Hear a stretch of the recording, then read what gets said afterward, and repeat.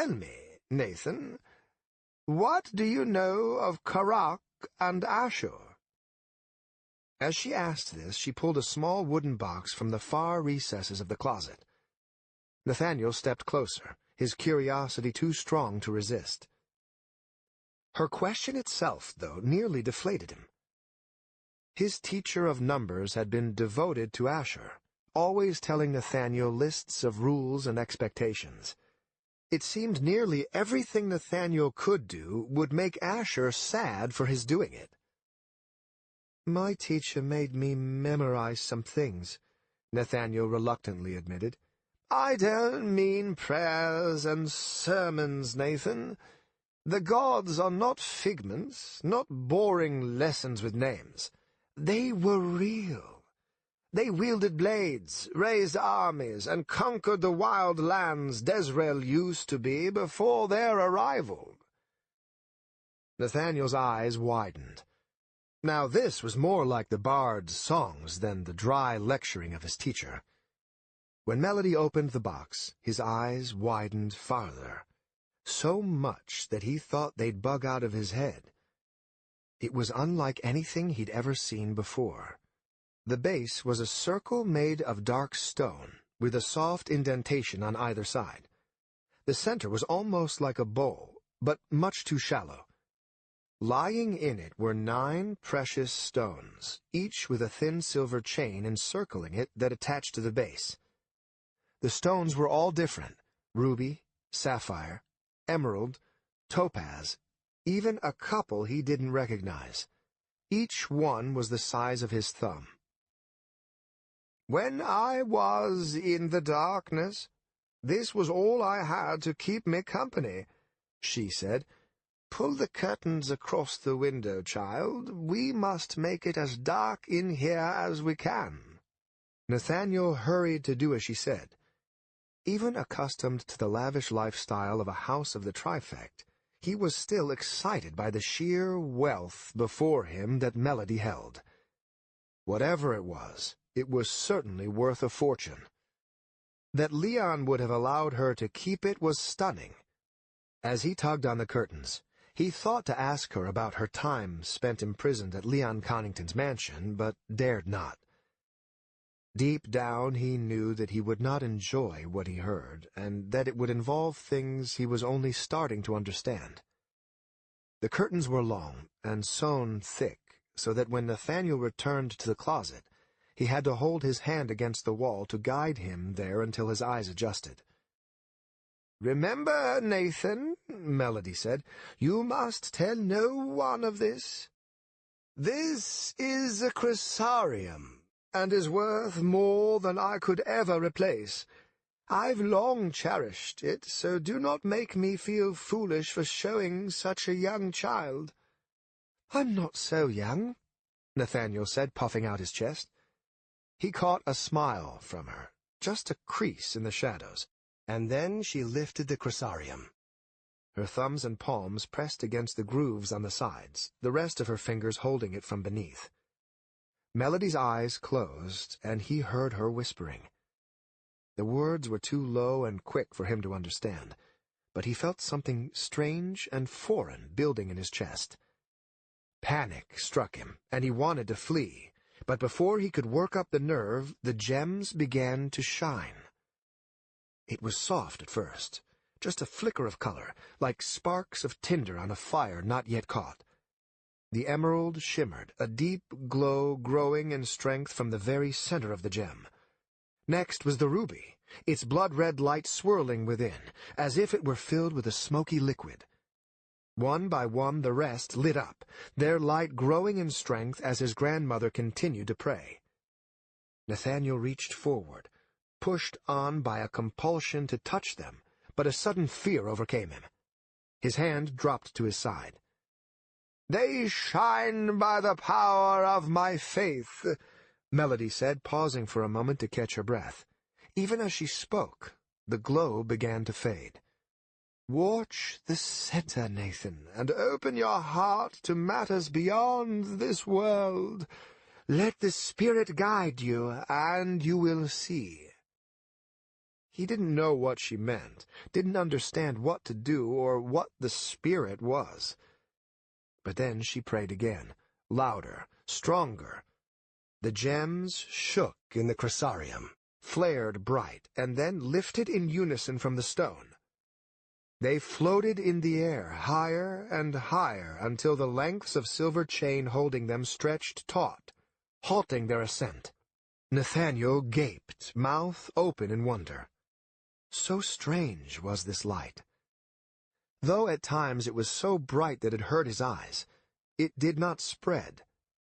The walls of the closet remained dark, and even when Nathaniel had brought his hand close to touch the gems, their light had not shone upon his skin. A strange hum filled his ears, though where it came from he did not know.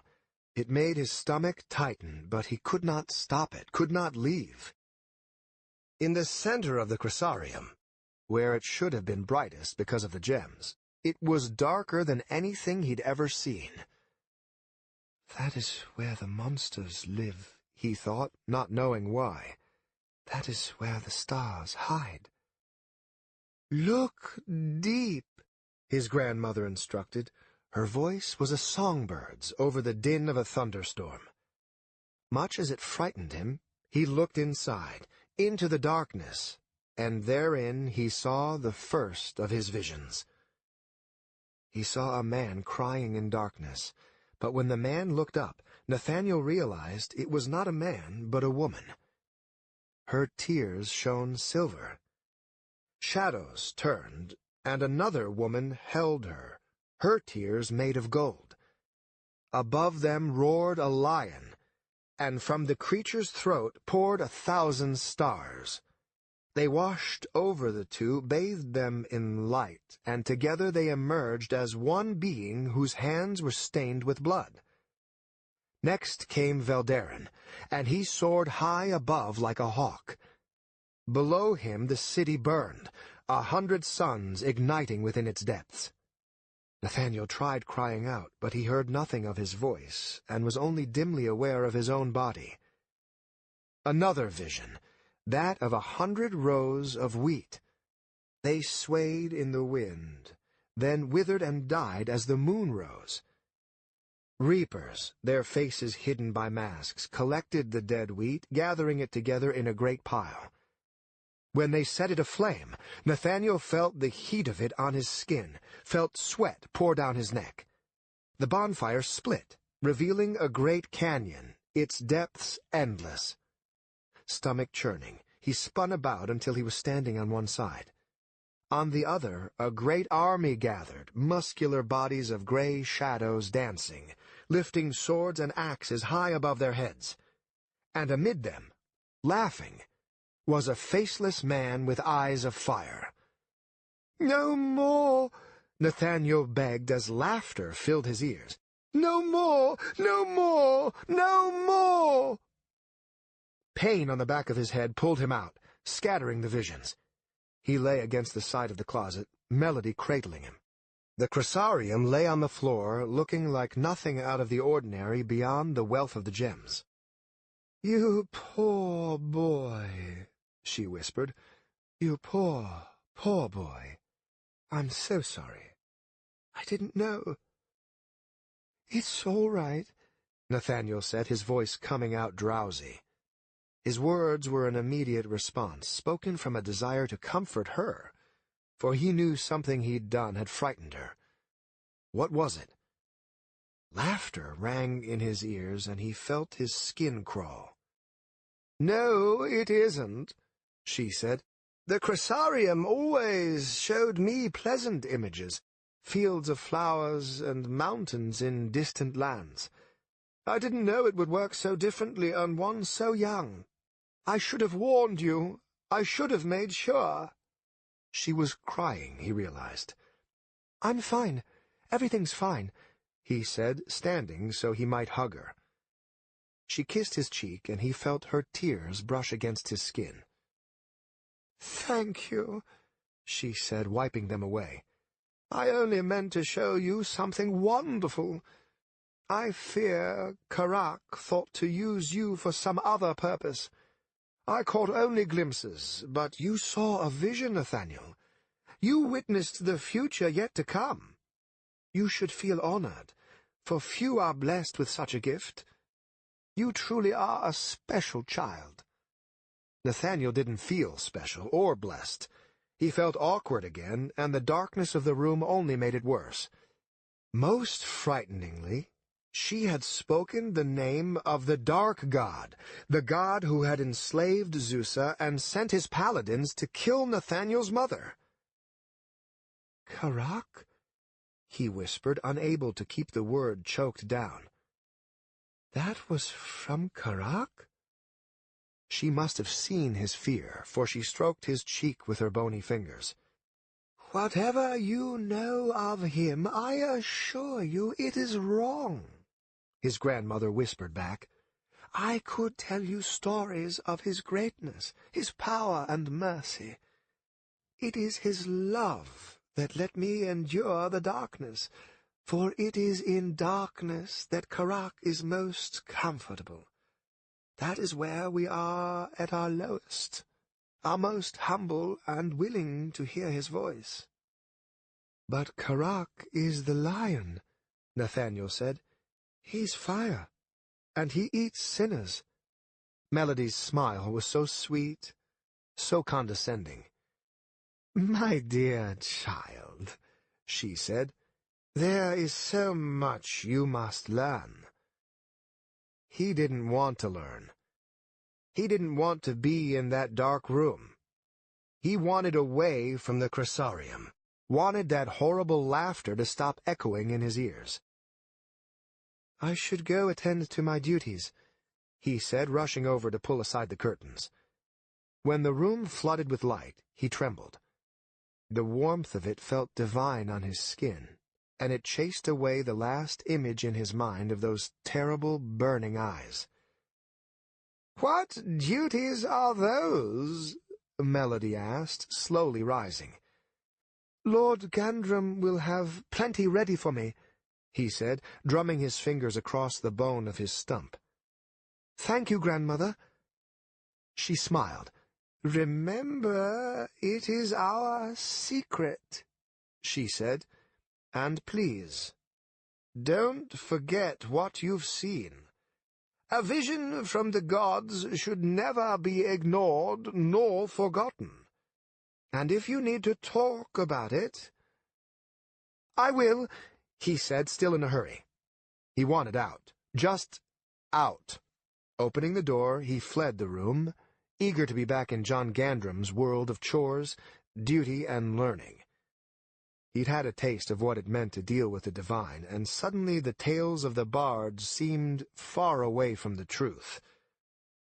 Come that night, and the bard's arrival, Nathaniel cuddled with his mother, listening to stories of doomed lovers, wars between lords, and the fall of dragons. Only once did the bard, a portly fellow in red, try to sing of Karak and Asher.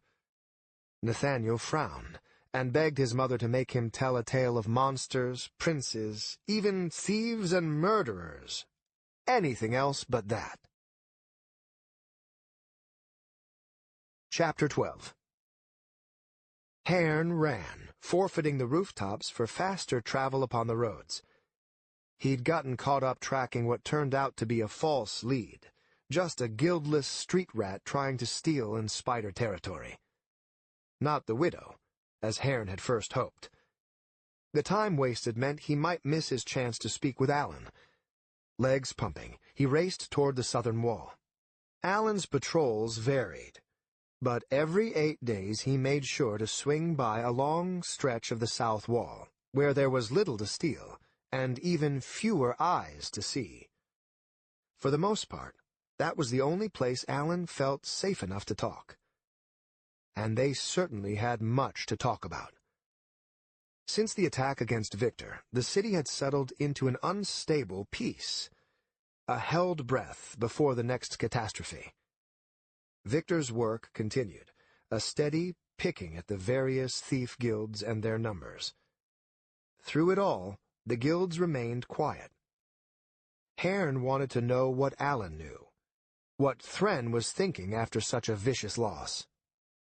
That, and the widow had struck again, another spider found mutilated. Despite their best attempts, none of the Eschaton had been able to stop it. The rest of the city was catching on to the murders, and for most it was just a cruel joke. "Another went to see the widow," he'd heard a guard say, and the rest laughed as they picked up the body and pocketed the silver and gold.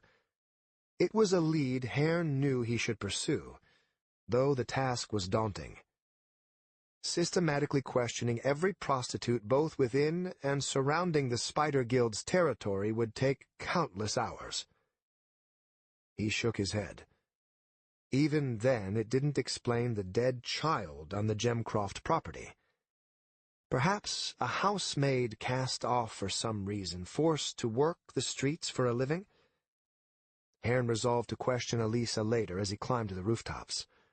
Too close now to risk being spotted, even with the clouded sky hiding the moon and stars. Despite his numerous contacts, Alan was the only one within the Spider Guild willing to give information to the Watcher.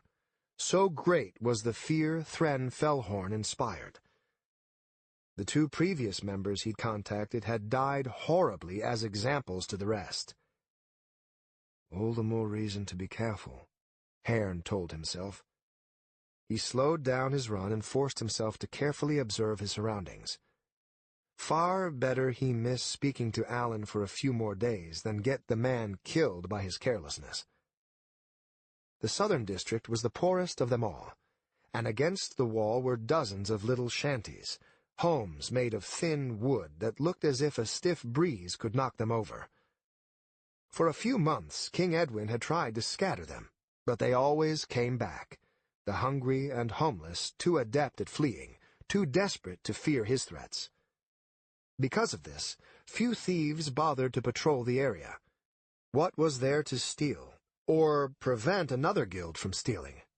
With the night so deep, all there were asleep, all but Alan. With a leisurely stroll, he passed them by. Only after a quick whistle from Haern did he turn about, heading toward a corridor where shadows were at their deepest. "You spotted?" Alan asked as Haern dropped to the street before him. "If someone had spotted me, do you think we'd be talking?" Alan grunted. "Confident, aren't we? You have my coin?" "Hopefully you have something more useful than last time," Haern said, tossing him another bag. Alan caught it, stashed it away, and then leaned against a wall. "Depends on what you consider useful." "You just pay me to sing, anyway. Not my fault if you don't like what you hear. By the way, never ever come to me again during the day. I thought someone had spotted us, but since Thren isn't eating my heart for dinner, it looks like I got off easy." Haern fingered his sabers, not any more eager than Alan to have their meeting last very long. "I'll try to be more considerate for your safety," he said. "How's Thren handling the loss?" "Terribly. He's planning something big against Victor, but he's not telling us what, other than it has something to do with the trifecta as well. I think this widow, whoever it is starting to wear on him. Our numbers are thin as it is. We don't need some crazy whore killing even more of us.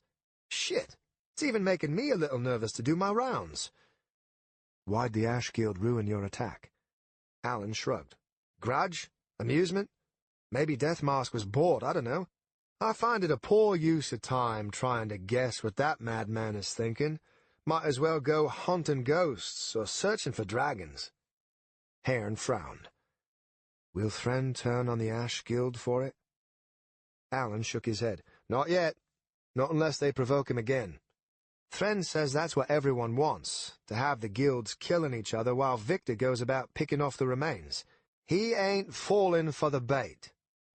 Haern figured it also might have something to do with the catastrophic casualties Thren would suffer if he tried storming the Ash Guild's territory. Deathmask was as dangerous as he was elusive. At best, it'd be a waste of time. At worst, a death sentence. Haern kept such thoughts to himself, pulling his hood low and preparing to leave. "Should you learn anything of the widow, anything at all, make sure I know. he said. "I learn anything, you can be sure." "Shit, get down!" Before the curse was even off his lips, Haern had seen the widening of Alan's eyes and begun to roll. Even then, it was too late. A heavy weight struck the back of his head.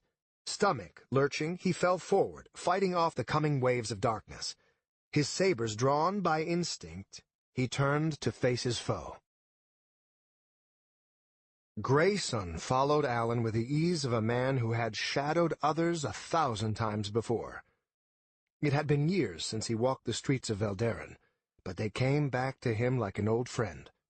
When Thren Fellhorn was first establishing his reputation, Grayson had been there at his side, the two a vicious team. Every rival learned to leave them be, with those slow to learn dying in painful and creative ways. As for this songbird, Alan, the man had only a fraction of Thren's talent at masking his movements, at sticking to the shadows with an almost unnatural awareness of the flickering of light across cloak and flesh. "Go sing your pretty song," thought Grayson. "I have my own bird to catch." By the time they reached the southern wall, Grayson had let the thief slink farther and farther ahead. The Watcher had told Alan they'd meet there, and unless their conversation lasted only seconds, Grayson knew he'd have time. But his presence couldn't be known. Skulking through alleys, he found a spot where he could watch Alan patrol the wall. At last, they both heard a whistle. Together they headed for the same building, albeit from different angles. Finding a way up, Grayson climbed to the rooftops and carefully made his way to the alley. Though his weight was great, he knew how to space his steps, how to shift his body so that no sound might alert the two below. At last he reached the edge. He drew his short swords, crouched low. He saw the Watcher and Alan talking. A smile spread across his face. Given all the rumors, the borderline worship the man received all the way to Mordena, surely it would not be so easy to kill him. Grayson leaped, already disappointed, as Alan let out a frightened cry. But the Watcher was faster than he'd expected. Unable to slash with his swords, Grayson kicked out his leg as he fell. His heel connected with the back of the Watcher's head, sending him sprawling. Grayson landed roughly, unable to brace because of his kick. Alan took the brief respite to flee to the entrance of the alley, but he still remained nearby, watching. The Watcher spun to his feet, drawing his blades. As he did, he coughed out a thin line of bile. "I know a concussion when I see one," Grayson said, settling into a combat stance.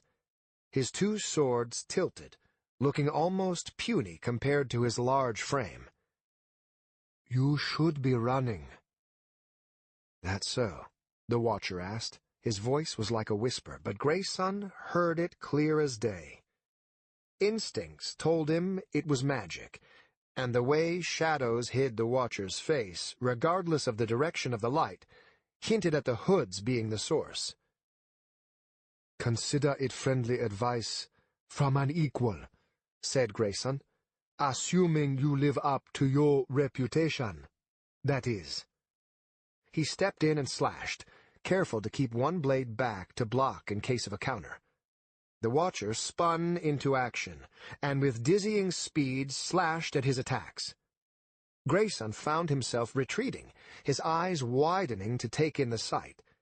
He could tell the man was off balance, but that didn't stop him from pressing hard, pushing Grayson to his limits to keep up the blocks. The sound of steel hitting steel rang in his ears. Grayson kept circling, countering only when the moment presented itself. A realization grew in the back of his mind, becoming stronger and stronger with every cut and parry. The fight melded into something familiar, something Grayson remembered all too well from many years ago. The Watcher fought like Thren Fellhorn. Not exactly, of course, but the fluidity of movement, the constant motion, the ability to turn from the defensive to the attack within the blink of an eye. It was Thren. It had to be. His build was the same, his height, even the reach of his arms. But that didn't make one lick of sense. "Why?" he asked as he forced himself closer. Reach should have been his advantage, given his longer arms. But he knew from 1,000 spars with Thren that shrinking the man's room to maneuver easily outweighed any advantage as simple as reach. The Watcher batted his sabers left and right, then spun about so his cloak blocked his movements. No fool, Grayson fell back, ready for the attack, but it did not come. Instead, the Watcher retreated, falling to one knee as he vomited a second time. "What madness leads you to this?" Grayson asked, welcoming the reprieve himself. His chest ached, and his heart pounded in his chest. "Was it a ploy to save face? Did you need someone else to blame for ending your little war? Or do you like the idea of being paid twice to keep the peace?" "What are you talking about?" the Watcher asked. "Don't lie to me. Take off that hood and show me your damn face, Thren. I know it's you." The way the Watcher's whole body shook, his shoulders bobbing up and down, made Grayson think the man had fallen into a seizure. And then the sound of laughter reached his ears. "Thren?" asked the Watcher as he stood, his sabers hanging low at his sides. "You think I'm Thren? I don't know who you are, or what stupidity sends you after me, but if you think I'm him, then you are a greater fool than I can possibly imagine." Grayson tensed for another lunge. "Last chance," he said. "Take off the hood, show me your face, and I'll let you live. Otherwise—" More laughter, wild, almost mad. "So perceptive," he said, "yet so stupid. You want to remove my hood? Come cut it off my shoulders." Grayson charged, his long arms swinging. This time the Watcher was not so fast, his footing not so sure. The effects of the blow to his head were starting to grow more prominent. Twice he slammed into a side of the alley, miscalculating the angle of a dodge.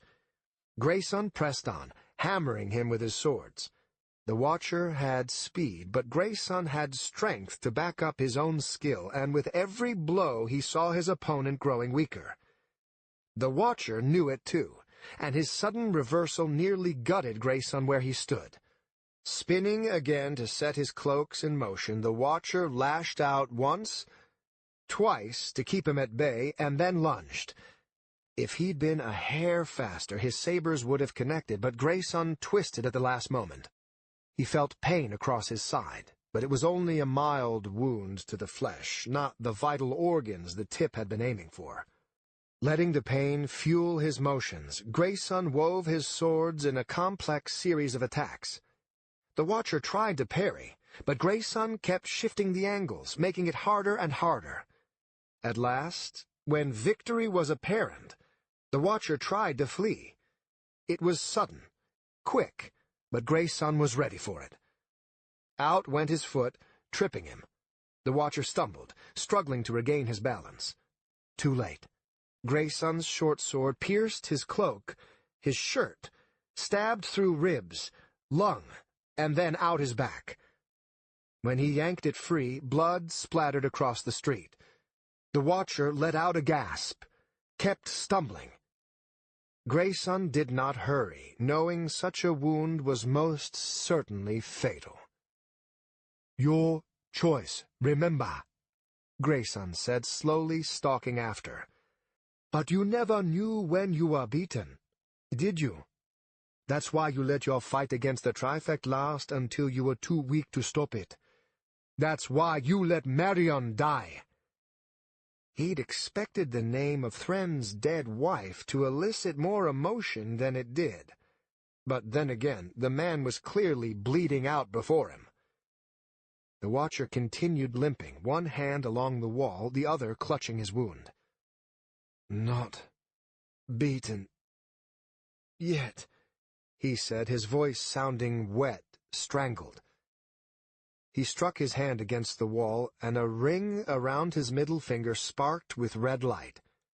Grayson tensed, expecting some sort of magical attack, but none came.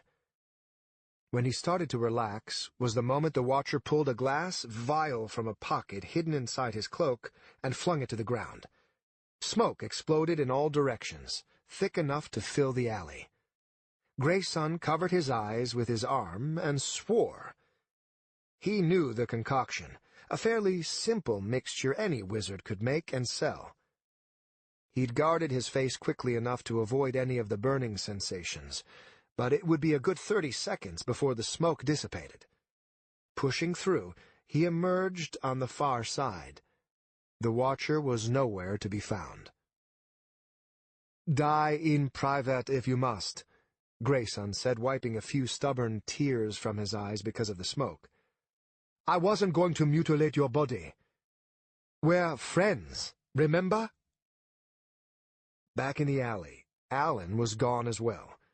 Grayson turned away, hardly caring. Whistling a tune, he traveled back to the Spider Guild's headquarters. The lone guard there saw him and wisely let him through. Grayson thought the place would be quiet, empty, but inside were over 20 men, drinking themselves into a stupor. Thren had cancelled most of their patrols, he realized. "Where's Thren?" he bellowed, interrupting their stories, their songs, and their games of chance. A few shot him looks, the rest unwilling to meet his gaze. "I said, where is Thren?" "Here," Thren said, emerging from his private room. "What is so important that you must shout like a buffoon?" No blood on his clothes, no wounds, not even a limp. Grayson grunted, surprised that he'd been so wrong. "I killed him," Grayson said as Thren approached. "Him? The Watcher. He's dead." For a moment, total silence filled the tavern. Every man looked his way. Grayson saw the turmoil in Thren's eyes, saw the way he tightened the muscles in his body to carefully control his reaction. "Are you certain?" he asked. Grayson held up his short sword, still covered with blood. "Gutted, front to back," he said. "Yeah, he's dead." And with that, the cheers began, calls for drinks and cries of celebration that were beautiful to Grayson's ears. And all the while, Thren glared, unwilling to show a shred of joy or gratitude. "You're free of him," Grayson said. "Your slavery to the Trifect ends tonight if you wish it to. Or has the legendary thief grown afraid?" "You've done what you wished," Thren said, just loud enough to be heard over the din. "When will you be returning to Mordena?" Grayson accepted an offered drink, downed half of it. "I don't know, Thren," he said, grinning. "I'm the man who killed the Watcher. I feel like a bit of a hero. Maybe I should stick around, enjoy the rewards." The two stared each other down. Grayson knew Thren was no fool and could see the inevitable arrival of the Sun Guild signaled by Grayson's mere presence. "You can't stop us," Grayson said softly. "We'll see about that." When he turned to leave, Thren grabbed his arm and held him. Grayson tensed and shot the thief a cold glare. "The Watcher's body?" Thren asked. "Where is it?" Grayson just gave him a smile. "Just thought to be sure," Thren said. "It'd be terrible if he somehow survived. You'd truly look like a fool." Grayson pulled himself free, marched for the door. Just by the exit, he noticed Alan drinking himself stupid at one of the tables. Alan's eyes met his, and the man jerked to his feet. Grayson stepped in his way, preventing him from escaping. "In my guild, you'd have your tongue cut out inch by inch, each piece shoved back down your throat until you drowned in blood. Grayson said, and he took a rapid step closer, startling the man. "But then again, this isn't my guild, is it?" He laughed, shoved open the door to the outside. Lifting his arms to the moon, he let out a whoop, feeling so damn alive. "The Watcher's dead!" he shouted. His deep voice echoed throughout the night. "Praise be! The Watcher's dead! We are free!" He heard no cry in return, but he felt it flowing through the city's veins. Day was near, and when it arrived, they'd all listen, all wait to hear proof against the claim. But if none appeared, then come nightfall. 4 years of pent-up rage and vengeance would be unleashed across the city. This was everything he'd hoped for. Letting out another primal cry, he punched the air, his heart still pounding from the fight. The Watcher had been good, no question, but he'd been better. And if he was better, then nothing in Veldaren could stop them. Not when the suns came in from Mordena, slipping through every crack and window. The city was ripe for the taking. Within days they would pluck it from the soft hands of the current guilds, and with an iron fist show all of Desrel who should truly be feared when the sun went down. It wasn't Thren. It wasn't the Watcher. It was him. Chapter 13. When word reached Antonil, he pushed aside his morning meal and hurried to his room. A knot in his stomach, he put on his tunic with trembling hands. Over it went his armor. He needed the hard metal against his body to feel safe. If it was true, if the Watcher was dead... He didn't want to think about it, didn't want to acknowledge the cold truth. Victor had already stirred them into a frenzy.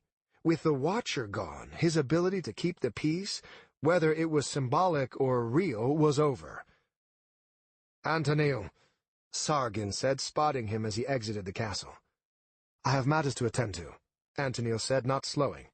"The king's looking for you," Sargon said.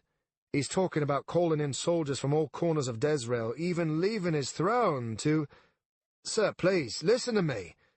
"It sounds like Edwin needs comforting," Antonil said, spinning about and grabbing his friend by the shoulders. "Shame you weren't able to catch me before I left the castle."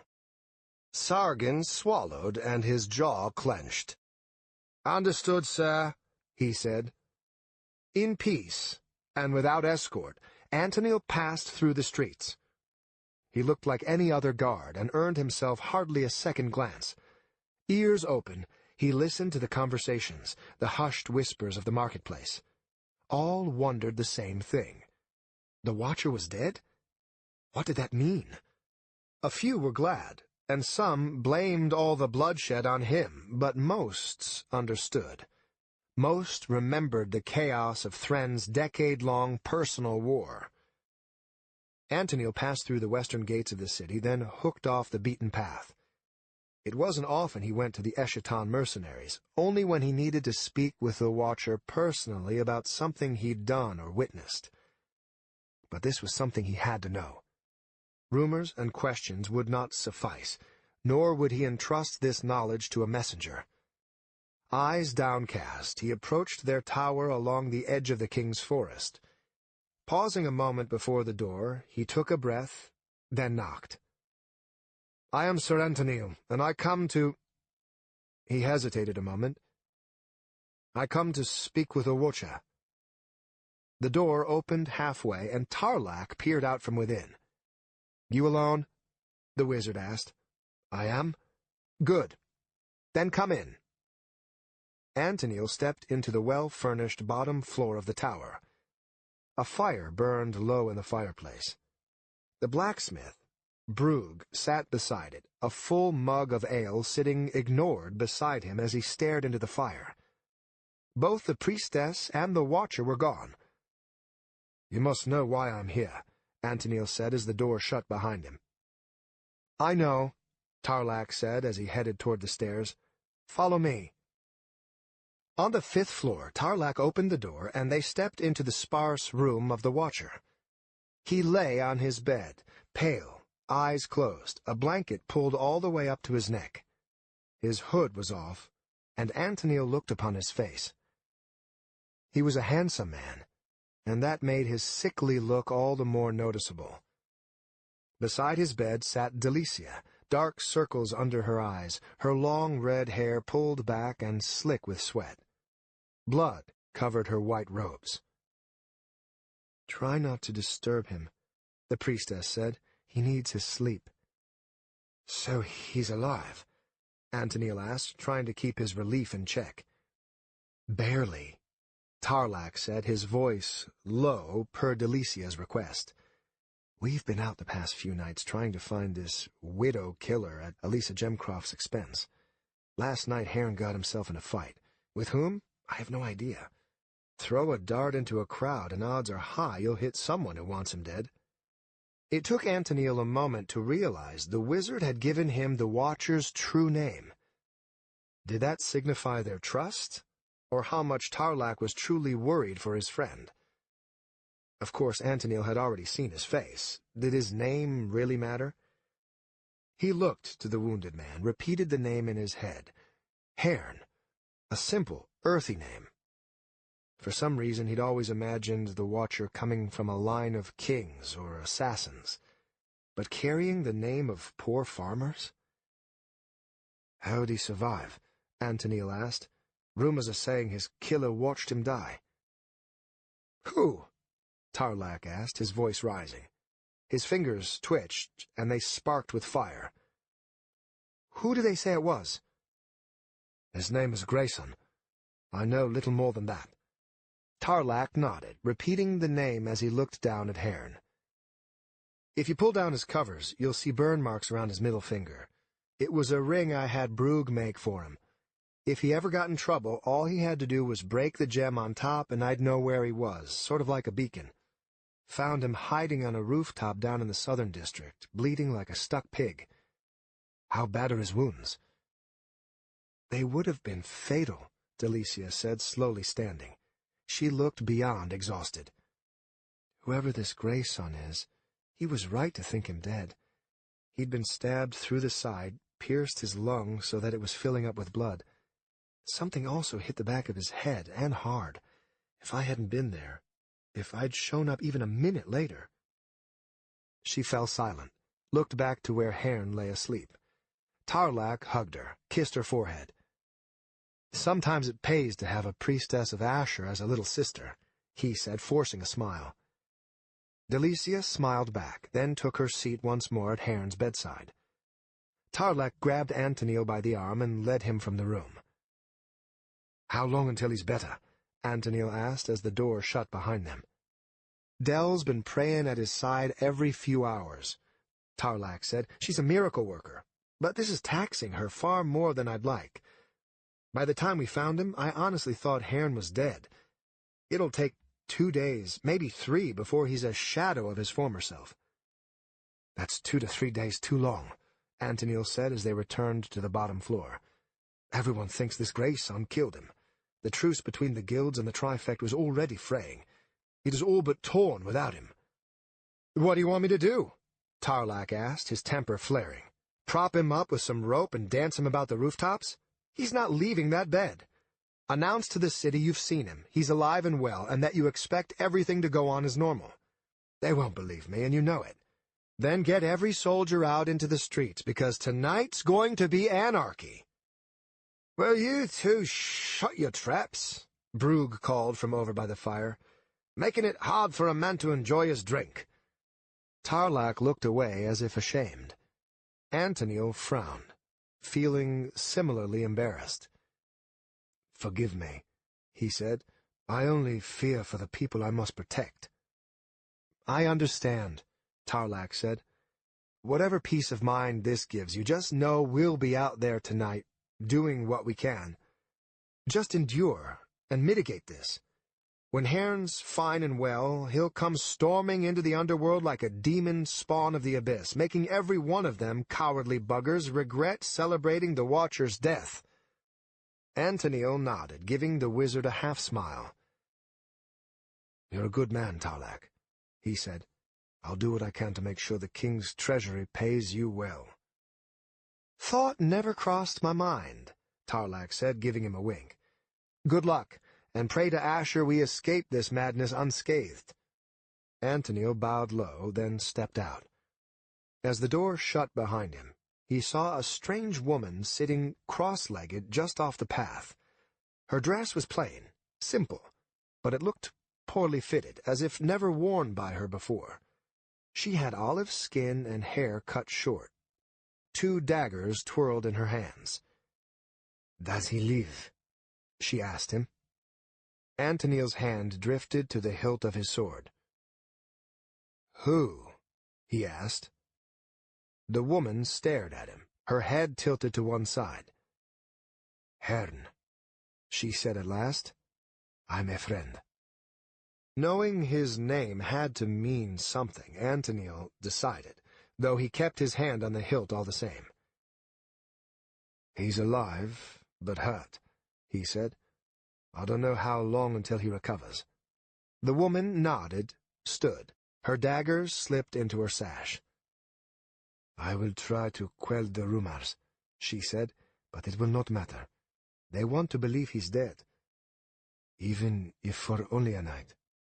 Blood will spill when the sun sets, guard captain. Do what you must to make it of the guilty and not the innocent." Lazily she stood and began walking toward the city. Antonio waited, not wanting to be near her as he traveled. Something about her wasn't quite right. Shaking his head, he banished the thoughts and headed down the path, seeing no sign of her. Upon reaching the gates of Veldaren, he saluted the guards and denied their offer of an escort. Antonio was not yet ready to return to the castle. Instead, he hurried to Victor's tavern, where he was allowed entrance with hardly a glance. Inside, Victor sat at a table, a map of Veldaren unrolled before him. Seth sat beside him, pointing at various districts and muttering. Upon Antonio's entrance, they both stood. "Forgive my intrusion," Antonio said. "I'm sure you've heard the talk of the day." "We have," said Victor. "I hate to do this, but my guards will not be enough. I don't know what coin I can guarantee, but—" "Save your words," Victor said, sitting back down at the table. "My men will be out there, and I with them. We'll do everything we can to save this city. You won't be doing this alone." "Thank you," Antonio said, feeling a brief glimmer of hope. Between the Eschaton, the city guard, and now Victor's men, they just might endure. "I am relieved to hear it." "You shouldn't have doubted in the first place," Victor said. "Even if you never asked, I'd still be out there. I'm here for you, Antonio, for all of the city. By my life or death, we will see brighter days." Antonio bowed low, convinced of the man's sincerity and honored by it. "The Watcher is alive," he said before leaving. "We only need to buy him time." "That's good news to hear," Victor said. "I feared his death would one day tear down everything, but I thought it many years in the distance. Shame on him for giving us such a scare. I'll have harsh words for him the next time we meet. I dare say I might even yell and call him selfish for nearly dying on us so early." The Lord grinned, and Antonio grinned back. "Protect the peace," he said. "You as well." Antonio left, and with everything either prepared or set into motion, he went to the castle to endure his king's frightened rants and calls to action. Chapter 14. Tarlac adjusted his hat, smoothed out his robes, and made sure his bag of spell components was fully stocked in case he needed some of his trickier spells. He took a deep breath, let it out, and then stepped into Haern's room. Delicia still sat at the edge of his bed, her red hair a rumpled mess. She saw him, straightened up. "Are you leaving?" she asked. "Sun's almost set. The party should start soon enough." His sister nodded. "I'll get ready," she said. Tarlac took another deep breath. This was the conversation he'd been dreading. "You're not going," he said. Delicia's eyes narrowed, and he saw her stubborn streak surfacing. "I am not afraid," she said, "nor am I helpless. You need all the help you can get tonight, and you know it. I will not sit idly by while you risk your lives." "That's not it," Tarlac said, sitting down at the edge of Haern's bed. He gestured to Haern, who still slept. "You're needed here. If you get hurt, or captured, then his recovery will only take longer. Not sure how this happened, but right now Haern's the most important man in the city. We've got to get him up and stabbing people with the pointy end of those sabers." He pulled off his hat, ran a hand through his hair. "Besides, sis, I'm already in over my head. Haern's the one who knows these people, who their leaders are, what they'll do. I just plan on roasting anyone who looks at me funny and praying to Asher that I got a bad guy." Delicia shifted so she sat beside him, and he wrapped his arm about her. "I'm tired of this room," she said, letting out a laugh. "I know. You don't look too good either." She elbowed him, and he mussed her hair in return. Their cheer was forced, and it died quickly. Tarlac looked to Haern, and he felt the weight of the night pressing on him. "I think he'll wake soon," he said. "Someone should be here when he does, and I think he'll be happy that it's you. Let him know what's happening. He'll try to be stupid and leave the tower before he's ready, so don't let him sway you with his masculine charms." Delicia kissed his cheek. "I'll be praying for you," she said. "Thanks, I'll need the help. And don't you worry. Me and Brugh will be back by dawn." He waved goodbye, then climbed down the stairs to where Brugh waited.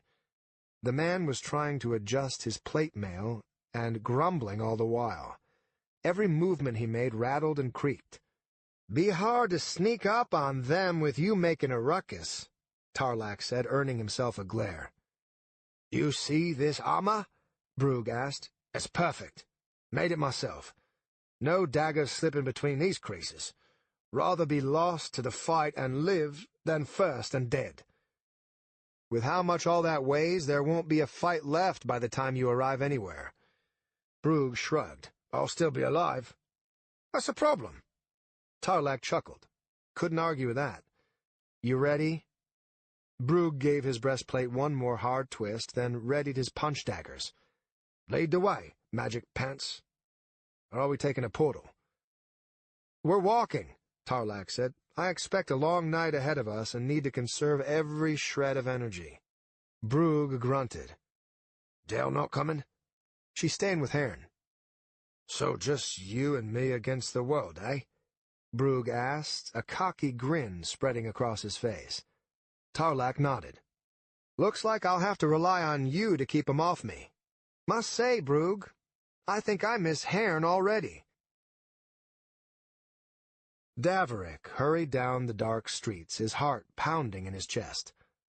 The sun's descent past the walls of the city was almost complete, and when it was, everything would erupt. The very air was thick with energy, a nervous excitement tinged with fury. For 4 years the Watcher had ruled over the city. 4 years, and all its fear, all its resentment was about to be released in an orgy of fire, theft, and murder. It wasn't that Daverick was afraid of it, though. He was a priest of Karak, and his god's gifts were strong in him. No, he feared to miss his meeting. Yet when he stumbled off Songbird Road past a shoemaker's shop, he found that he was indeed too late. "Damn it," he muttered, rubbing his chin. The temple was planning on keeping out of the upcoming festivities, but Daverick knew he could give orders to his faceless if he so desired. The question was, what path was the right one to take? "You just missed him," said a deep voice, startling Daverick. He spun about to see Grayson leaning against the wall of the alley mere feet away. Somehow Daverick had walked right past him without ever seeing him, something he knew should have been impossible. Yet he also knew that with Grayson's skill he could have accomplished such a trick with ease. "A shame," Daverick said. "Would you care to tell me what Lerick said?" "About my actions tonight," Grayson said, pushing off the wall. His hands rested comfortably on the hilts of his swords, dwarfing them with his giant fingers. "No, I won't tell ya shit. But he did tell me what your part of tonight would be, just before he ran off to hide like he always does. Such a cowardly little bugger." "Lerick has need of such caution," Daverick said, disliking the idea of such low-born scum as Grayson criticizing a man like Lerick. "The goal we strive for is dangerous, and the lives of thousands rest on our hands." "I don't give two shits about your goals," Grayson said. "I don't know them, don't want to know them. All I care about is that you do what you promised to do. The Sun Guild is taking over, and tonight will mark the beginning of the end for the piss-poor guilds that currently claim Veldaren." "Exciting," Daverick said, his voice heavy with sarcasm. "But instead let us talk about what Lerick said my orders were to be." "They're simple enough," Grayson said, pacing a few steps in the alley toward its exit. "I have need of your faceless. A party's going to take place in Elisa Gemcroft's mansion, and I plan on playing host. They're to come with me and help eliminate every last one of that miserable family line." Daverick froze, thinking of Zusa and how she would react should Elisa's life be in danger. Even worse, how she'd react upon seeing one of his faceless joining in the violence. "No," he said. "No?" asked Grayson. "Come now. We all have our orders, remember?" "Your orders are wrong," Daverick said. "Elisa was supposed to have time. Melody needs to—" "And speaking of Melody," Grayson interrupted, "that's the other sticky measure. Your faceless are to ensure she doesn't die during all of the, excitement. Everyone else is fair game, but Melody needs out of there. I'm assuming she's important, at least to you or Lerick or whoever's actually running this game." Daverick looked up and down the alley, frantically trying to think of a reason to deny the request. He didn't want Zeus's life in danger, and more important, he didn't want to perform such an obvious betrayal. If he was to awaken any dormant feelings she had for him, the worst thing he could do was piss her off, or get her killed. "No," he said again. "I won't do it, Grayson. Your orders are wrong, or hasty, or unnecessary. My faceless are staying out of this." It was as if a new man had come and replaced the old Grayson. His smile went dark, eyes malicious, his voice, already deep, went even deeper. "No, they aren't," he said. "Elisa has mercenaries, lots of them, and I expect both the city guard and that idiot Victor's men to be patrolling the streets. I need your faceless with me, need their particular talents to get past the walls. You have no say in this, no choice." "You don't command me," Daverick said, wishing he could match the man's booming voice. "Don't I?" Grayson asked, taking a step closer. His hands had drifted back down to his swords, his fingers curling around the metal. "I am far from helpless," Daverick said, and dark fire smoldered across his hands. He met Grayson's eyes, saw the bitter amusement in them. "You're not," said Grayson. "But are you faster?" Daverick looked to the blades, back to his eyes, and then let the fire extinguish itself. "They'll be there," he said, letting out a breath he hadn't known he'd been holding. "Good man," Grayson said, and suddenly he was charming again, all smiles and white teeth. "I knew I could count on you. Just trust Lerick to know what he's doing. He might be a young jittery bastard, but at least he's a man with a plan, right? Daverick had no desire for banter, and his face was locked in a frown as he made to leave, his mind racing for ways to somehow turn events to his desire, or even outright betray Grayson. But it seemed Grayson was no fool as to that either. "And Daverick," he said, grabbing his shoulder, "your little gals don't show up. Then I go to the temple myself. Tell me, what would the rest of your fellow priests think if I tell them who you're working for? I'm thinking all these midnight visits wouldn't be necessary if they approved. Am I right?" Daverick's glare was answer enough. The big man laughed, pushed him away. "Get on out," he said. "There's not much time left, and I have a rabble to rouse." "Have fun," Daverick muttered, rushing back toward the temple. "Fun!" cried Grayson. "Trust me, my friend, if there is one thing I will be having tonight, it is wonderful, bountiful, obscene amounts of fun." His laughter followed Daverick out of the alley, into the street, and all the way to the temple entrance, each and every step mocking, always mocking. Chapter 15. Haern felt the darkness peeling away into layers of dreams that came and went. Within were friends and foes, even those long dead. As the dreams faded, he realized he slumbered, and a pain in his head suddenly roared to life. Slowly he opened his eyes, almost regretting the return. His skull throbbed, and the pain in his side was frightening in its strength. He tried to remember where he was, what he was doing. He was on a rooftop, hiding from his unknown assailant. No, there weren't any stars. So where? Haern? He knew that voice. Something soft and warm took his hand, and he looked down. Delicia's hand. It was her face he saw next, tears in her eyes. "Del," he said, and despite his pain, his exhaustion, he smiled. "You found me." "My brother did, to be fair. How do you feel?" "Like I was run through by a bull. Do you have any water?" A moment later she handed him a glass. He tried to sit up, but the movement was unbearable. Carefully, he lay back down and sipped the cold water. It felt divine on his parched throat. "How long?" he asked, setting it aside. "Almost a full day.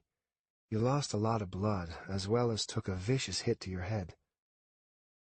"Yeah," Haern said, the attack replaying in his mind. "I remember that. Felt like a horse kicked me. Could hardly see straight afterward. Where's Tarlak?" He saw a shadow cross over her face. "Don't worry about that right now. You need to rest." Haern frowned. "Something wrong? Is he all right?" She nodded, but still refused to say anything. He tried to think through his headache. He'd been bleeding, inches from death, by the time he fled from his attacker. What was the reason for the attack? Did the man work for the guilds, perhaps one of the three families of the Trifect? And what in blazes was Tarlak out there doing that worried Delicia so? "Tarlak's not searching for the widow," he said. "You'd tell me that." "What's going on, Del?" She dipped a washcloth in a basin at her feet, then wiped his forehead. The cold water felt glorious, and he tried to relax as she dipped it again, this time moving it across his neck. "The man who attacked you," she said hesitantly. "His name is Grayson. He told all the guilds that he'd killed you, and they believed him." Haern felt his blood chill.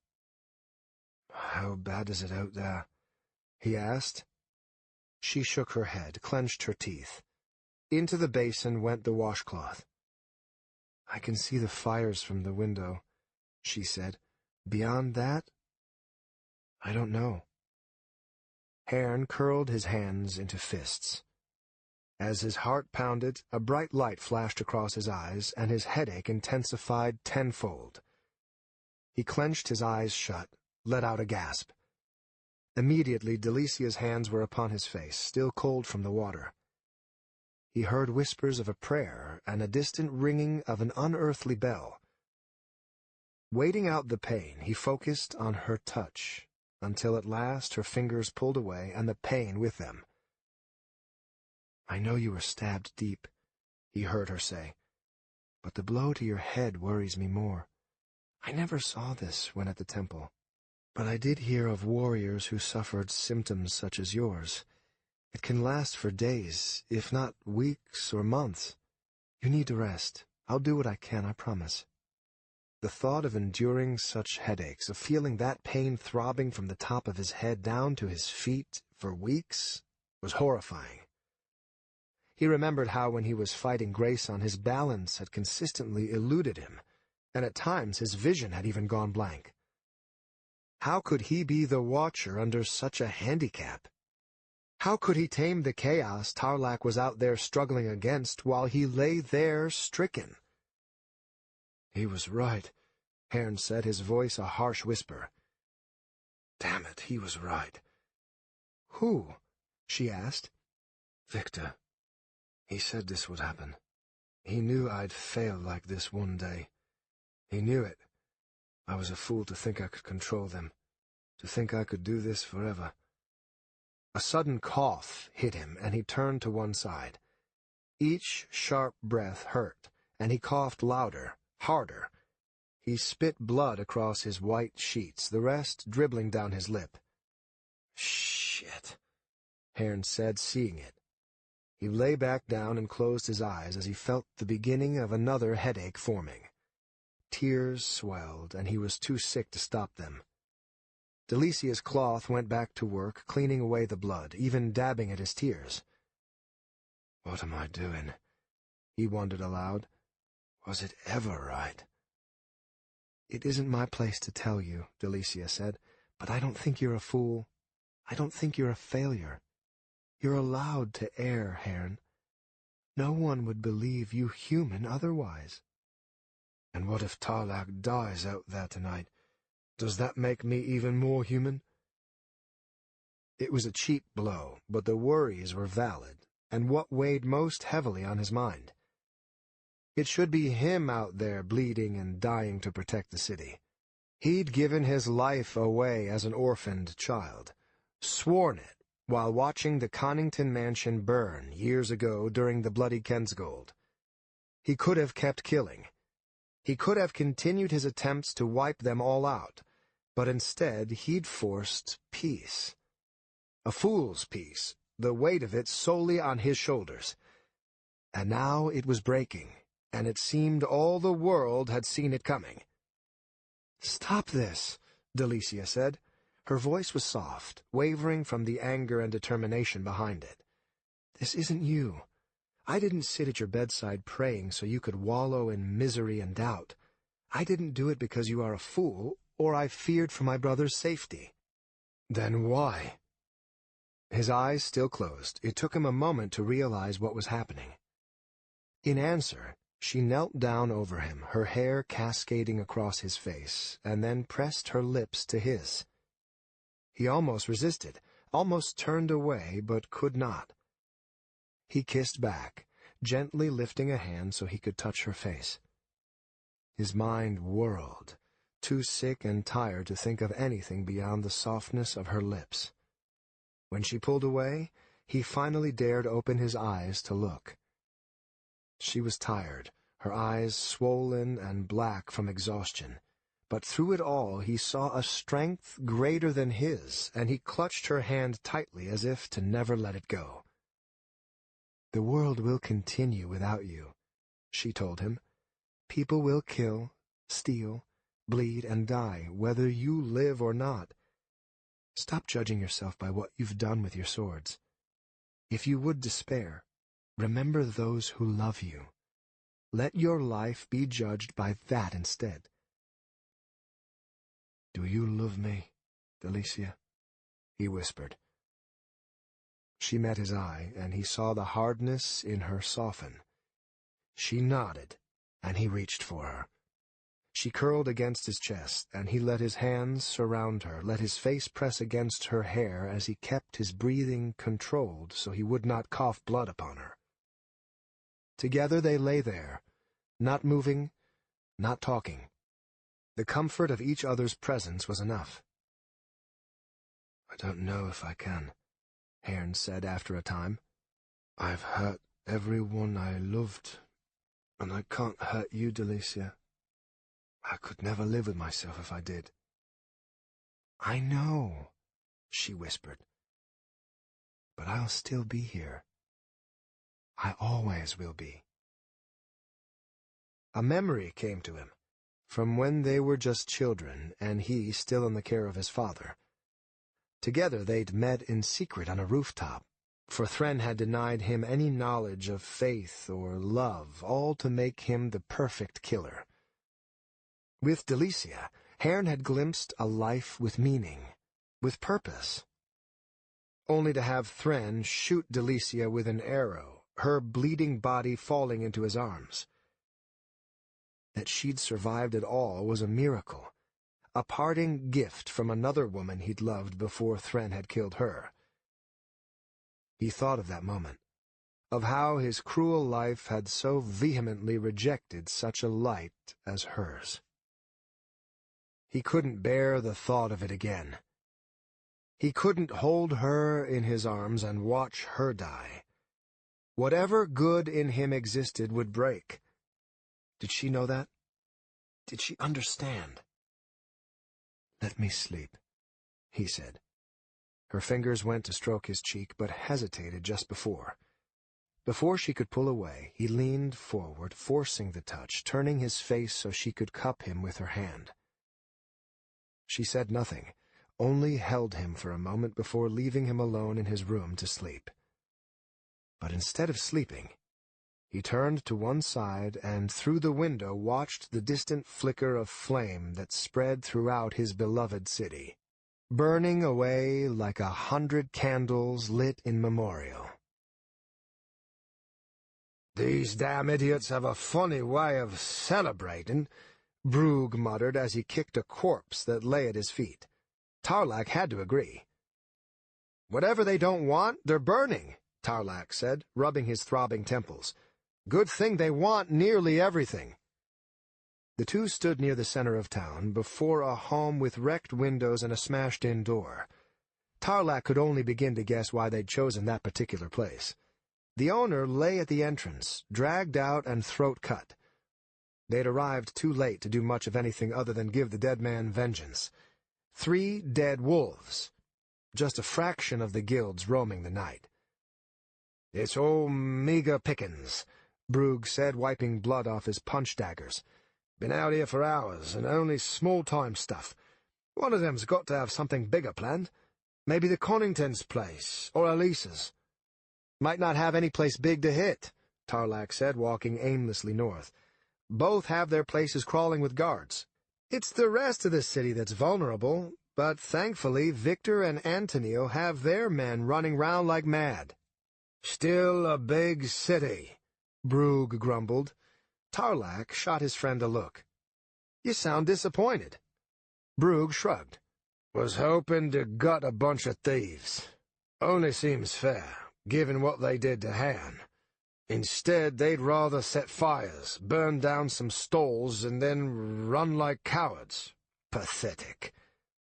Their kind tends to not be known for their bravery." They followed the road, listening for sounds of combat and keeping their eyes open for signs of fire. Much as he might mock Brugh for it, Tarlak understood how he felt. They'd expected far more chaos, a true call to arms in celebration of the Watcher's death. The night was half over, and all they'd seen had been little worse than the food riots they'd had in years prior. "Maybe all the patrols are actually working," Tarlak said. "Haven't seen anything by the Spider Guild," Brugh said. "Ash Guild tore them up pretty bad. They might be sitting this one out." Brugh laughed. "Yeah, I believe that. Tarlac shrugged. Can always hope, right? A deep explosion roared from near the castle, hard enough to shake the ground they stood upon. Brugh tapped his daggers together. Nope. They hurried north, passing wrecked stalls, broken windows, and dark alleys that all seemed filled with men and women lurking within the shadows. Tarlac couldn't help but feel like they were waiting for something, just stalling for the true celebration. If anything, perhaps they were wondering if the Watcher would appear and prove the rumors untrue. Every spreading fire, every theft unpunished, only confirmed his absence. But then again, that explosion had been really loud. They rushed faster, and Tarlac saw smoke billowing near the castle. "Makes no sense," he muttered. "Why attack the castle?" "Not the castle," Brugh said, and that's when Tarlac realized what they'd done. Stepping out to the wide space before the castle, where Victor had held his interrogations, he found the area filled with rubble and dirt. Several guards lay about, all dead. The west side of the city's prison had been blown open, and Tarlac recognized a magical explosion when he saw one. What could be more symbolic than freeing all captive members of the guilds from a prison? Too much time had passed between the explosion and their arrival.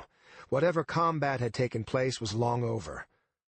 Men in tattered clothes flooded out, a few armed and dressed in the colors of the Hawk Guild amid their ranks, revealing the guild responsible. "With the guards scattered across the city, too few must have been here to stop them," Brugh said, clearly nervous at seeing so many. Tarlac nodded in agreement. He lifted his hands, let fire surround them. "Stop as many as possible," he said. "Will do." Brugh charged ahead, trusting his plate mail to keep him safe. The prisoners and hawks were fleeing west, away from Brugh's and Tarlac's road. Knowing he needed to slow them to have a chance, Tarlac hurled a ball of fire over their heads, detonating it in the road beyond. It set fire to the street, as well as a nearby home. Tarlac winced, but figured one more blaze wouldn't hurt the city too badly. He hoped. Their route cut off, the prisoners veered in various directions, many having to turn about and retrace their steps to find another road.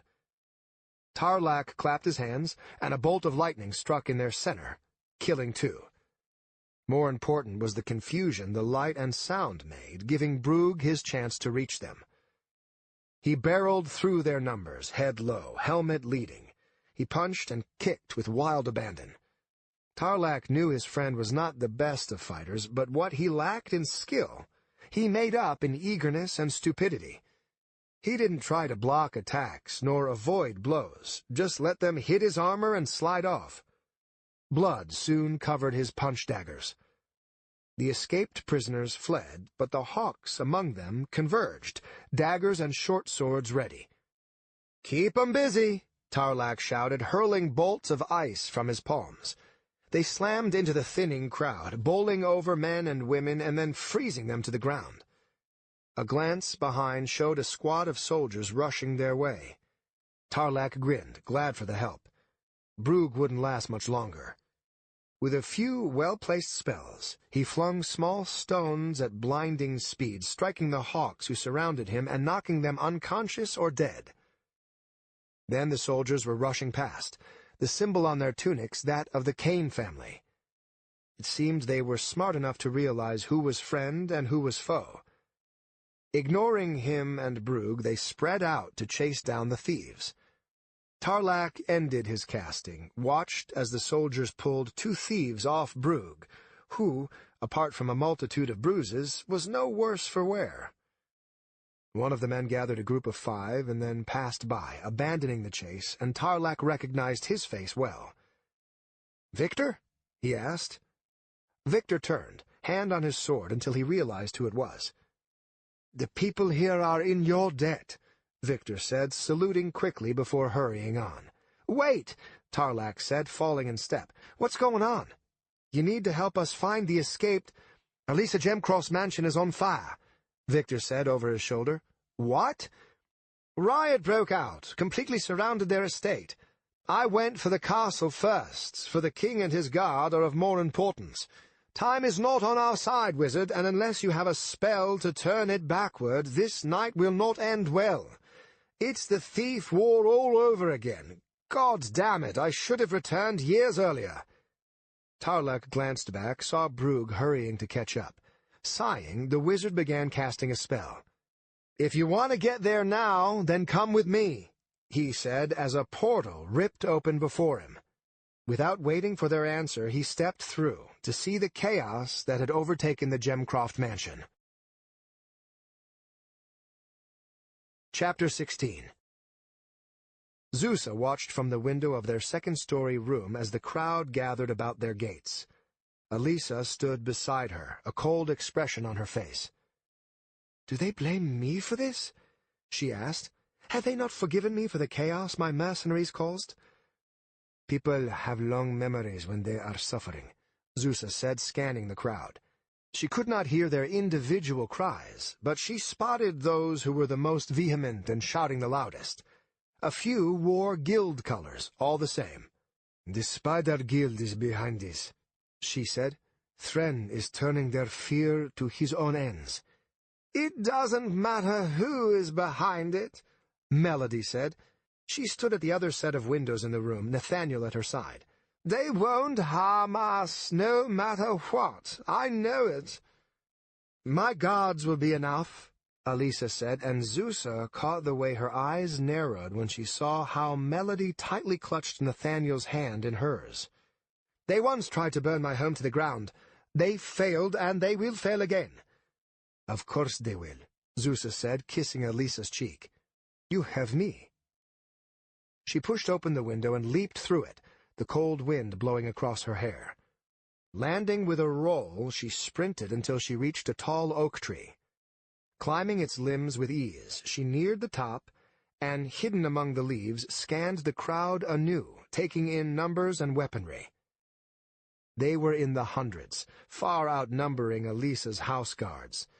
They were poorly geared, though, very few wielding any sort of weaponry beyond a torch or a knife. More worrisome, though, was how she saw more than just the Spider Guild's cloaks among them, lurking at the outer edges of the crowd. Hawks, wolves, serpents. It seemed every guild but the Ash had come to play. Many more foes might be hidden in the nearby homes and alleys and could strike from any angle. So far the gate held, despite the throng that pressed against it. Torches could do little to the stone fence surrounding the estate, so long as they did not bring out ladders and rope, or find a way to— "No," she whispered. "Davrik, no." She could not move, too stunned by the betrayal. 4 faceless women leaped over the crowd, their gray cloaks billowing behind them. They sailed over the fence with ease, landing among the handful of guards at the gate. 3 of the 4 formed a perimeter, cutting and slashing with their daggers. Shadows bled from their bodies, giving them an unearthly, terrifying image. The 4th slashed the lock with both blades. Black sparks fell to the ground. The women leaped away. Just like that, the gates were open, and the furious crowd poured in like a wave. The house guards closed the gap as quickly as they could, their shields locking together and their swords stabbing, but they would soon be overrun. Zusa knew she must help them, but there was no way she could. The 4 faceless had rushed the mansion, leaping at various windows and smashing through. She thought of them running through the halls, searching, their daggers eager to take away the life of those she loved. "Damn it all," she swore as she leaped from the tree. Arms wide, she sailed across the yard, propelled forward with strength born of magic. Karak's magic, which she would turn against his blind, foolish servants. Elisa had closed the window, but Zusa crossed her arms at the last moment and crashed right on through. Glass cut her skin, tore at her wrappings, but she ignored the pain. Rolling to a stop on one knee, she looked to Elisa, saw the growing fear in her eyes. "It's not lost," Zusa said, rising. "Not yet." The door opened, But it was not a faceless, only Lord Gandrum in his polished armor. In his left hand he held a sharpened sword. "Milady," he said, tilting his head toward Melody Gemcroft, "might I have the honor of standing at your side and protecting you with my life?" "It's only an honor if you keep her alive," Zusa said. "By the window, now." "Window?" "Do as she says," Elisa said. Zusa was glad to see that Nathaniel was back at her side. John glanced between them, still clearly confused, but he accepted the order of his hostess. He stood before the window Zusa had smashed, his weapon drawn, and overlooked the fight below. Putting her back to them, Zusa closed the door to the room and leaned her side against it. Closing her eyes, she focused her senses, listened for the slightest sound that might reveal the presence of the faceless. She heard screams from all about the mansion, servants and guards fighting, fleeing, dying, getting closer. From the other side, she heard a soft exhalation of air. Zusa somersaulted as the door was kicked open. She was curling in midair when the faceless woman rushed in, searching. Melody screamed. Nathaniel cried out. Before the woman could attack, Zusa landed between her and Elisa. "Stay back!" she screamed at John, who had turned to help. "Stay at the window!" The faceless lowered her body, tensed for a lunge. Zusa recognized those hazel eyes, that small, wiry frame. "There's Ezra," thought Zusa. "Where are the others?" Ezra leaped at Melody, but it was a feint, and she curled back in. Zusa met her charge, having fully expected it. She knew Ezra's hatred of her, knew that she would attack no one else while in her presence. Their daggers collided. Engaged in a dance, Zusa knew she would win as she had before. But if the previous defeat weighed on Ezra's mind, it didn't show, for she pressed her attack with an unexpected ferocity. Zusa parried twice, tried to knee her foe, but Ezra shifted aside. Zusa continued on, rolling until she hit the wall, then used it to kick off. They met again, their bodies contorted and twisted in ways only they, unarmored and limber, could accomplish. Steel rang against steel. They collided, elbowing, striking, each twisting to absorb the hits of the other as their daggers continued to dance, seeking an opening. Zusa found it first. Her dagger slashed across Ezra's thigh. As the injured woman tried to retreat, Zusa somersaulted, foot catching the underside of her chin. Ezra's head snapped back and she fell, rolling on instinct to avoid any follow-up attacks. When she came to her feet, blood spread across the wrappings of her face. She hesitated, and her eyes flicked once to the window. That was all Zusa needed. She was halfway there when another faceless came leaping feet first through the shattered window. Lord Gandrum was unprepared for the attack, which caught him full in the chest. He stumbled back, but to his credit he kept swinging, his long blade forcing the new attacker to keep her distance. Zusa didn't slow her approach in the slightest, and when close enough she leaped, slamming into the other woman with her shoulder. Together they tumbled out the window, falling. Still holding the other tight, Zusa closed her eyes. They were falling at night toward a ground littered with 100 shadows cast by the few torches of the mob. She'd done this before, but never at such a great distance, never with another. Demanding the power, whether from Karak or herself, she focused on a corner of the room she'd just leaped from, where the shadows were deepest. Shadows were but doorways to her if she was strong enough, and instead of hitting the ground, she and her opponent fell right through. They reappeared in the room, falling from the corner. Zusa twisted so she landed on top, her daggers piercing the faceless woman through the breast and throat. Abandoning the blades so she could continue moving without slowing, she swept the feet out from Ezra, who had turned on John following her departure. John, surprised as he looked, was still no fool. His sword stabbed down, but Ezra was too fast, spinning on her back. The stab missed, and with impressive strength she pushed off in a backward somersault.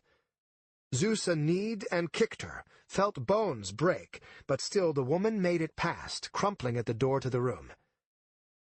And at that door appeared two more faceless, shadows rolling off them like water.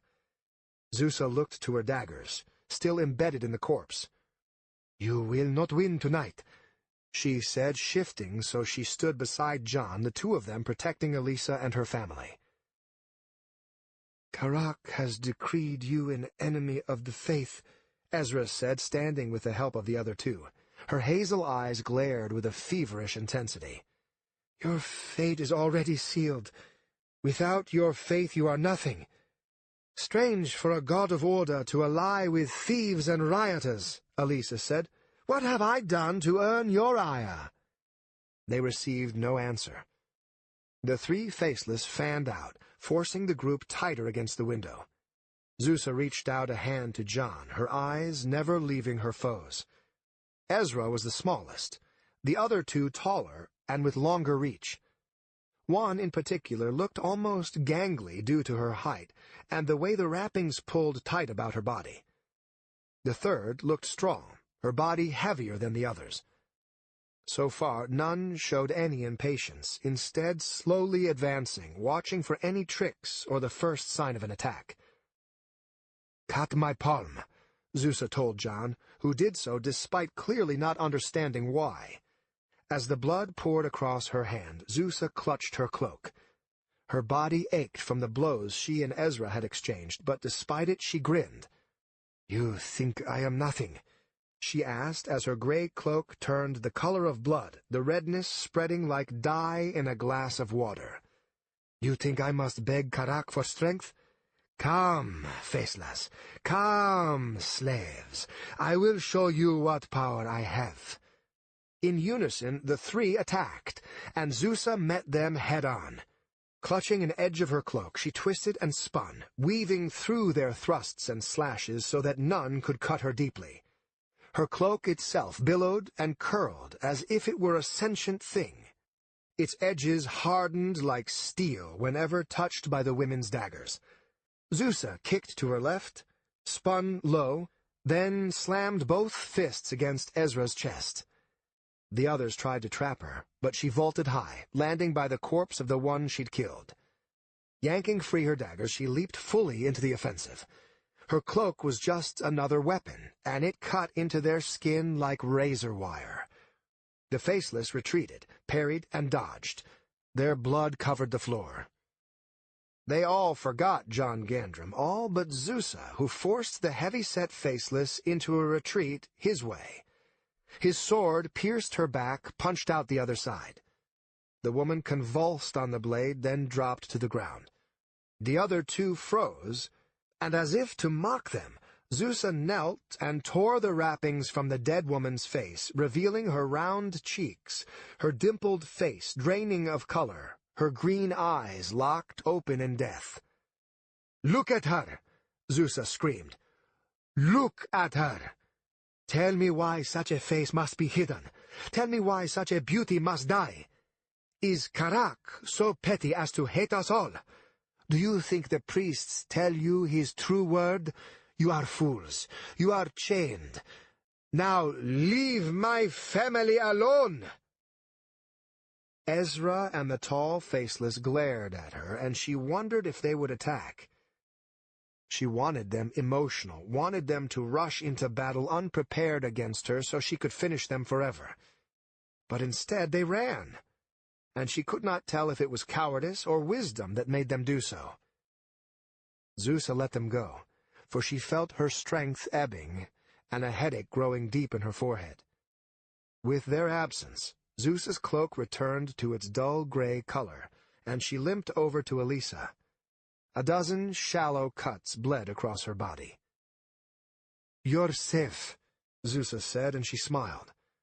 Elisa caught her when she leaned forward, and Zusa accepted the embrace.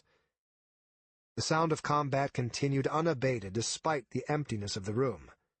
Looking out the window, Zusa saw the house guards completely overwhelmed, only a small force holding fast at the crowded entryway before the mansion door. The rest were dead or had retreated all the way into the building. Windows were smashed in from all directions, and nothing could be done to stop the rioters from pouring in, looters rushing out with treasures in hand. "The castle guard will arrive soon," John said, wiping blood from his sword. "Surely they will not allow—" "The city is like it is because the city guard has allowed it," Melody said, stepping away so she too could watch from the window. "We will find no salvation from them." Zusa pulled free of Elisa's embrace, kissed her forehead. "Shut and bar the door," she said to John. Without waiting for a response, she leaped once more from the window. The many below were just unarmed men, angry, confused, whipped into a fury by the thief guilds. Despite this, she had no pity for them as she descended, a whirling tornado of blades. They trespassed upon land not theirs, seeking to take what had never belonged to them and snuff out the life of those she loved. Let them die. Let them bleed out upon the grass. And that is what they did, those who did not scatter in time. Life after life she ended, losing herself in the flow of combat. They fled from her, unable to overwhelm her with numbers and unable to defeat her with their simple weaponry. Zusa cut a bloody swath toward the guards at the door, who, despite their many wounds, held firm. "Go inside," she screamed at them. "Protect those within. I will hold the door." None looked happy with the command, but they knew her closeness to Elisa, and the danger her daggers possessed. When they retreated inside, only Zusa remained in the yard. Turning about, she stared down the rioters. Many had begun to flee, overwhelmed by the carnage strewn about the place. The house guards had done their work well. Men and women still rushed the mansion, but most avoided her, choosing to crawl through the glass of broken windows rather than challenge her blades. Zusa shook her head, almost disappointed, but at least the mansion would be safe. The remaining house guards could handle a few looters, and— "This city is in the throes of a new birth," boomed a deep voice outside the complex. Zusa looked, saw a large man dressed in clothes outside the norms of Veldaren, a triangular hat on his head. His left ear glittered with many rings running up and down the cartilage. "That there is blood and pain should not only be expected, but welcome. Our slavery ends tonight. The Watcher is dead, and the disgusting truce of this land breaks. Destroy those who once pretended to be your lords." As he spoke, men of all guilds gathered around him, having hidden in alleys and homes to watch the carnage while the hungry, frustrated, and destitute did their work for them. They were at least 200, perhaps more, and they brandished crossbows and daggers laced with poison. Zusa stood before them, her whole body trembling with every tired breath. Whoever the strange man was, Zusa marked him, let his face burn into her memory. "Those who pass through those gates will die," Zusa cried back, pointing a dagger.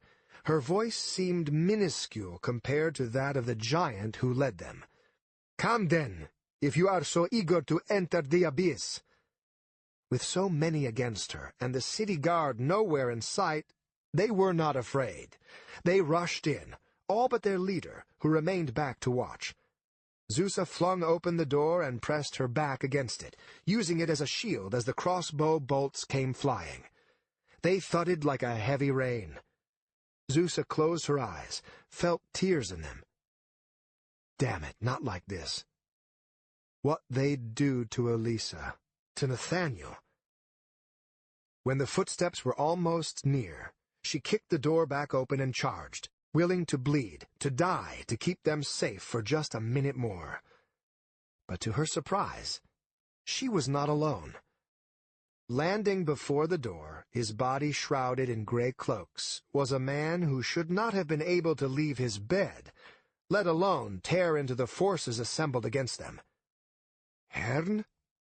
Zusa asked in the brief pause before she rushed to join him.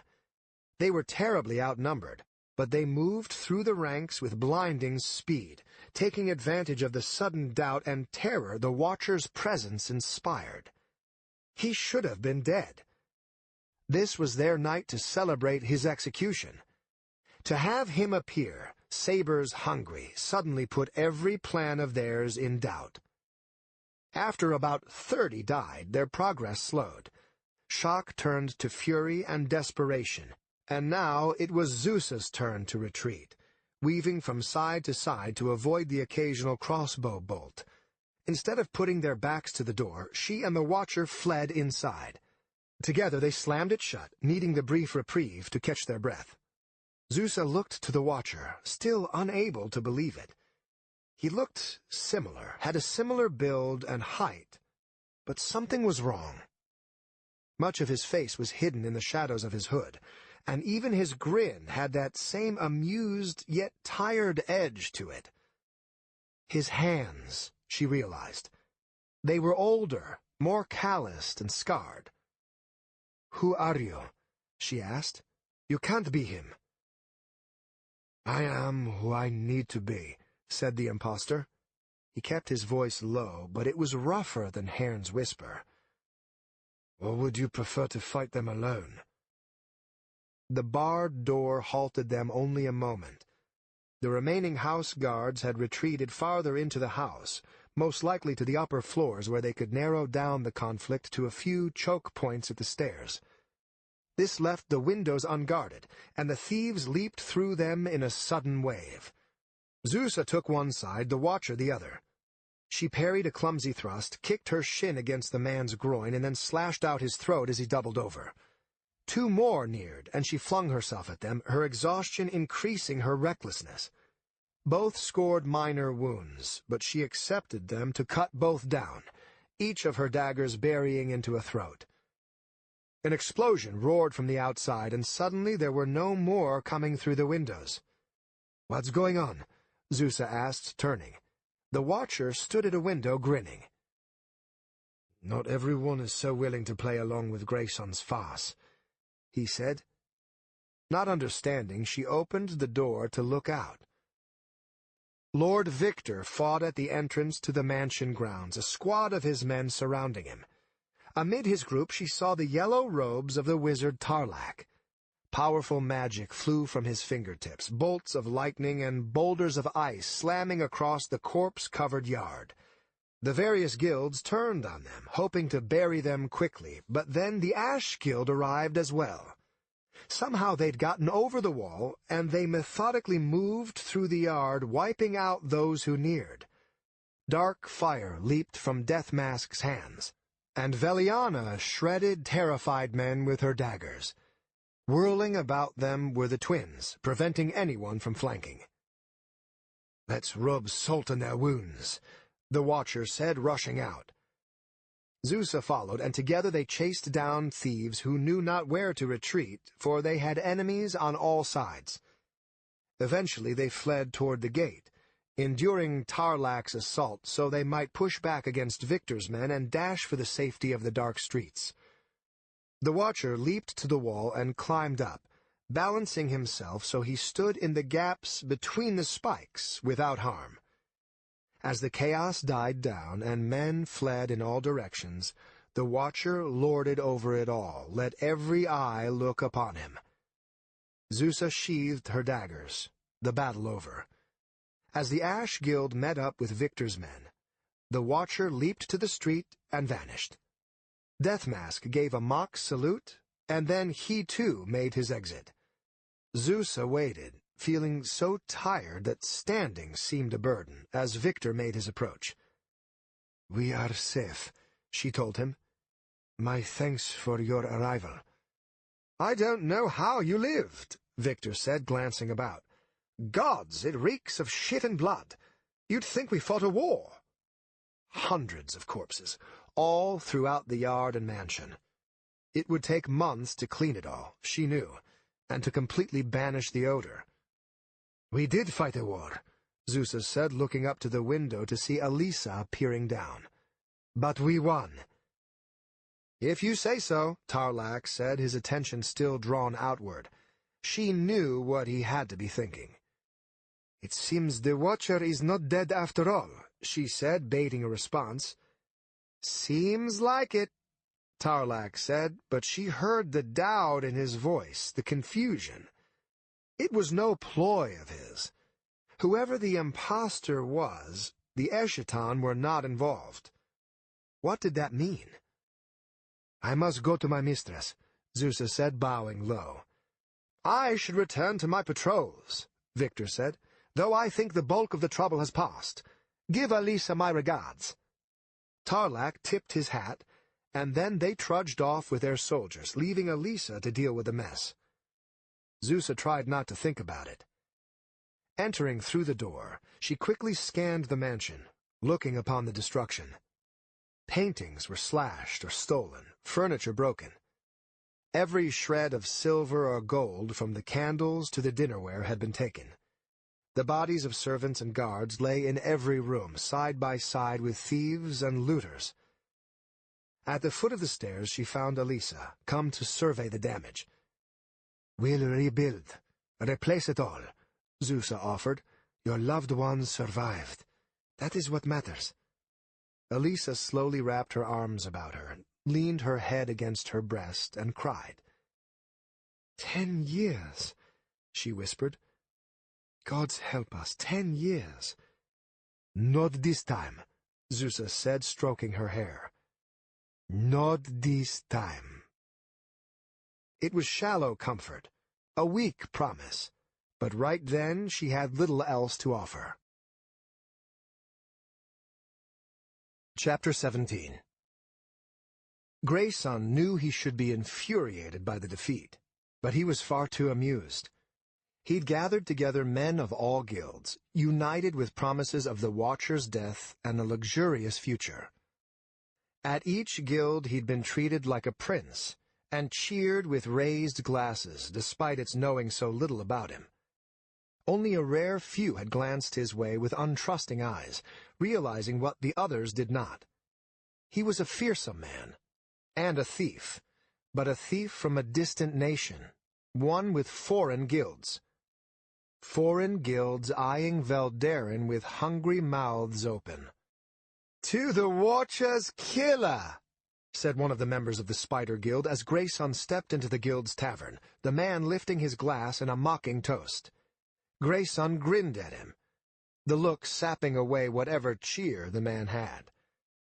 "I stuck my sword through his gut and out his back," Grayson said. "Perhaps this Watcher of yours is a devil after all. No man lives through that." The thief was smart enough to say nothing, only shrug and resume drinking. Still grinning, Grayson looked about the tavern, counting numbers. A pathetic remnant of what they'd been, especially compared to when he and Thren had been working together so many years ago. Hardly a merchant would quake at seeing the ragtag group of 15 men drinking and bandaging wounds. Thren would recruit like mad to replace his numbers, but it would take time.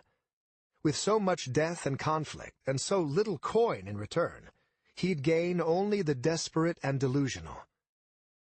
Now that he thought of it, he found Thren drinking with a group of 3 in a far corner. Stealing a drink from the man who had mocked him, Grayson guzzled it down as he walked over to Thren's table, slamming his empty cup atop the hard wood. 3 of them jumped, but not Thren. "So how goes your night?" Grayson asked, grin spreading. "As poorly as your ill-conceived plan," Thren said, leaning back and looking as if he had not a care in the world. He couldn't pull off the image completely, though. Thren was never much of a bluffer, Grayson knew, never had been and never would be. His eyes always gave him away. Too much intensity. "That's so!" Grayson glared down at the man opposite Thren, who glanced at his guild leader. "Go check and see if any others have made it back, Martin," Thren said. Martin shrugged and gave up his seat so Grayson could take it.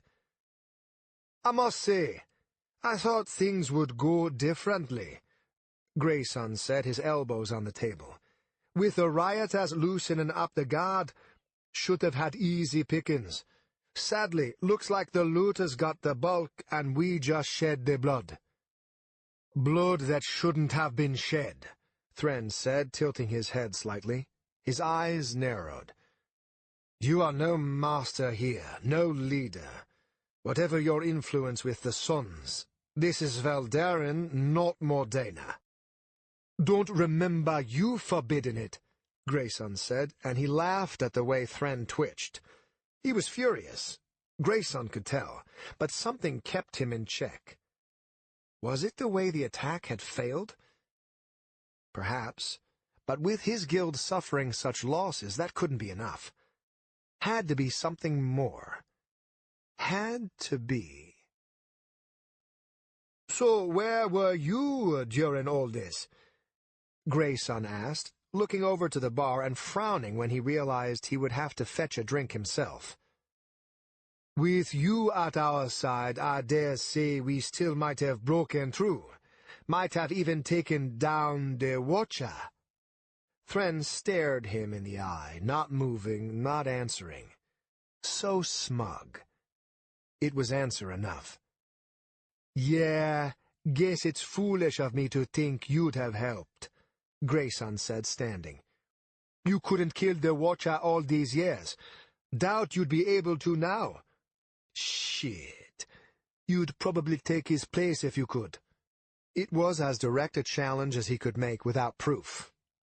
Instead of rattling Thren, it only made him smile. You've attempted to usurp control of my guild, Thren said as the thief on either side of him stood and reached for his weapons. You lied about killing the Watcher, and led my men to their deaths in a battle you had no stake in. You are no longer welcome in my home. Go elsewhere, old friends, for you cannot stay here. Grayson's hand drifted to his sword. All about, the tavern had gone deathly quiet. Hopelessly outnumbered, Grayson knew he could not win, not then. You fear me a threat, yet cannot run, so you would banish me instead, he said. You are a coward. You've never had the strength to face an opponent that might defeat you. Keep pretending you're strong. Keep pretending you're in control. That's what you did when Marion died. Why not continue? Thren was on his feet in a heartbeat, short swords drawn. Say it, he said, ice in his voice. Say what you've always wanted to say so I can kill you. Say what? Grayson asked, purposefully putting his back to Thren and walking to the exit. That you killed my sister? I would if it was true, but it ain't. He stopped at the door, no one having the courage to get in his way. He looked over his shoulder, gave Thren one last smirk. She killed herself the day she married you. The door slammed shut behind him, and Grayson laughed. It had been so long, he'd forgotten how great it felt to raise the ire of one so focused and controlled. But his humor hid the scars that Grayson himself had nearly forgotten. His poor Marion, in love with that fool. Now she was dead, and both her sons as well. All because of Thren. It would be such a pleasure killing him. Entertaining the image of himself plunging his sword through Thren's throat, Grayson made his way toward the southern district. He might be late, but that was of little concern to him. The others would not leave. They'd need to hear how things had gone down. Whistling a tune, he cut through the alleys until he reached Songbird Road. Keeping an eye out for the stores, when he saw the shoemaker's place, he stepped into the alley beside it, all smiles to the two men who waited there for him. Your women performed admirably, Grayson told Daverick, who glared at him. Granted, 4 went in, and only 2 came out, but they got my friends past the gates, and that's all that really mattered. A foolish waste, Daverick said, turning to the other man there with them. And an order that never should have been given. The man was a young and scrawny priest named Lerick. He wore plain brown pants and a white shirt, the only thing revealing his priestly nature being the necklace of the lion that hung around his neck. His face flushed red, and at Davric's glare he looked away.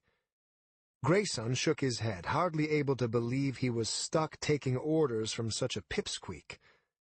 The man was twitchy, never able to sit still. During their meetings, his eyes were always flitting to the exits, the windows above, the rooftops. Gods, he'd probably give the moon a sideways glance if he thought there might be people watching from atop its pale glow. "I only follow the commands sent to me," Lerick said. "Commands you yourselves agreed to follow, so do not take your anger out on me." "Come now," Grayson said, putting his arm around Lerick. The man flinched at the touch. "You shouldn't be upset. I'd say tonight went fairly well." "Was Lisa killed?" Lerick asked. "Of course not," Davrick said. "Zusa protected her from my faceless, and then Victor arrived with the Eschaton. Together they chased away the rioters." "Don't forget the Ash Guild," Grayson added. "Indeed," Davrick said coldly. "Yet another foe my faceless would have better served removing." "Please," Lerick said, pulling away from Grayson. "I know this is difficult, but you two knew the dangers when we started. Right now we must adapt to the situation at hand until I receive new orders. Grayson, tell me, who now remains the largest threat to your guild's takeover?" Grayson crossed his arms, pretended to think, even though the question wasn't difficult in the slightest. "I'll be bringing in the Crim Leaf next," he said. "Doing that puts us at our most vulnerable, and out of everyone that threatens my plan, the Ash Guild is the most dangerous. They're unpredictable, powerful, and led by a madman. Beyond that, there's Lord Victor, who's proven both persistent and meddlesome. Oh, and the Eschaton mercenaries. They showed last night the danger they pose if left unchecked." Lerick bobbed his head up and down. "So be it, then. I didn't want to, but I must. I must." Something about his tone worried Grayson, so he refused to let the matter die. "Must what?" he asked. Lerick met his eyes, looked away. "The Bloodcrafts are currently in my master's employ. They've been waiting just outside the city." Grayson let out a whistle. "You brought those crazy bastards all the way from Modena? Must be more desperate than I thought." For once the young priest was able to look in his eyes. For once Grayson saw the fear that drove him to their clandestine meetings, the faith that gave him the nerve to withstand being in the presence of the Sun Guild's second most notorious killer. "What we do not just for Veldaren," he said. "All the world will never know the debt they will owe to us three if we succeed." Grayson shrugged.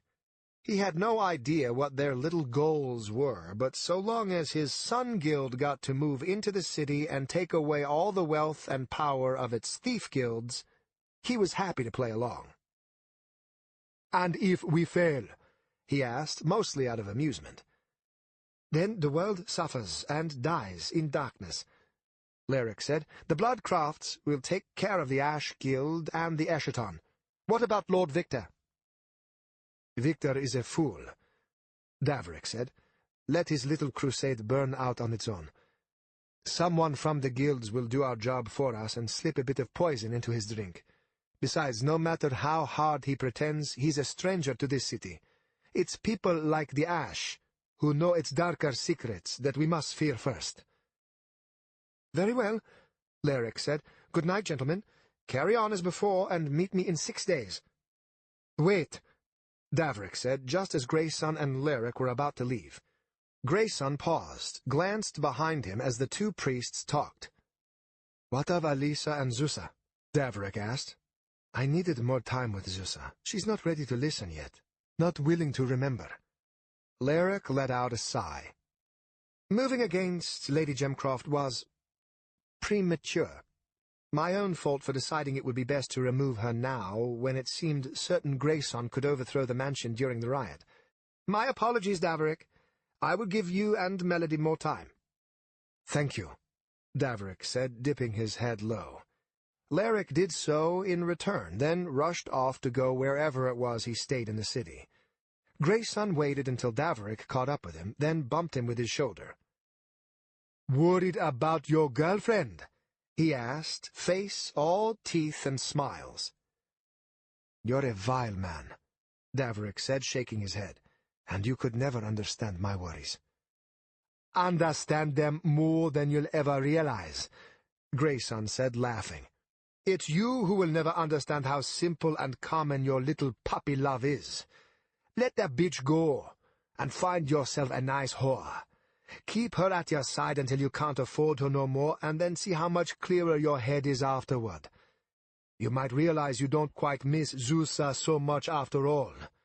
The very mention of the woman's name seemed to spark a fire in the priest, and the earned glare was all the more rewarding for it. "Careful," said Daverick. "One day you will go too far." "And one day I won't be working for Laric back there," Grayson said. "Then we'll see who needs to be careful. Just between you and me, I don't think I'm the one who'll have to watch his step. Come then, the city will be mine, the Sun Guild claiming every shred of territory. And you, well, you'll have your 4 faceless. Oh, I'm sorry, 2. Still laughing, he put his back to Daverick and strolled into the dark streets of Veldaren. Gods damn it, he thought. What a wonderful, wonderful night. Chapter 18. Victor looked upon his tavern and sighed with relief. He'd left only a token guard, and he'd fully expected it to be a burned heap come morning instead of safe and sound. His head ached, and his armor felt as if it weighed 1,000 pounds. But the night was done. The sun had risen above the walls, and at last he might have some rest. "Get men sleeping in shifts, all that you can," he told Seth. "We'll need to be rested for tonight. There's no guarantee this one will be any better than the last." "Course it won't," Seth said. Victor thought to reprimand him for the lack of respect, then let it go. They were all exhausted, their nerves shot. Pulling off pieces of his armor, Victor strode into his tavern. Within were around 30 men and women, people given shelter for fear of the guilds. Overnight it had been closer to 100 crammed in there, but most had work to do and mouths to feed. Cowering all day wasn't an option. A few looked his way, and he nodded to them in return. One in particular, a man with long dark hair, rose from his chair. Several of the guards reached for their weapons, but the man lifted his hands to show he was unarmed. "A word with Victor," the man said. "I know things you pay a lot to know, but I speak only to him." 2 of the guards were on him, then, each grabbing an arm. They looked to Victor, seeking confirmation one way or the other. Victor rubbed his eyes and stepped off the stairs leading to the upper floor. His boots thudded in the crowded tavern. "Come over here and tell me your name." The guards brought him near. The man bowed low. "I won't give you my name, not with so many near," he said, "but for the past 6 years I have served Thren Fellhorn and his Spider Guild." Victor glanced at the people under his protection, all watching with rapt attention. He frowned. "Check him thoroughly for weapons," he told his guards, "then send him up." They saluted, and without another word Victor climbed the stairs to his room. He'd planned to change completely, but instead only removed his outer armor, leaving on the inner padding despite its stinking of sweat and blood. The wash basin had been recently filled, steam rising from the top. He washed his hands and face, the warm water feeling divine on his skin. The water was a brown mixture by the time he was done, and his door opened. "Well, we're alone," Victor said, still holding a washcloth. In its folds was a slender dagger which he kept carefully hidden. "I assume this is when you try to kill me?" "Not at all," said the man as the guards shut the door behind him. "Killing isn't something I'm good at. Talking, really, and, listening. That's what I do. My name's Alan. Pleasure to meet you at last, Victor. You've caused quite a stir." Victor chuckled. "I think others have caused greater. It wasn't my men who stormed Lady Gemcroft's mansion last night. No, I do believe that was you." Alan shrugged. "I wasn't there myself. I told you, killing ain't my thing." Victor didn't care if the man had been or not, and given how badly his bed was crying out for him, he had no desire to argue. "Why are you here, Alan?" he asked. "My time is short, and my temper shorter. Speak your mind, and then begone." Victor noticed Alan held a copper coin, kept it turning between his thumb and forefinger. A nervous tic, perhaps?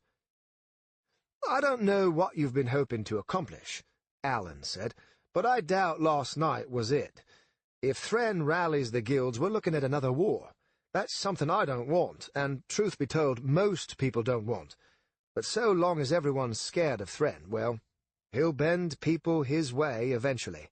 A few rants, a few murders, and everyone will be foaming at the mouth. He's good at that." "Make your point, thief," Victor said, still holding the dagger tight. "My point? Fill my pockets with enough silver, and I'll tell you where he is. Not just him, either. The entire guild. Everyone knows the Spider Guild is responsible for the attack on Elisa's. You want to stop this now, before it gets out of hand? Then pay up and make your move." Victor frowned, tried to think through his exhaustion. The man was right. The Spider Guild was widely being blamed for the attack, and there didn't exist a parchment long enough to list all of Thren's crimes. He'd not made any significant move on Thren yet because he'd wanted to weaken his guild first. Letting them think he'd taken only small-timers in a doomed crusade had bought him precious time to slowly whittle away at their strength. But now things had come to a head, and blood soaked the streets. When he first marched into the city, he'd sworn to never work with any thief, but with such possible gain for so little. "Can you promise he'll be there?" Victor asked. "You know I can't," Alan said, "but there's a good chance. You got the guts to take it?" Victor felt his pride being challenged. The copper coin spun faster between Alan's fingers. "I'll pay you 30 silver now, 30 after we verify—" "No," Alan said, shaking his head. "All now or nothing. To be honest, Victor, I don't trust you to let me be after you have what you need. You pay me, I talk, and then we never see each other again. And what prevents me from imprisoning you now and torturing the information out of you?" Alan smirked. "Because that'd take far too much time. Thren will be on the move, and if he hears you've got someone from his guild being interrogated, he'll move that much faster. Besides, if you think you can make me sell you Thren by tossing me in a cell, well, you're a damn fool. Pay me, or watch Veldaren burn." Victor rubbed the stubble growing on his face, then pushed a knuckle against his lips. At last he moved to the door, walking past Alan. If there was to be any attack, it would be now. But Alan just let him by. After a knock, the door opened, and the guard peered in. "Bring me a bag of silver," Victor told him. 60 pieces. Now hurry." The guard snapped to attention. When the door shut again, Victor turned to the thief. "Now what?" he asked. "Isn't it obvious?" Alan said. "We wait." And they did. Victor walked to his bed and set down the cloth and dagger. Alan paced before him, trying not to look nervous, but seeming so anyway. Victor watched him at all times, still not trusting him. It burned his gut to pay for information that should have been given freely, but times were growing desperate. Another knock, and then a guard entered holding a brown leather bag. Victor took it, then tossed it over to Alan. "There," he said. "Now talk." "Corner of iron and wheat," Alan said. "It's made to look like an inn. The Thirsty Mule. Everyone should be there, recovering from last night's debacle. Now be a man of your word and let me pass." Victor sat down in his bed, stretched his arms out at his sides. "Go," he said, "but before you do, how do I know you don't lie?" A faint smile tugged at the side of Alan's mouth. "There's easier ways to make money than this, Victor. Safer, too. Go to the Thirsty Mule. You won't be disappointed." Victor chuckled. His hand slipped inside the washcloth, grabbing the hilt of the dagger. With a burst of speed, he caught Alan flat-footed, slamming him with his shoulder. Together they rammed against the door, the tip of Victor's dagger pressing against the thief's throat. Guards cried out from the other side, but Victor called them off with a word. "Where is Thren?" Victor screamed into his face. His dagger pressed harder against flesh, threatening to pierce it at any moment. "Where is he really?" "I told you where he is," Alan insisted. Victor stared into his eyes, daring him to lie, to give the slightest twitch, revealing his guilt. "One last time," Victor said, his voice dropping. "Where is Thren?" Alan met his gaze, and he leaned closer so that the dagger drew a drop of blood. "Threaten all you want," he said. "My words aren't changing. He's there." Victor let him go, then shouted another order to his guards. "Get him out of here," he said. Alan was all too eager to oblige. With him gone, Victor tossed the dagger atop his dresser and then rubbed his eyes. Truth or lie? Truth or lie? "Form an escort," he said at last, exiting his room and kissing goodbye his morning of rest. "I need to speak with Antonil immediately." Victor met Antonil in the castle courtyard, the guard captain looking as tired as Victor felt. All around them rushed servants, soldiers, and merchants, all trying to assess the damage from the previous night's carnage and do their best to recover. Already a line stretched from one of the doors of the castle, those seeking an audience with the king. "Good to see you escaped last night unscathed," Antonil said. His clothes were clean but unkempt, as if he'd dressed in a hurry. No doubt he had been trying to sleep when he'd heard of Victor's request. As much as Victor tried to feel bad for him, he knew they had a job to do, and each of them understood the requirements of such dedication to his position. "A shame the rest of this city cannot say the same," Victor said, clasping Antonil's hand in greeting. "Please, forgive me for interrupting your morning, but I must act soon, and I need the help of your guard." A note of caution entered Antonil's words. "Act on what?" "I know where Thren is," Victor said. "Him, and most likely the rest of his guild." Antonil turned away and swore. "You realize what this will do," he said. "I know. This isn't some minor thief or merchant. Thren has killed kings before." "And yet still he lives," Victor said, crossing his arms. Antonil frowned, but could not argue that point. Pacing a few steps in either direction, he mulled over the thought. "What exactly do you want?" he asked at last. "This is something in which we cannot fail, and therefore every precaution we can take, we take. Between your city guard and my soldiers, we can seal off a dozen streets and surround his hideout with a wall of swords and spears. Last night was the end of whatever peace Veldaren has known. Thren will not let this pass." "How do you know that?" "I heard nothing of Thren last night, nor did anyone report his actions to my guard." Victor shook his head, hardly believing what he was hearing. "The man is a thief, a criminal, and a madman who has terrorized this city for years.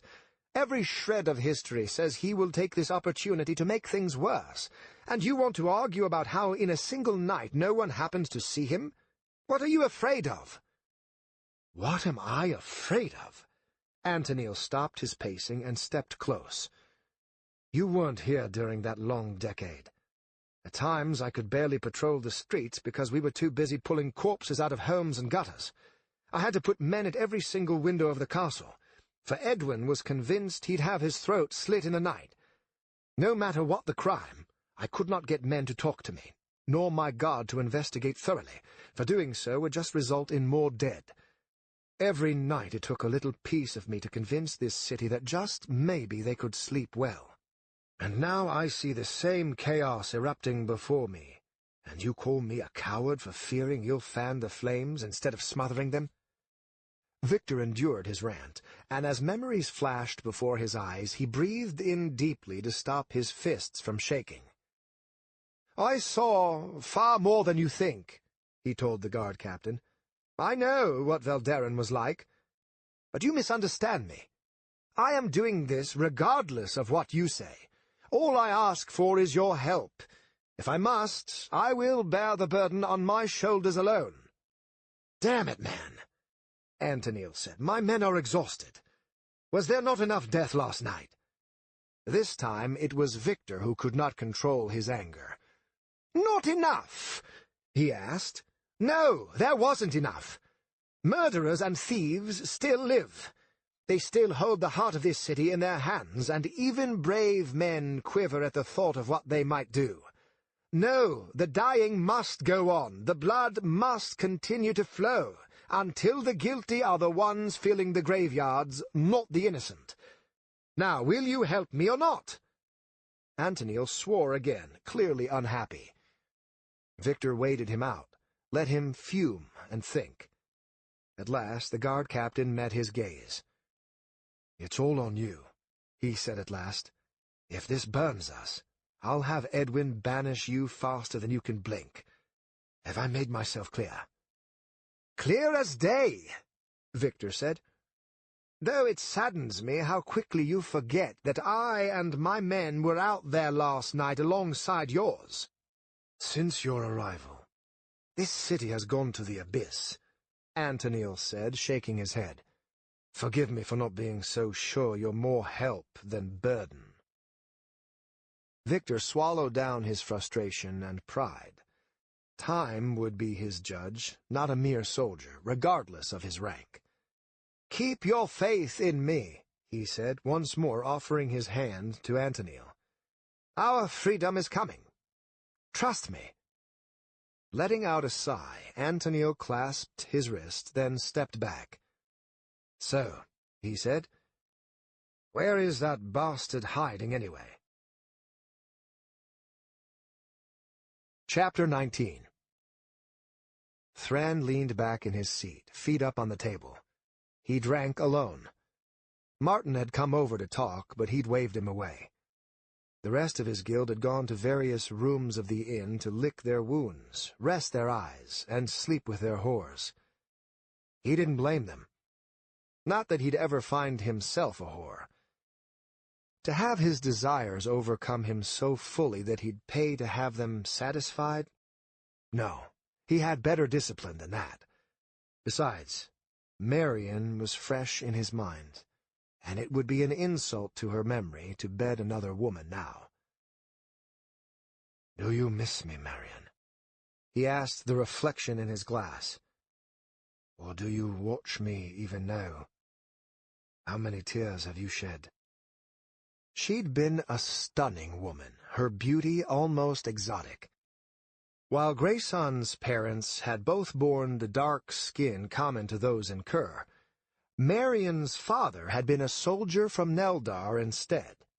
She'd inherited his brown hair, and the color of her skin had softened so that no matter where she went, she stood out, his beautiful angel with sapphire eyes.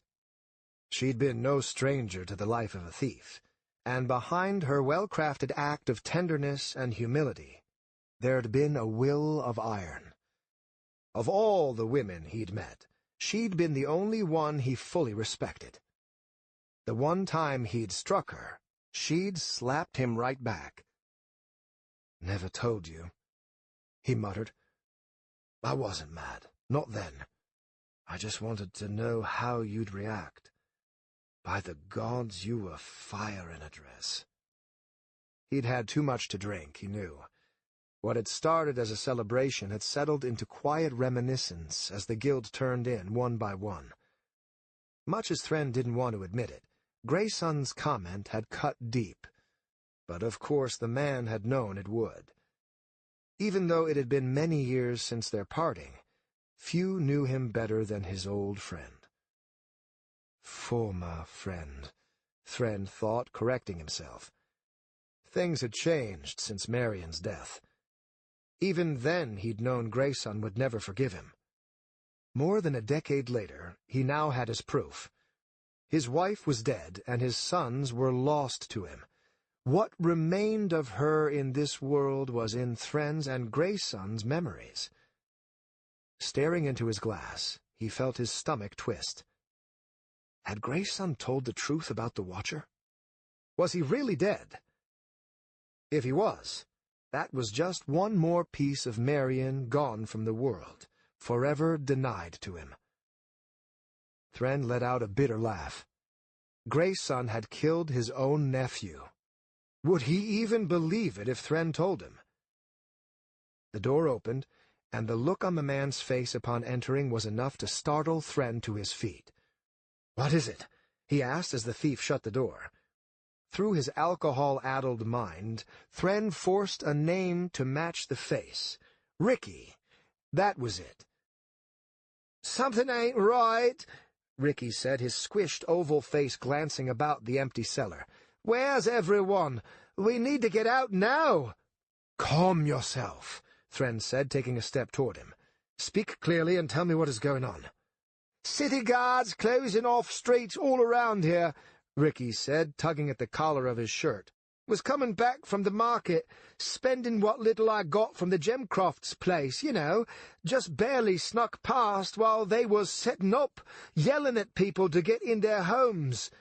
"You think they're coming for us?" Thren asked, struggling to believe it. How would they even know of their location, let alone have the guts to make a move? "They ain't alone," Ricky said, pulling open the door. "I saw Victor's men gathering far up Iron Road. Don't take much to figure out what they're doing. Looks like someone decided to take us out." That was enough to spur Thren to action. He pushed Ricky aside, dashed up the stairs, and burst into the proper rooms of the inn. "Wake everyone!" he yelled at the innkeeper. "No! You too, Ricky!" They rushed toward the rooms on both floors, hollering at the top of their lungs.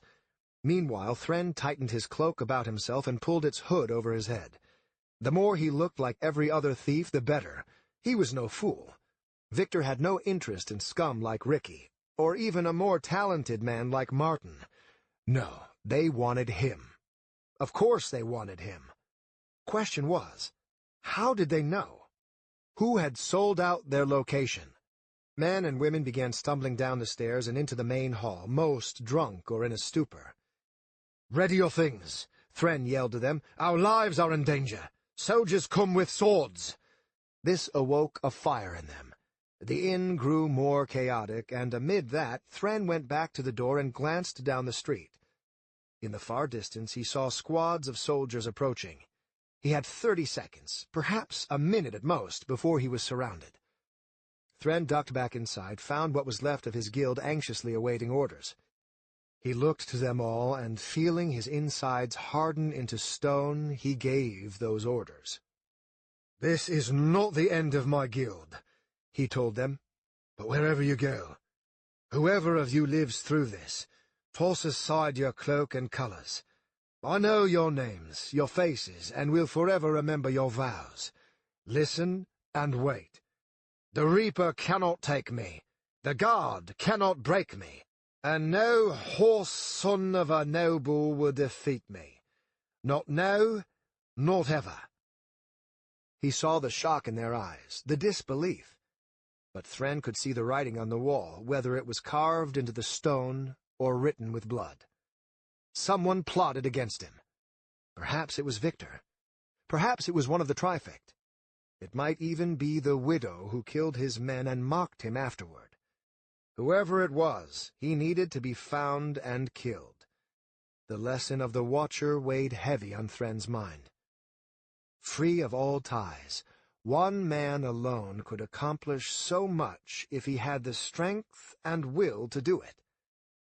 "Go and await my return," he told them, and that one word broke the spell. The shattered remnants of his guild rushed to the doors, a few returning to their rooms to grab their things. Thren did not wait, nor did he make for a door. Instead, he climbed the stairs, having prepared for such an event. His room was at the far back of the upper floor, and within he stood on the bed, using its height to push against the ceiling. One of the boards gave way, lifting to reveal a hole in the roof. Climbing up, Thren replaced the board, then slunk toward the roof's edge. From there he looked down and surveyed the forces arrayed against him. It wasn't good. They'd brought at least 100 armed men, if not more. Every which way he looked, there was a squad of 6 to 10 guarding a street. No doubt more lurked in the alleyways closer to the inn. Only the rooftops remained open to him, and the crossbows the various soldiers held made him nervous. Crouching lower, he waited just a moment to see how the chaos played out. His former guild members fled in all directions, like rats abandoning a sinking ship. The squads closed in, and, more worryingly, none gave chase. It was a perfect net, tightening. Those who tried to make it past were attacked, and Thren saw several shot dead with crossbow bolts. And then Victor's main force reached the inn, many carrying torches. They didn't enter. They didn't try to flush anyone out. Instead, they set it aflame. "Oh, shit," Thren muttered. Whatever time he'd had was over. He'd hoped to lurk, perhaps even hide on the rooftop until the search ended, but now he had no choice. Every way was guarded. In every direction he turned, he saw armed men waiting. One after another of his guilds surrendered, those not fast enough to avoid the squads. Others dove into windows and forced open doors as soldiers chased after. Thren wished them well, then drew his swords. Either they'd kill him, or he'd kill them. There would be no capture, not for him. The fire grew, the smoke of it reaching the ceiling and the heat of it warming the wood beneath his feet. Despite it all, Thren pulled his hood lower and grinned. How long had it been since he truly faced a worthy opponent? His senses were heightened, his vision given a sudden clarity. With Victor, Grayson and his sons, and now the widow, he finally had a plethora to choose from. Before, he'd only had the Watcher, and his presence had been a blanket across Thren's ambitions, smothering him. Now the Watcher was dead, and the weakness in his heart had died with it. The city was once more an enemy, a thing to cow and break. His complacency had nearly killed him, but it was not too late. He was not too old to face this, not yet. 1,000 soldiers might swarm the streets, but they would not catch him. His sun had burned bright, and in his own way made him proud, but at last it had come to an end. Arms out, he descended upon a squad of 4 that circled his side of the inn. 2 died before he even landed, one sword piercing a soldier's back, the other slashing out another's throat. When he hit the ground, he kicked out the legs of the 3rd. The 4th turned on him, and he cried out, "Here!" That cry was the last word he ever spoke. Thren batted aside a hasty block and then shoved a short sword through his mouth. That done, he pulled it free and ran. Though the various alleys would be guarded, he knew they were still his best bet. In the main streets they could surround him, call in help when they realized who he was. Rushing a nearby home, he leaped through a window as crossbow bolts thudded against its side. His landing jarred his shoulder, but he rolled to his feet, almost amused by the terror he saw on the faces of the family living there. Cutting through one room, he kicked open a back door, emerging into an alley. 3 men hurried toward him, one with a raised crossbow. Thren rushed them, leaping to one side to prevent a clear shot. Catapulting himself into the air, he kicked off the wall, sailing over the soldiers while upside down. His sword lashed out, cutting the string of the crossbow as the soldier tried to follow him with his aim. Landing, he spun, swords weaving so that the remaining men fell back, expecting an attack. But it was just a feint, and before the group realized it, he was already running. Another squad moved to cut him off up ahead, but Thren used a heavy barrel as a stepladder, leaping to grab the edge of a roof. Momentum swung him higher as more crossbow bolts pierced the air all about him. Rolling onto the roof, he took a moment to gasp for air, then lumbered back to a stand. His city, his life. He knew it all too well, far better than any soldier. Without slowing, he ran for the edge of the roof, legs pumping, heart pounding. Leaping off, he sailed through the air, crashing down on an awning stretched out from a building on the opposite side of the street. The fabric tore, but slowed him enough before he landed hard on the wares of a petty jewel crafter. Thren laughed, rolled off, laughed some more. Tossing aside his cloak, he vanished into the thick market crowd, leaving the soldiers and the burning wreckage of his guild far behind. Chapter 20. Nathaniel did his best to help, but given his diminutive size and the sheer amount of things being transported from their mansion to Lord Connington's, he was just a burden to those lifting and carrying. So instead he decided to entertain his mother and keep her mind off whatever bothered her. As they rode together in the litter, he sat beside her, wrapped in her arms, and asked 1,000 questions. Would there be any children there? Who had been the first lord of the Connington family? What did their family crest look like? Where'd they gotten their money? Would his things be all right? Did they have any interesting pets? "Dear, if you're nervous, you can just say so," Elisa said as he continued to ramble, and she struggled to keep up with her answers. Nathaniel shrugged and grinned at his mother. "I'm not nervous. You're nervous. I bet you've never slept anywhere but your room. But I stayed at Lord Gantram's." His mother laughed, and it made all of Nathaniel's world brighter with it. "I was fostered at various homes when I was your age, and that includes Lord Gantram's stuffy old rooms. But you're right, I am nervous. Would you be a gentleman and hold my hand, lest I faint?" Nathaniel stood up straighter, put on his most serious face. "Whatever you would require, milady." She laughed again, and his face cracked into a smile. So long as his mother wasn't crying, he'd be all right. They'd be just fine. His mother was strong. Deep down, he knew that. Seeing her upset, seeing her afraid as Zusa fought against the other strange ladies, had been far more frightening to him than the chaotic looters gathered at the gates. The litter stopped, and in through the window climbed Zusa, having ridden on the top. She ruffled Nathan's hair, then turned to his mother.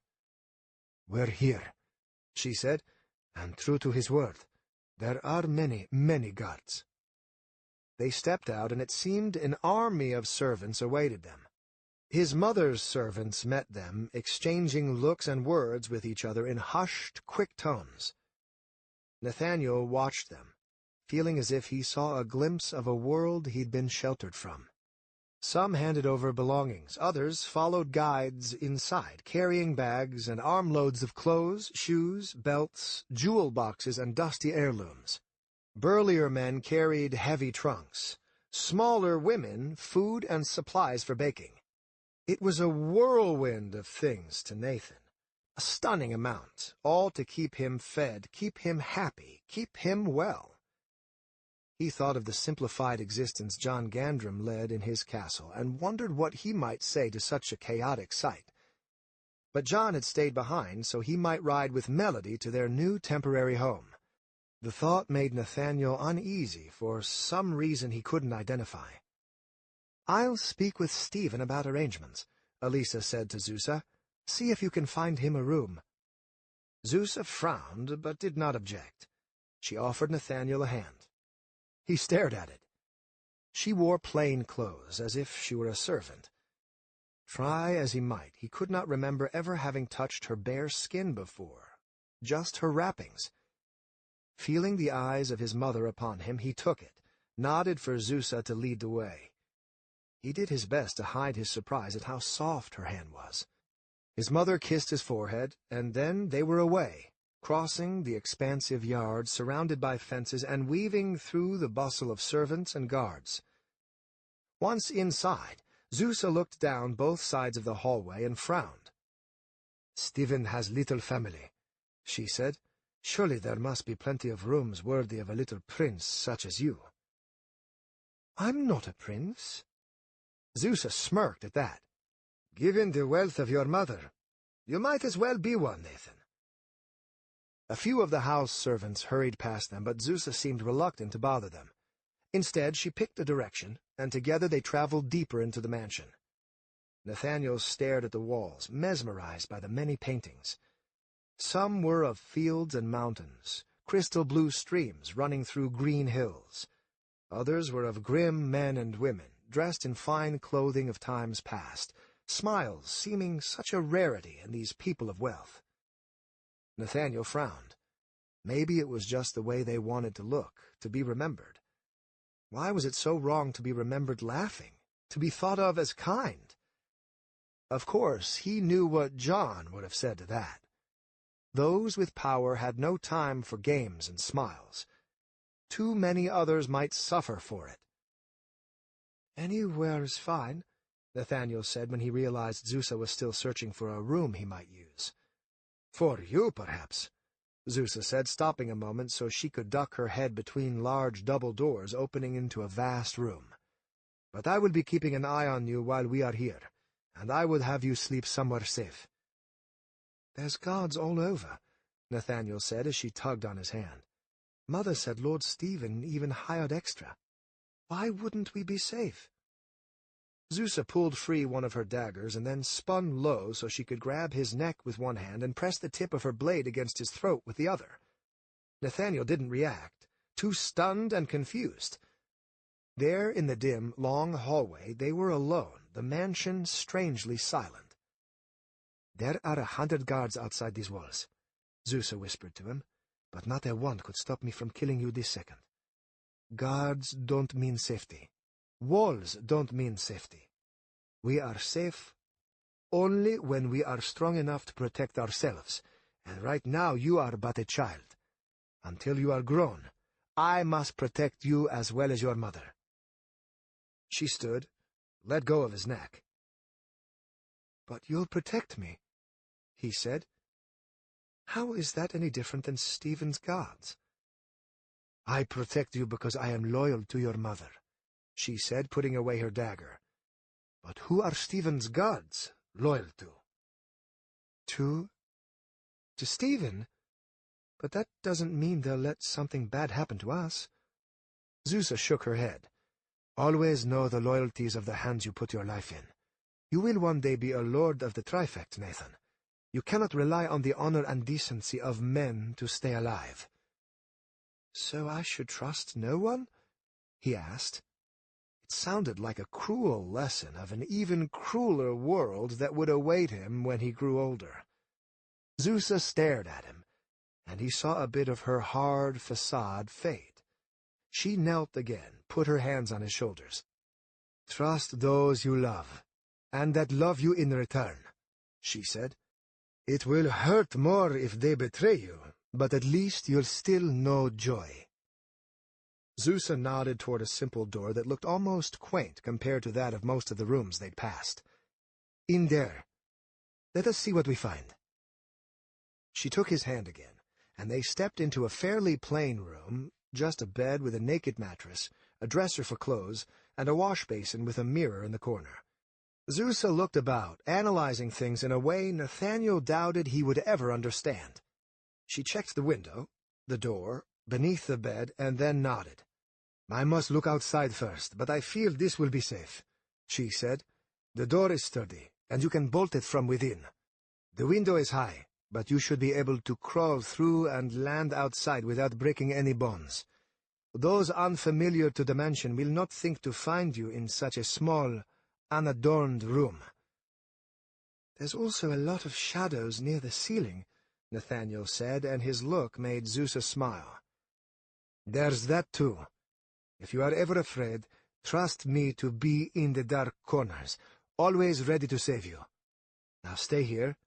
I'll fetch some servants to bring you your things." She left him there, and he stood before the plain bed and tried to pretend the room was just like home. It wasn't. The bed knobs were carved into roaring lions, their paws lifted into the air, their mouths open and baring their fangs.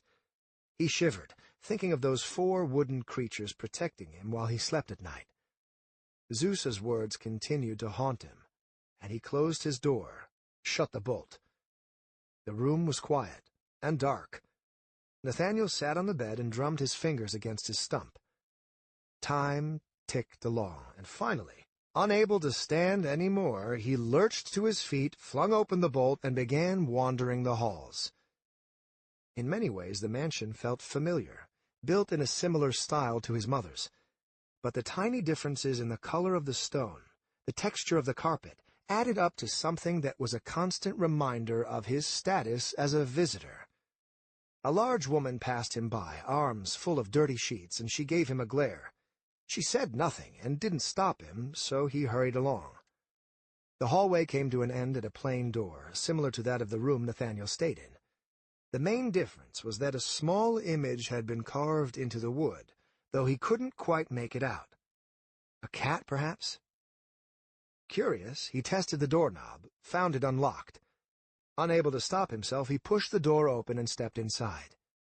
It was a child's room, similar in size to Nathaniel's. The bed was smaller, the window lower. All about the floor were scattered toys, little animals carved out of wood, each the size of his fist. There were no paintings, no markings, and something about the place made his hair stand on end. Hurrying to leave, he rushed through the door and bumped into a man, his head driving into the man's stomach. As arms pushed him back, Nathaniel let out a yelp, convinced that Zeus's words had been prophetic, and that he was about to be murdered within walls surrounded by 100 guards. But instead it was a well-dressed man, not much taller than he. The man was young, and had a softness to his face that immediately removed any of Nathaniel's initial fear of harm. "I'm sorry if I startled you," the young man said. He looked him over, his eyes lingering on the stump of his arm. "You must be Elisa's boy, right? Nathaniel?" Nathaniel nodded, self-consciously clutching the stump with his other hand. "I am," he said. "I'm Stephen. So glad to meet you." Stephen. Nathaniel realized who stood before him and nearly panicked.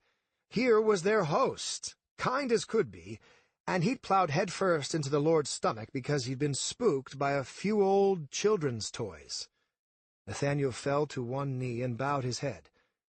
"My lord, I am honored to meet you. Please forgive my poor greeting."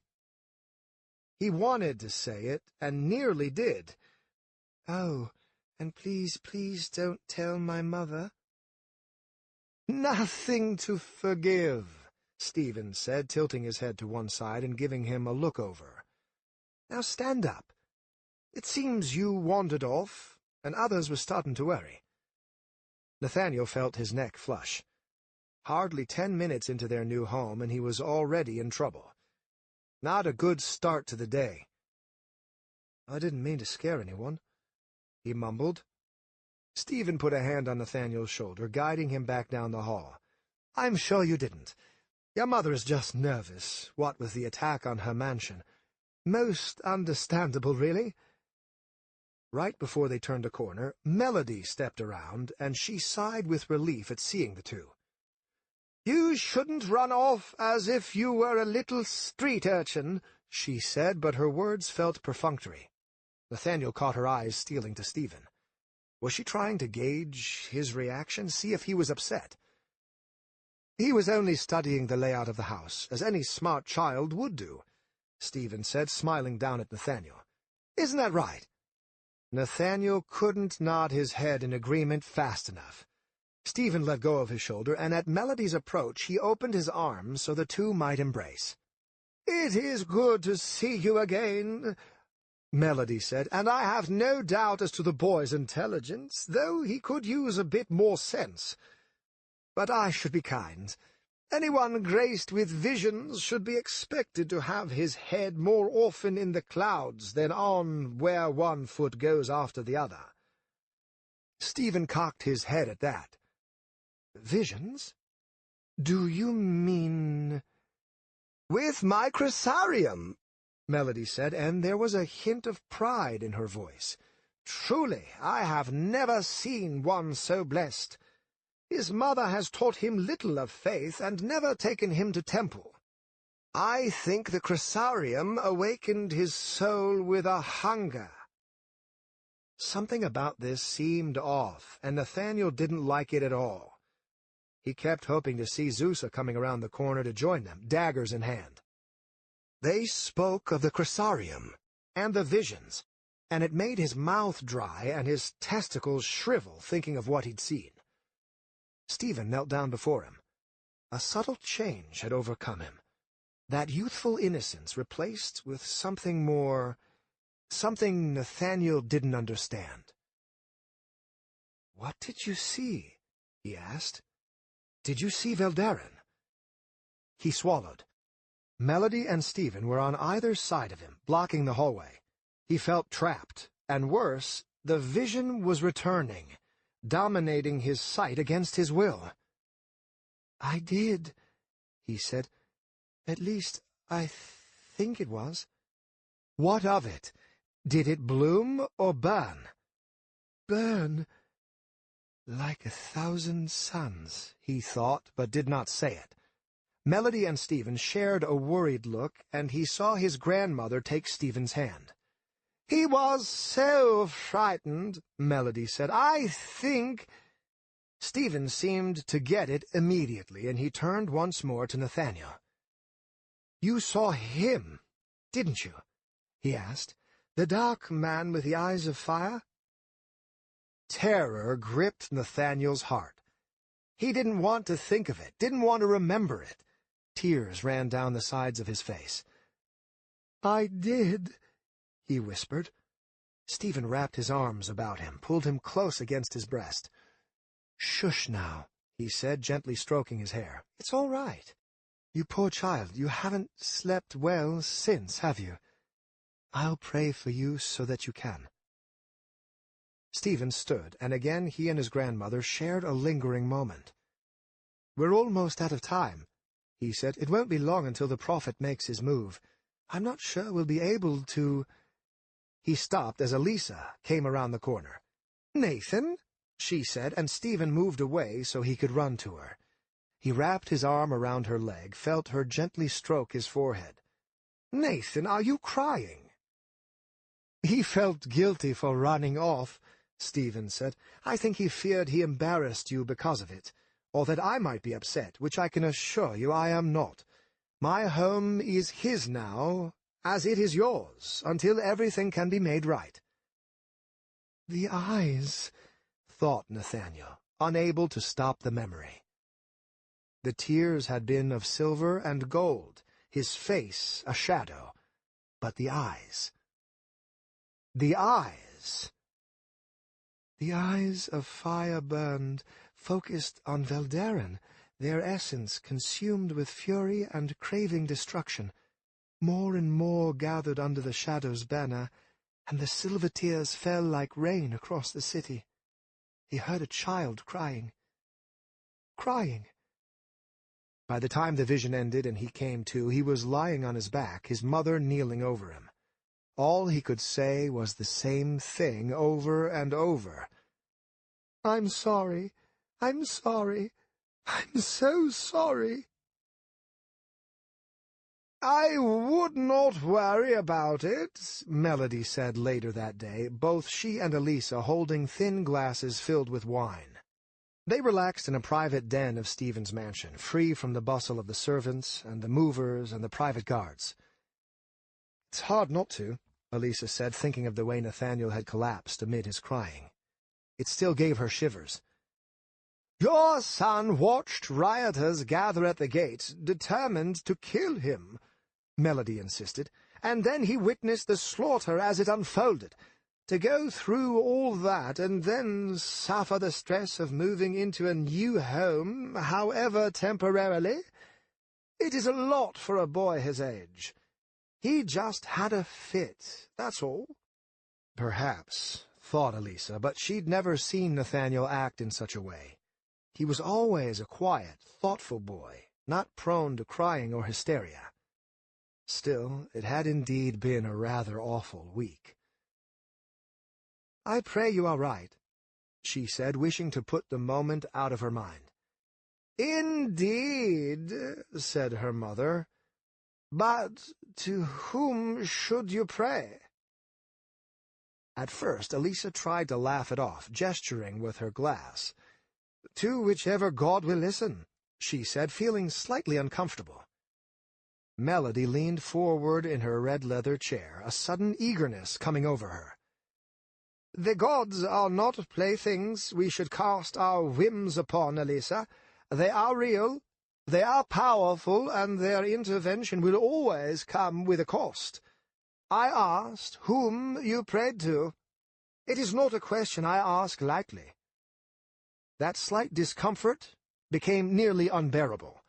Elisa focused on her drink, preferring that to the wide-eyed look of her mother. The gods. What did Elisa know of the gods? Nothing. Well, perhaps nothing. "I do not pray to either of the brother gods," she said. "I know not enough of Asher for it to be honest or wise. As for Karak," she shook her head, "I do know of him. I've heard enough stories of his servants to last a lifetime." "Stories?" asked Melody, leaning back in her chair. "What stories? From whom?" "Zusa once served in the temple," Elisa said. "For daring to sleep with another man, she was stripped naked, beaten, and forced into servitude. Many years ago, when I first met her, we were also chased by a man in dark plate mail, one of Karak's paladins. He would have dragged me back to Veldaren, to a dungeon or to my death, I do not know. Zusa protected me from him, saved me from such a fate." "What you know of Karak is twisted," Melody said, shaking her head.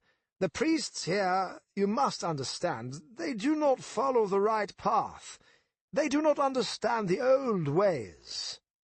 "And I don't care," Elisa said, finally setting down her drink and looking her mother in the eye. "If you want me to pray to Karak, then you will be sorely disappointed. Pray to him yourself. In Zusa I have seen all I need to see of the perverse ugliness at the heart of your lion god." Melody looked away, then rose from her chair. "Forgive me," she said. "It is a bad time to discuss such things, and I am a poor vessel in my attempts." "You're forgiven," Elisa said, but she had to force out the words. For some reason she felt absolutely furious. "I'll go see if our things are unpacked," her mother said, heading for the door. "Mother," Elisa said, stopping her before she could leave. "Never bring this up to me again." "You're a grown woman," Melody said. "I understand." "Nathaniel, too." Melody winced, as if someone had pinched her neck. "Of course. He is your son to raise." She left, the door shutting hard behind her. Elisa looked to the door, to her glass, and then, on an impulse, flung it into the fire. The shattering of the glass did little to improve her mood, sadly. Slowly she rubbed her temples, wishing she could erase all of the past 2 weeks, wishing she could go back to her simple life of her and Nathaniel, slowly growing older together as she prepared him to succeed her. Why did everything have to change, and so fast? When someone knocked on the door, she wanted to yell for them to leave her be, but better manners prevailed. "Yes?" she asked. The door crept open, revealing Terence Gemling's ashen face. "My lady," he said, "there's something I must talk to you about." "Then come in and talk," she told him. "It seems today is a day for me to listen to awkward talks." Terence clearly didn't understand, but he stepped inside, closed the door behind him, and then stood there. Elisa gave him a look, then gestured to the chair before him. "Sit," she said. "You'll just get on my nerves if you hover there by the door. Or must you prepare yourself for a fast retreat?" She was trying to calm him down, but instead it seemed to make him all the more nervous. He started to talk, stammered, then stopped so he could sit down in the chair. Taking a deep breath, he put his hands to his face and slowly exhaled. Elisa could hardly believe what she was seeing. He looked ready to cry. He was a bright man, and good with numbers, but before her was a shocking reminder of just how young he was. "Terence," she asked, "what is it? What's wrong?" "I take full responsibility for this," he blurted. "If you wish, I'll go right now to the king and demand all punishments to be on my head." Zeus's warning echoed in Elisa's mind, and immediately she knew what it was that bothered him. "What did you do?" she asked quietly. He was crying fully now, and that made it difficult to understand him. "My father's always insisted it was never a concern, and countless other lords get away with it. The gold we mint at our mines in Tynum, and the taxes we're to pay on it, the numbers of what we've minted I've always kept low by depositing portions of it in John Gandrum's treasury in Fellwood on the wagon's trips south." Elisa felt a chill spread through her chest. "I take it the coin is later sent to us by John under the guise of something else?" she asked. Terence meekly nodded. "Gifts or payments for materials he never receives," the young man said. Terence hung his head as if preparing himself for the executioner's axe, which, in truth, wasn't far off. Elisa wanted to reprimand him, but that had come later. He was a good man, and she'd trusted him for years now to manage her wealth. Compared to her previous adviser, Bertram, he was a genius. Plus, Bertram had attempted to stab Elisa to death, whereas Terence worshipped the ground she walked on. It was her own fault for not keeping a closer eye on things. She had very little doubt that what Terence described was done by hundreds of others. Only hundreds of others didn't have a madman with an agenda poring over their every transaction page by page. "Will Henris discover this?" she asked. Terence shrugged his shoulders. "I don't know. I've always kept a second set of books with the real amounts, and when Henris first arrived I kept him distracted, then destroyed the other books that night. But there's still the shipping records from John's castle. Henris is staying with Victor now, and those records are with him. Oh, I've disguised the gold as best I could on them, but if Henris looks closely—" His voice trailed off. Elisa swallowed, and despite the bitter irony, she said it anyway. "Then we'll have to pray he doesn't take a closer look, won't we?" Chapter 21. Haern woke to the sound of scraping steel. He bolted upward in his bed and immediately regretted it. A moment of vertigo doubled him over, and he coughed and heaved as his insides twisted. Beside him, Brugh sat up in his chair, dagger and whetstone in hand. "Easy there," Brugh said, reaching over and pushing Haern back down onto the bed. Haern lacked the strength to resist, and he slowed his breathing so his heartbeat might return to normal. "Where's Delicia?" Haern asked. Brugh lifted an eyebrow at him and let out a grunt.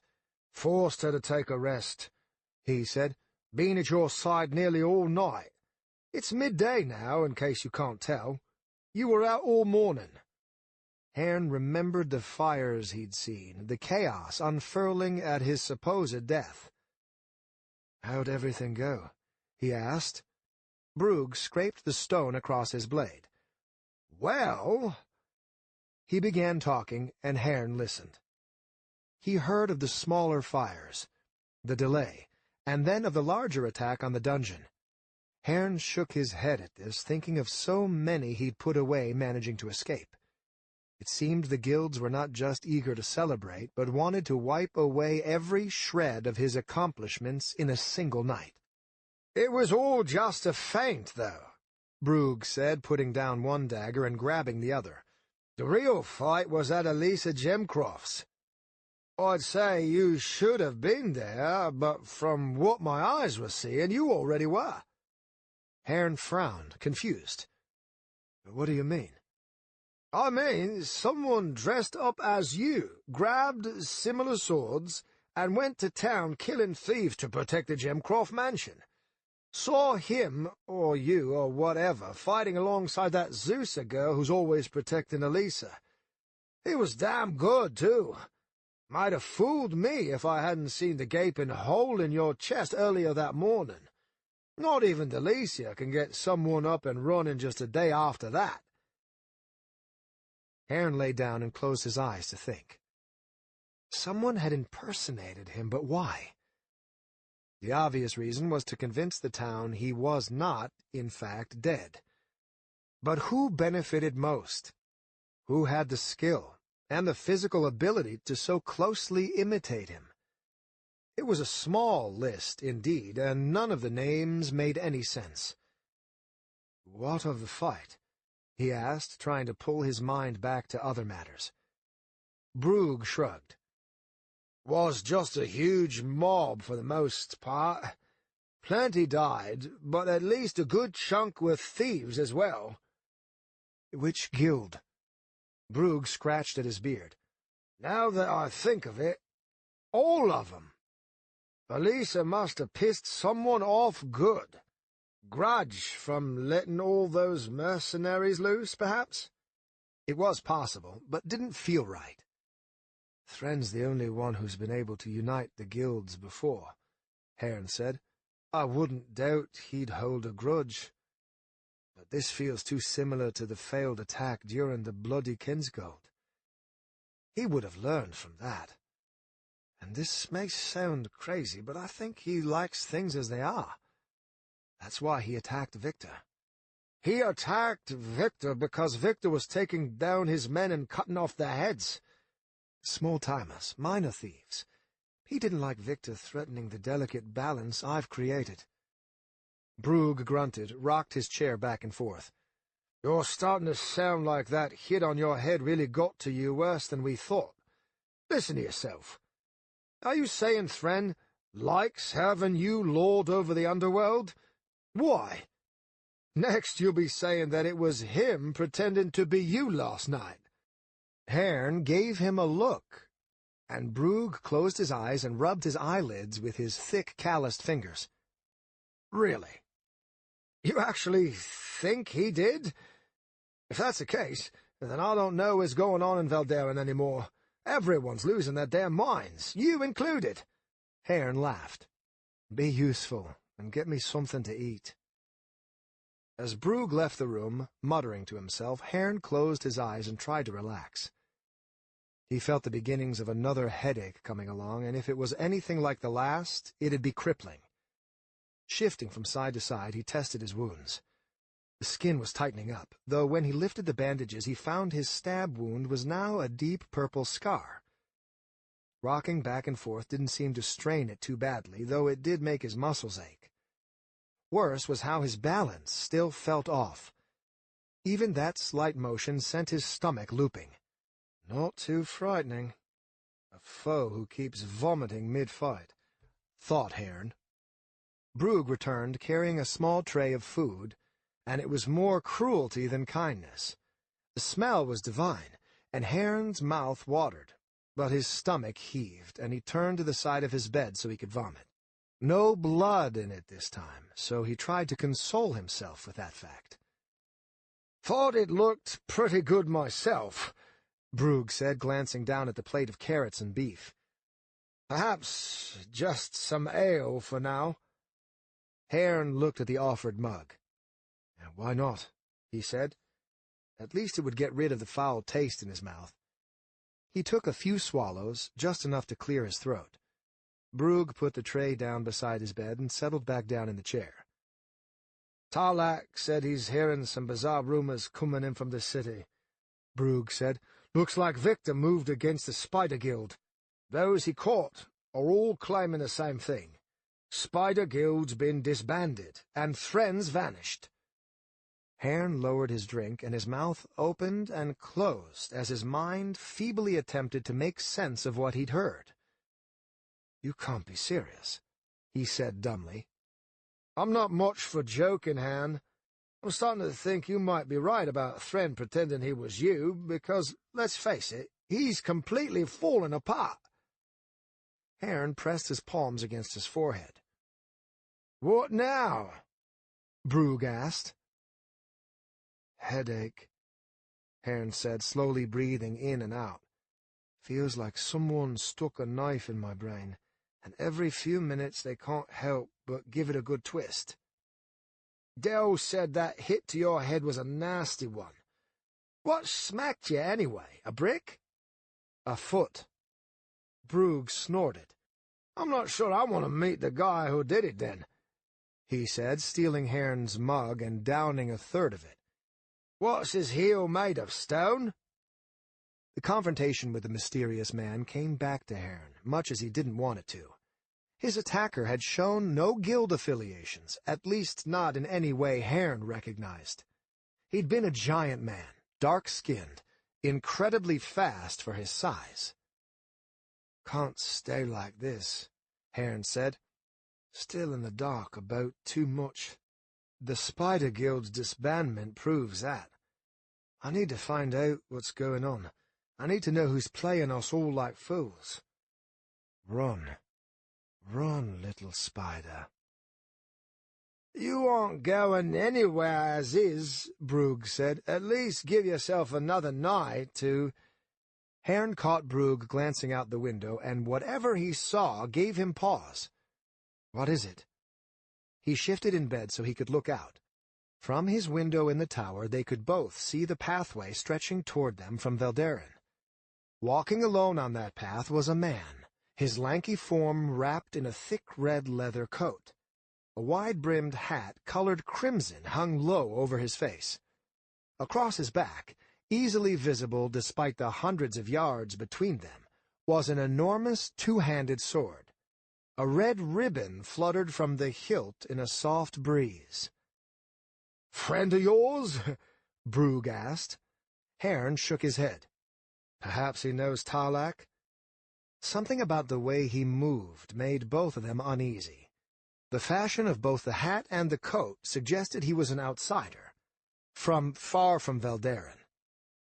Brugh fetched his daggers, then moved to the door. "Stay here," he said. "I'll find out what's going on."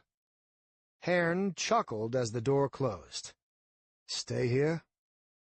He pushed himself out of bed, clutching the wall to keep his balance. Vertigo came over him a second time, but he fought through it. He'd been trained better than this, he thought, taught to overpower far greater. His father had supplied him with tutors, teachers, masters of both mind and body. So what if a man the size of an ox had nearly caved in his skull? He was still stronger. All that determination still felt small compared to the pain in his temples, and it did nothing to reduce the obnoxious white glare that seemed to come off everything.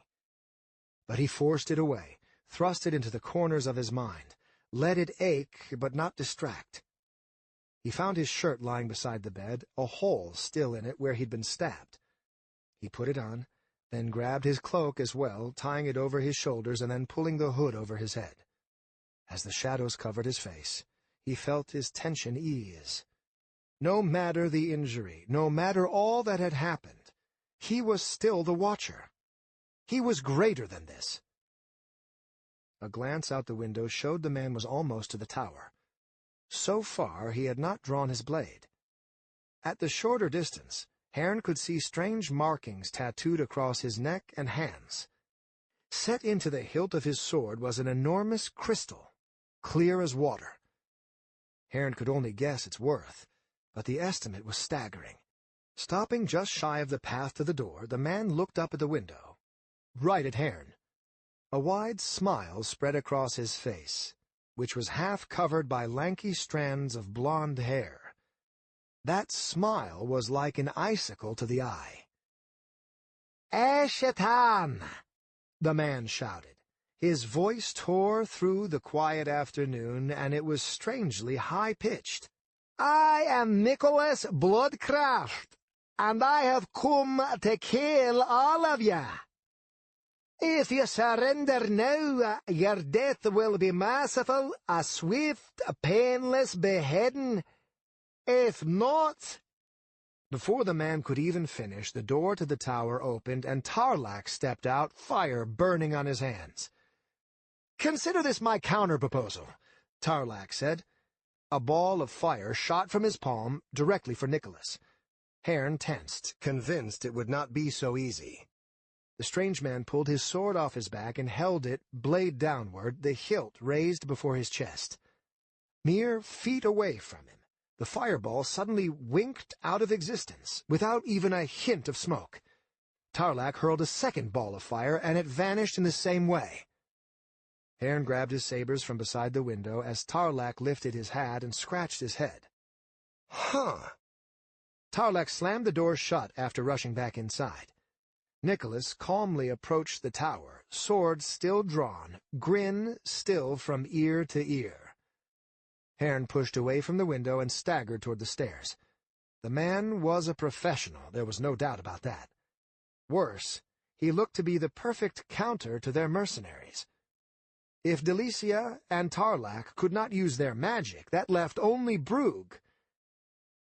Haern shoved his door open, pausing a moment to tighten the bandages about his chest. No, Brugh would not be able to handle someone of that skill. His talents lay in smithing, not combat. Haern had to get down there. He had to hurry. Step after step, each one jolting him with pain. The sabers in his hands shook, and he felt sweat start to cover the leather of the hilts. Had to hurry. Had to be stronger. The door smashed open as Haern reached the bottom step. Nicholas's massive sword cleaved it in two, a feat that should have been impossible. Besides the enchantments Tarlac had placed upon it, the wood itself was incredibly thick. But Haern's mind's feeble protests changed nothing as the man stepped inside, red coat billowing as dusty air poured into the tower. Brugh stood guard opposite him, Tarlac and Delicia behind. "You're not welcome here," Brugh said, clanging his two punch-daggers together. He wore his plate mail, though Haern wondered how useful it'd be against a blade that could chop an oak door in half. "Least he was polite enough to knock," Tarlac said, ice swirling in his palm. Nicholas lifted his sword with a single hand and pointed it at the three. "Last chance," he said. "Not that I mind the gore, or a good fight, but this won't be any competition, won't be any fun. Kneel down, offer me your necks, and you'll die easy." Haern saw more tattoos on his hand, swirling lines like arcane runes. They shone a soft blue, pulsing along with the man's heartbeat. Everything about Nicholas screamed danger, but those runes told Haern to expect more than the humanly possible from his opponent. Well, that and the split door. "The only one dying today is you," Brugh said, stomping his feet. "Just try it. Come on! Come on!" Haern slipped farther into the room, hugging the wall. Brugh was trying to be a distraction, he knew, doing everything he could to hide Haern's approach. Just a few feet closer, and he could lunge. Nicholas whirled, and his sword stretched out, the tip aimed for Haern's throat. "And you," he said, "shouldn't you be dead?" Brugh leaped forward, bellowing.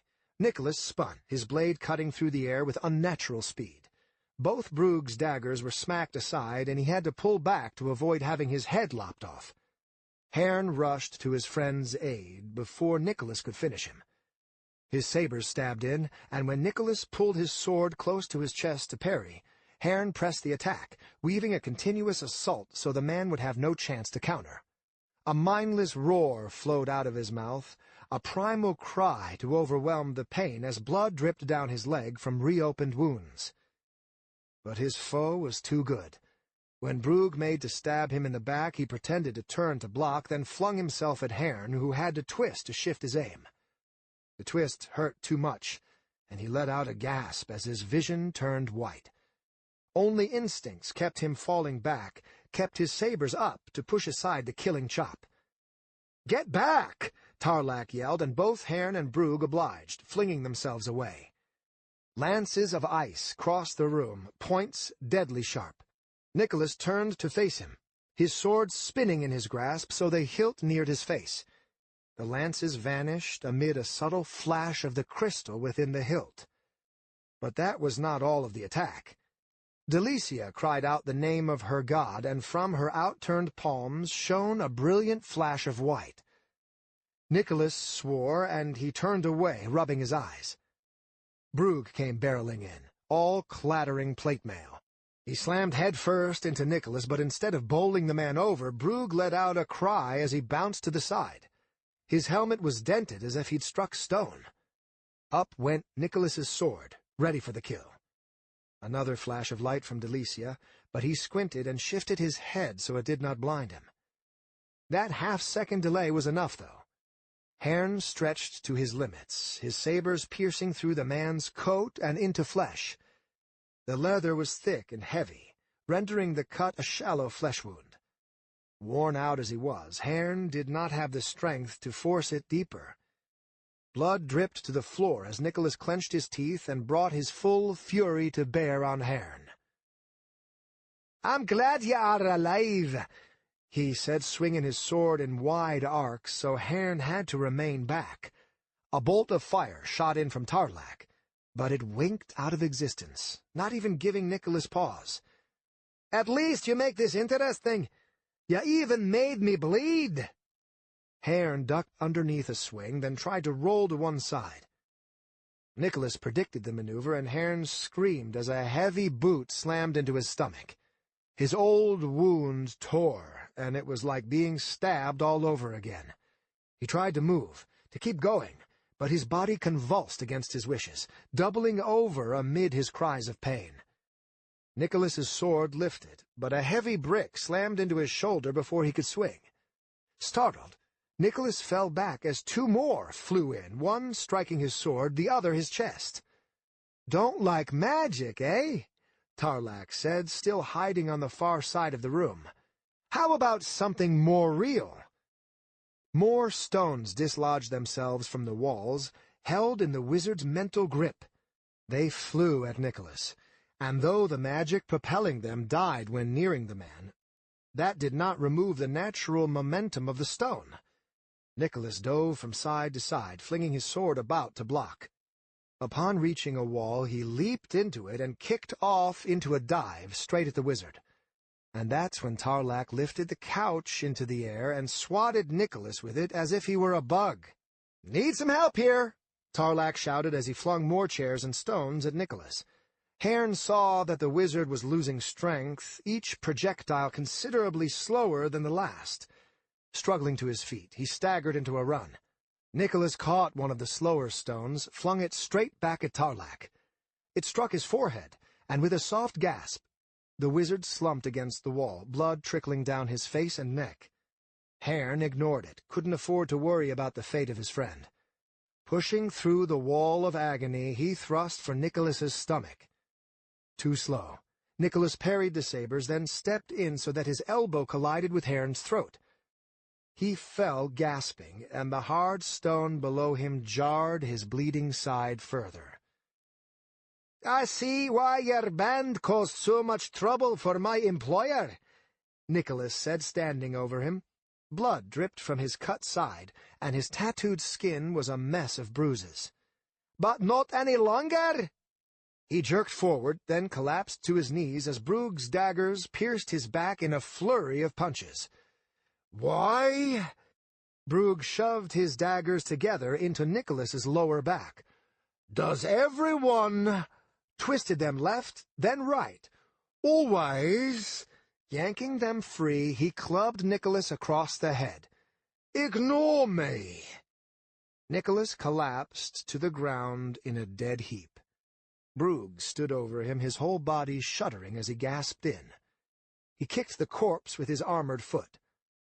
"Stupid bastard," grumbled Brugh. Haern laughed where he lay, despite the pain it caused. Delicia was soon there, holy light shining on her hands. "You're an angel, Del," Haern said, nearly delirious from the pain. "I'm all right," Tarlac said, staggering to his feet, having to hold on to an upended couch beside him to stay balanced. With glazed eyes, he looked about the room, the overturned bookshelves, the broken couches, then grunted. "We need a new door." "Who was that?" Delicia asked as healing light poured into Haern's wounds. Haern did his best to relax, and he let his sabers go limp in his hands. "Nicholas Bloodcraft," Haern mumbled. "He said it pretty clearly." "You know that's not what I meant." "But that's all that matters," Tarlac said, walking unsteadily about his tower, inspecting the damage both he and Nicholas had caused. "The Bloodcrafts are a fabled bunch of mercenaries from Mordena. They're ruthless, powerful, and apparently have terrible taste in fashion." "You mean there's more than one like him?" Brugh asked, giving the corpse another kick for good measure. Delicia kissed Haern on the cheek, then went to her brother. When she tried to inspect the growing bruise on his forehead, he gently pushed her away. "I'll be fine," he said. "And yeah, there's more than one. If what I've heard is true, there's always 5. Haern scooted until he could sit with his back against a wall. Leaning his head against the cold stone, he watched as Tarlac knelt beside the corpse and inspected the sword. With a frown, he grabbed the crystal in the hilt and carefully twisted it until it broke free. When he lifted it up, Haern saw that it had turned gray. "A damn expensive enchantment," Tarlac said, peering at it. "Banishes all magic in the area, at least until the crystal's thoroughly filled."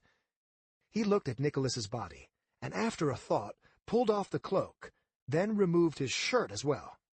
Tattooed all across the body were hundreds of runes, some still shining a soft blue, others faded down to just black ink. Noticing this, Tarlac grunted. "Let's see. Strength, more strength, speed, a few blade enchantments. Here's one for balance." These tattoos were impervious to the effects of the crystal. He banished all magic about him except for his own.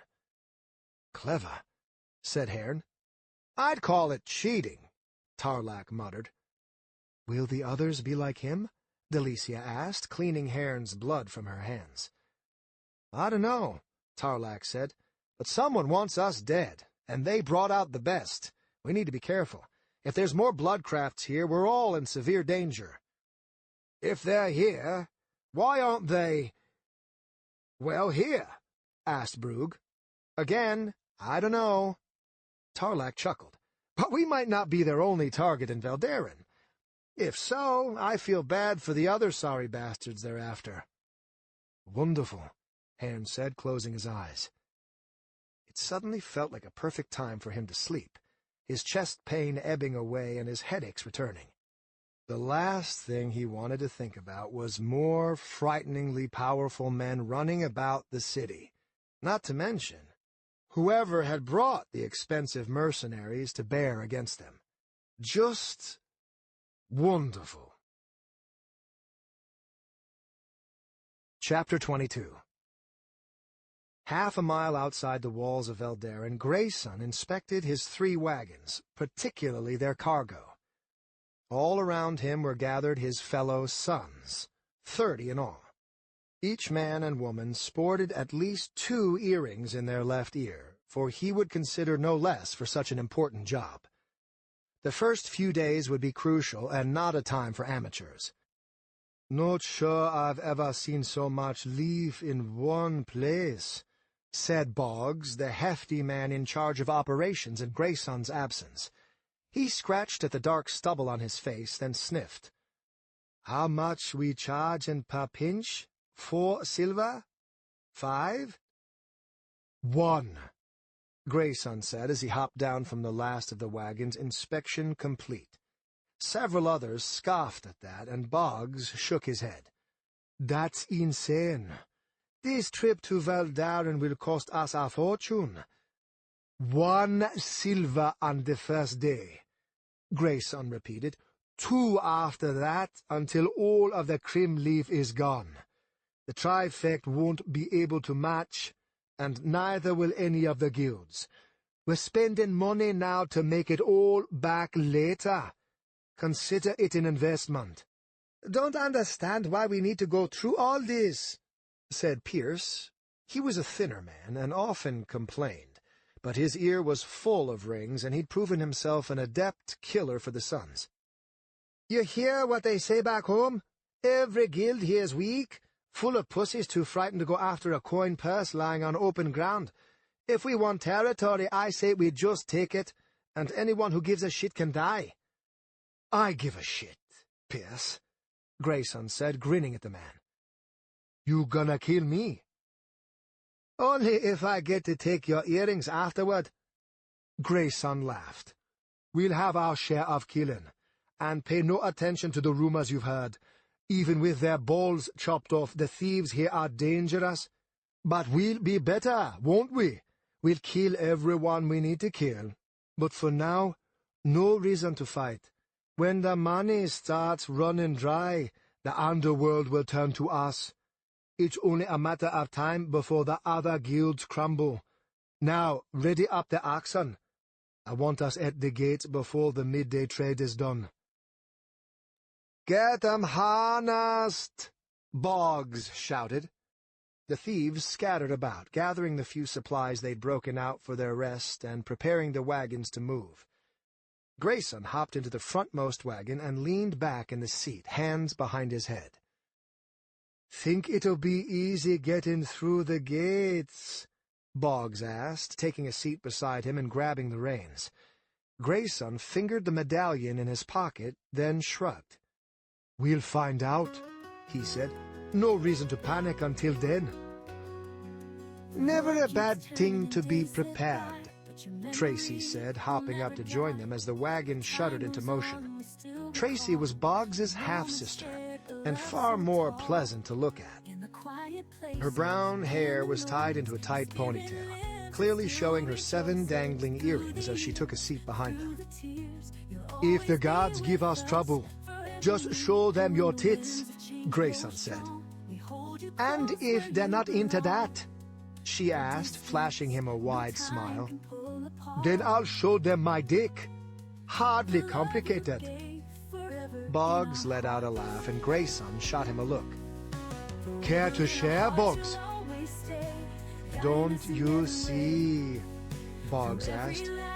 "We're the most dangerous men Veldaren's seen in ages, and they're going to let us through their walls because of some tits and a dick? Don't forget a little help from on high," Grayson said, pulling the medallion from his pocket by its bronze chain. "Just seems shameful," Boggs said. "Shouldn't we be climbing over walls at night or something?"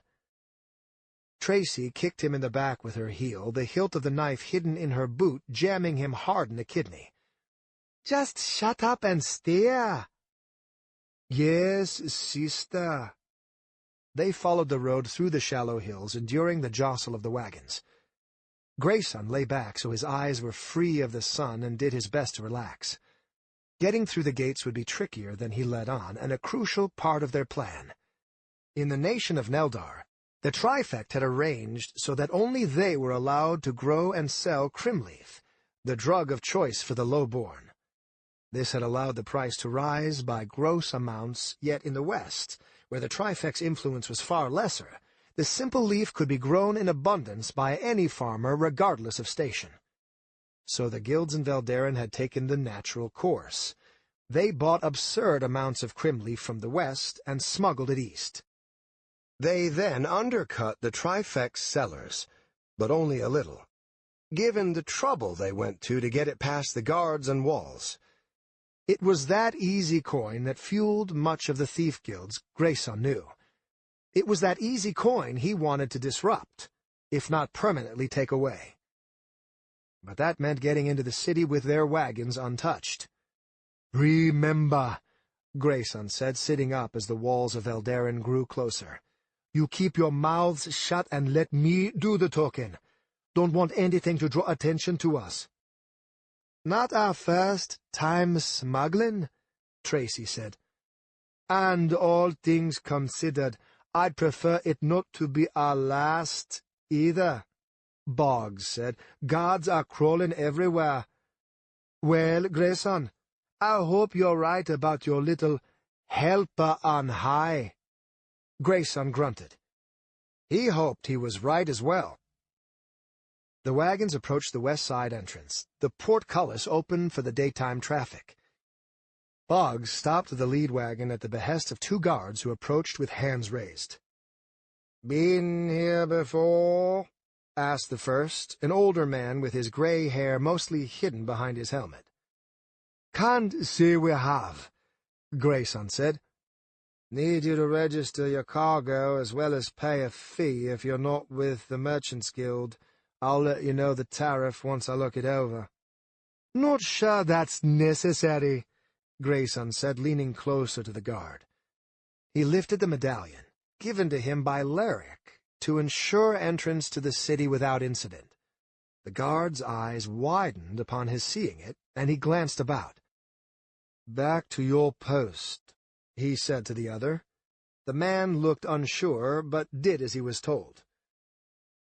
"You're asking a lot," the guard said when they were alone. "We allow the temple to bring in supplies as necessary, but 3 wagons? And you've yet to tell me what you carry." "What I carry is of no concern to you," Grayson said, reaching into his pocket. He'd worried the priests of Karak might not have enough sway to get his men and Crimleaf through. But of course power wasn't the only way to get what one wanted in the world. "This, however," he said, tossing a bag of coins at the guard, who caught it. "I think this is what will most interest you." The guard opened it, saw the gold within. The yellow sparkled in his eyes. Closing it, he pocketed the bag and then nodded. "I'll still need to inspect it," he said. Grayson motioned to the others so they knew to leave him be. The guard climbed into the back of each wagon, giving only cursory glances and not once opening a crate. After the third, he returned to the front. "Your tariff plus merchant fee is 17 silver, he said. "Going rate for such low-quality wheat." "You heard him," Grayson told Boggs. "Pay the man for our wheat." Boggs grumbled, but pulled the demanded coin from his own pocket. That done, the guard waved them through, then went back to his station to hand over the tariff. "So much for your help from on high," Tracy said as the wagons rolled forward. "We're true and untouched," Grayson said. "That we had to grease the wheels a little shouldn't be much of a surprise. Just preferred we used your grease instead of mine," Boggs muttered. "Where to now?" "Head south. I already have a contact there waiting. Once we've claimed the hearts of the city's most poor and desperate and established our territory, we'll worry about moving north." The quality of the road steadily deteriorated as they traveled deeper into the southern district, the neglect apparent with potholes and even gaps where the brick had been covered with long swaths of dirt in half-hearted attempts to smooth out the passage. The wagons slowed, and the jostling increased. Grayson saw Pierce hop out of the second wagon and come running. At first he thought him just tired of the rough ride, but that turned out not to be the case. "We got a tail," he said, walking beside them. "To be expected," Grayson said. "I doubt too many merchants travel this far south. Did you catch which guild?" "I don't know them well enough to say for sure," Pierce said, shaking his head. "Just keep your eyes open," Grayson said, "and don't let them know we see them." Pierce nodded. "They're running along the rooftops," he said. "Watch them if you can." He returned to the second wagon. Grayson leaned back, imitating his relaxed position of earlier. As he did, he looked to the rooftops, trying to see out of the corners of his eyes who shadowed them. "Any of them a threat?" Boggs asked as they shifted to one side to avoid a nasty stretch of mud. "Not really," Grayson said. "Spider guilds in ruins. which just leaves the Ash Guild as any real danger. But if that's who's tailing us, well, they might have a tale of their own soon. They continued until they reached their contact, one of the few merchants still maintaining a presence in the far south of Veldaren. He was an overweight man, sweaty, and with his shirt overstuffed with his own fat. "Afternoon, Billick," Grayson said as they stopped the wagons in front of his shop. "I assume no guards followed you?" Billick asked, furtive eyes bouncing among the wagons. "Guards?" Grayson asked, hopping down from his seat at the front. "No, guards are the least of our problems, my friend. Where can we store our merchandise?" "Space for everything," Billick said, gesturing toward the open door to his shop. "Carry it in, and put it in the back room." "You heard him!" Grayson roared, amused at how the fat man jumped at the volume of his voice. One by one the wagons were unloaded, his sons lugging the crates into their place of storage for their time in Veldaren. "I won't be handling any of it," Billick said as he watched. "You know that, right? Don't tell me what it is, and don't make me sell it. I'll let you get it in, and I'll let any of you sons get it out. Just make sure the pay is on time." "Good man," Grayson said, smirking at him. "So brave, so noble. You'll get your pay. Just keep an eye on our wares.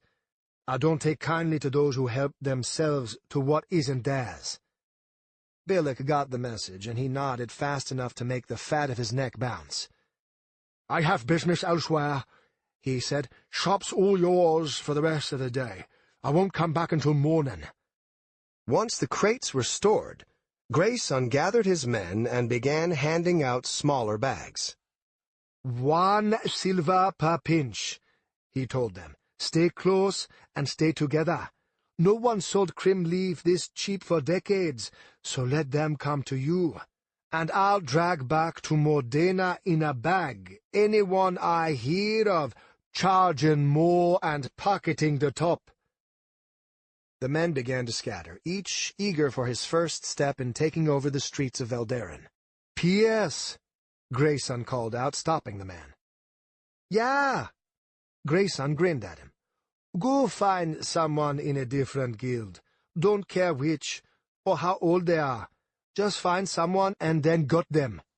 I want to send a message that we aren't to be messed with, understood? So make it brutal."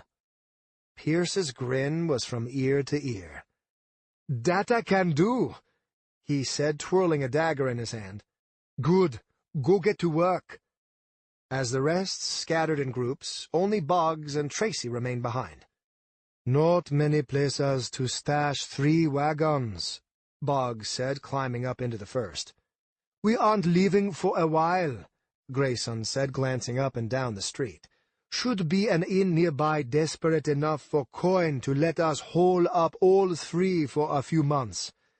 At worst, we can sell them at market." "Come on, lovely sister," Boggs said as Tracy climbed up to join him. "Let us find some clean, comfortable beds for our companions." Tracy snickered. "So not too much lice in them, then?" Before they could move out, the back 2 wheels of the wagon exploded, and with a loud bang, the wood hit the ground. The oxen jostled, startled, but Boggs kept them calm. "The fuck?" Boggs asked, looking back. Tracy hopped down to take a look, but Grayson could already tell what had happened. Smoke rose from a magical fire that burned out into nothing. Grayson drew his swords as a man in a gray cloth mask approached from down the street. Ash swirled about his face, hiding his dark features. Grayson recognized him from the failed attack on Elisa's mansion. He gripped his swords tighter. "Grayson!" Tracy said, also seeing him, but Grayson raised a hand, gesturing for her to remain calm. "Well, now," Grayson said, approaching the intruder in a way that positioned him nearer to the first wagon, and therefore cover. "This is a surprise." "Perhaps," said Death Mask. But your arrival isn't. I've been expecting one of the guilds from Modena to arrive for years. Honestly, your delay proved irritating." Grayson let out a laugh. "No more than your interference. What is it you want? If you're here to protect your territory, you might as well give up now. Our money, leaf and coin are pouring in from Modena like a flood. You won't stop us." "I've stopped you twice already," Deathmask said, crossing his arms. "I stopped you when you sent mobs and thieves after Elisa Jemkhov's mansion. Or have you already forgotten the fun my guild had on that night?" Of course Grayson hadn't, but he kept his smile going, kept hoping whatever conflict he faced he could resolve without a fight. "You were an inconvenience, nothing more," Grayson said, "but I only count one time you've stopped us." The strange wizard gestured to the broken wagon. "I consider that number 2. But the biggest one that matters is number 3. But I don't mean to stop you. Not unless I must. Your Sun Guild may think it can move into Veldaren easily, but they'll encounter resistance soon enough, and not just from me. The guilds won't go down quietly, not unless things change, not unless you have my help." "I can't decide if you underestimate us or overestimate your own worth," Grayson said. "Speak plainly, wizard." "I am no wizard," Deathmask said, and Grayson was surprised to see the anger glowing in those mismatched eyes. "And my offer is plain enough, even for you. Let me help your guild take over the city, every single brick and stone.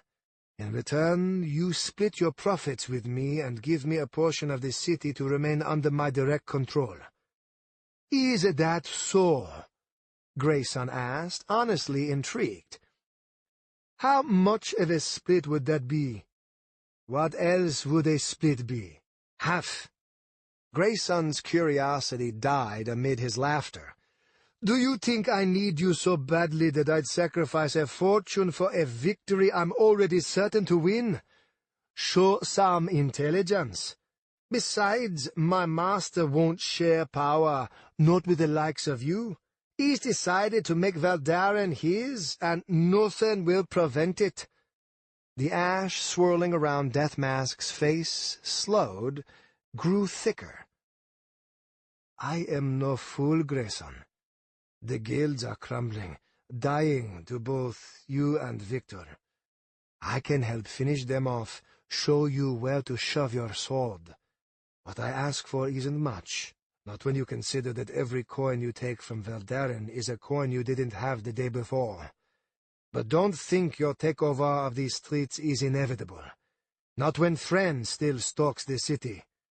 Not while I'm still alive." "Well," Grayson said, "I guess we should take care of that, shouldn't we?" Fire was already surrounding Deathmask's hands before Grayson rolled to the side, using the wagon as cover. The expected attack from the wizard came, a burst of fire that consumed where he'd stood. It was slow, though, and more flash than heat. He was being played with, Grayson realized, as he leaned his back against the wagon. "Doesn't have to go like this," Deathmask said, his voice drawing nearer. "We could be partners and work together." "Bullshit!" Grayson shouted, his mind elsewhere. Tracy had rolled from the wagon to the door of the shop, hidden from Deathmask's view. Boggs crouched just above Grayson within the broken wagon. Grayson held up 3 fingers to Tracy, counting them down. At 1, they leaped out, but Deathmask was no longer alone. Men, twins by the looks of it, stood before him, each holding a pair of daggers. Grayson slid, and he swung his arm to knock Tracy down as well. 4 daggers sailed above them, hitting nothing. "Back!" Grayson said as he turned and ran, sheathing a sword so he could grab Tracy by the arm. No spells gave chase like he thought. Instead, with a few words from Deathmask, his wagons caught fire one by one, burning as if doused with barrels of lantern fuel. Tracy let out a cry for her brother, but amid the smoke Grayson could not tell if he escaped or not. They ran for the door, but instead of their finding safety in the shop, a woman with a wicked scar across her right eye blocked the way in, bearing the colors of the Ash Guild. She held a dagger in her hand, and it glowed with purple fire. "Running away?" she asked. "Hardly fits your reputation, Grayson." "I think it does," Deathmask said, calmly walking toward them. Ash circled his head faster and faster, his smile hidden behind cloth, yet clearly visible in his eyes. "Arrogance, short-sightedness, Sun Guild, through and through. The four of us have held our territory for years against old challengers, Grayson. Yet you think to brush us aside like children?" Boggs fell from the back of the nearest wagon, coughing and hacking. Tracy tensed, and Grayson could tell she wanted to go to him. His hands and face were black from the ash, but his burns didn't seem too severe. Far more worrisome were the twins, who hurried to his location. "Still breathing," said the first. "Just barely," said the second. Deathmask stepped closer and closer. Grayson could almost reach him with a lunge, but the man looked unafraid, as if he actually believed he was the dread ghoul he appeared to be. The scarred woman seemed far more tense, and she kept her dagger at the ready. "Don't you dare lay a finger on him," Grayson said to the twins. "Or what?" they asked in unison. In answer, Grayson flung himself at the woman, catching her across the face with his fist. As she fell back, he tried to stab, but she was faster than he expected. Instead of fleeing farther, she dove to the ground, narrowly avoiding the downward thrust that should have skewered her. Continuing, she joined the twins, who stepped before her protectively. The woman fumed, but Deathmask only chuckled. "How is the burned friend of theirs?" he asked as Grayson and Tracy stood there, still tense. They could flee into the shop, but that way was a dead end. If they wanted to escape, it had to be through the streets. Grayson had fought spellcasters before, and he knew he'd be pressing his luck trying to avoid their attacks in open space for any length of time. "He looks like he's seen better days," the woman said, lifting Boggs up with both hands, her dagger pressed against his chest. Boggs let out a gasp at her touch. "A shame," said Deathmask. "Veliana, if you'd so kindly put him out of his misery." The woman was only too happy to oblige. Before Grayson could think of what to do, Veliana pulled her dagger back, spun it, and jammed it through Boggs's throat. Tracy let out a choked cry, part horror, part fury. Veliana dumped the body on the street, retrieved her dagger, and then burned away the blood with more purple fire. The twins shifted apart, just outside sword reach, blocking off the other side of the street. Only the shop remained, and for some reason Grayson felt he was being herded inside. "All that smoke will be attracting attention soon," Deathmask said, still maddeningly calm. Glancing behind him, Grayson realized most of his merchandise was still inside the shop. If he was trapped inside and the Ash Guild summoned the city guard, then they'd be out their lives and their coin. Worse, their guild's intentions would be revealed to the king's men. Deathmask didn't want to just kill Grayson. He wanted to humiliate him and make life far more difficult for the rest of the Sun Guild should they attempt to move in on the city. "You bastard!" Tracy said, tears in her eyes. "I'll kill ya, I promise it." "Shouldn't make promises you won't keep," Veliana said. "Last chance," Deathmask said. "Partners, or the executioner's axe. Your choice." "Tracy," Grayson said as movement across the rooftops caught his eye. "You do exactly as I say, you understand?" She nodded. Lowering his swords, Grayson stood to his full height, delaying as long as possible. He had to time it just right, just when the attack hit.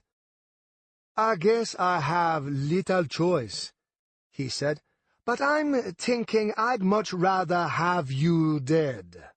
Spinning about, he leaped into the door of the shop, smashing it open with his shoulder. Tracy followed without hesitation. Barging in, they flung themselves to the side, avoiding another barrage of daggers. Grayson rolled onto his back, swords up to fend off an attack that didn't come. Explosions of fire rocked the street, and they weren't from Deathmask. Shrapnel from the wagons clacked against the side of the shop, and a long plank shattered a window.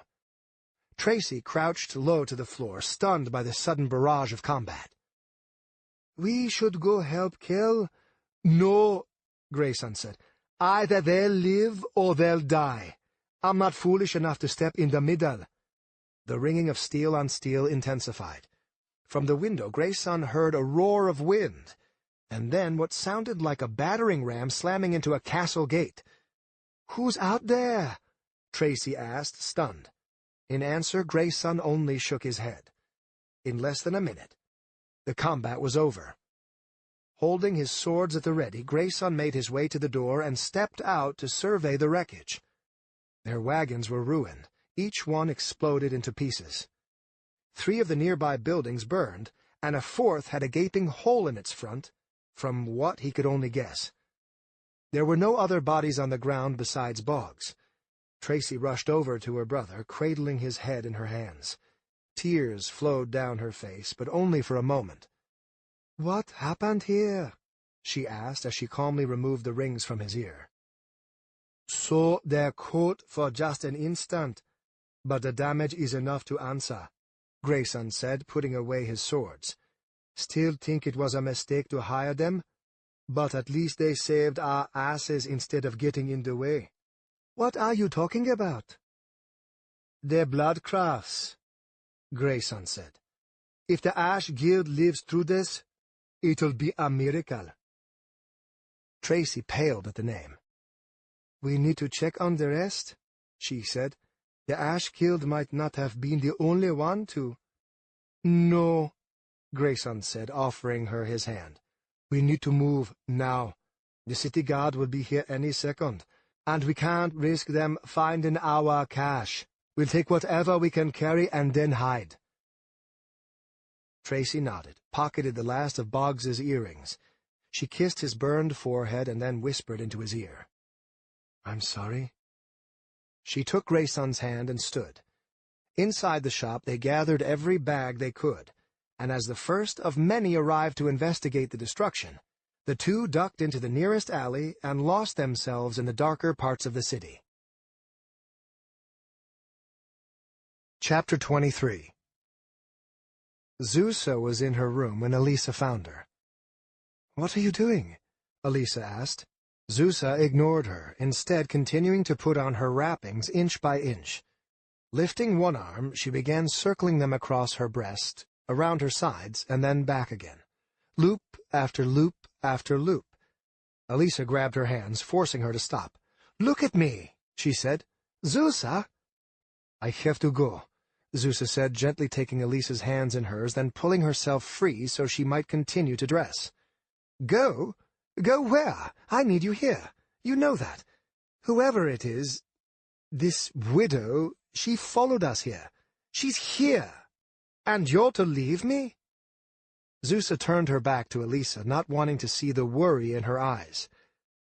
It was dark now, but in the waning hours of daylight they'd found another body, this one dumped against the walls of the Connington estate, a crossbow bolt still stuck in her chest. It had been one of the servants left behind to care for Elisa's mansion while it was repaired. Her eyes had been removed, coins replacing them. The rhyme had mocked Elisa directly yet again. "Tongue of gold, eyes of silver, run, run, Gemcroft whore, from the widow's quiver." Stephen had sent the guards into a frenzy of searching, furious that such a thing had been done without their noticing. Zusa, though, had only stared as the walls closed in around her. She'd calmly walked to her room, stripped naked, sharpened her daggers, and then begun to dress. "I only do what I must," Zusa said.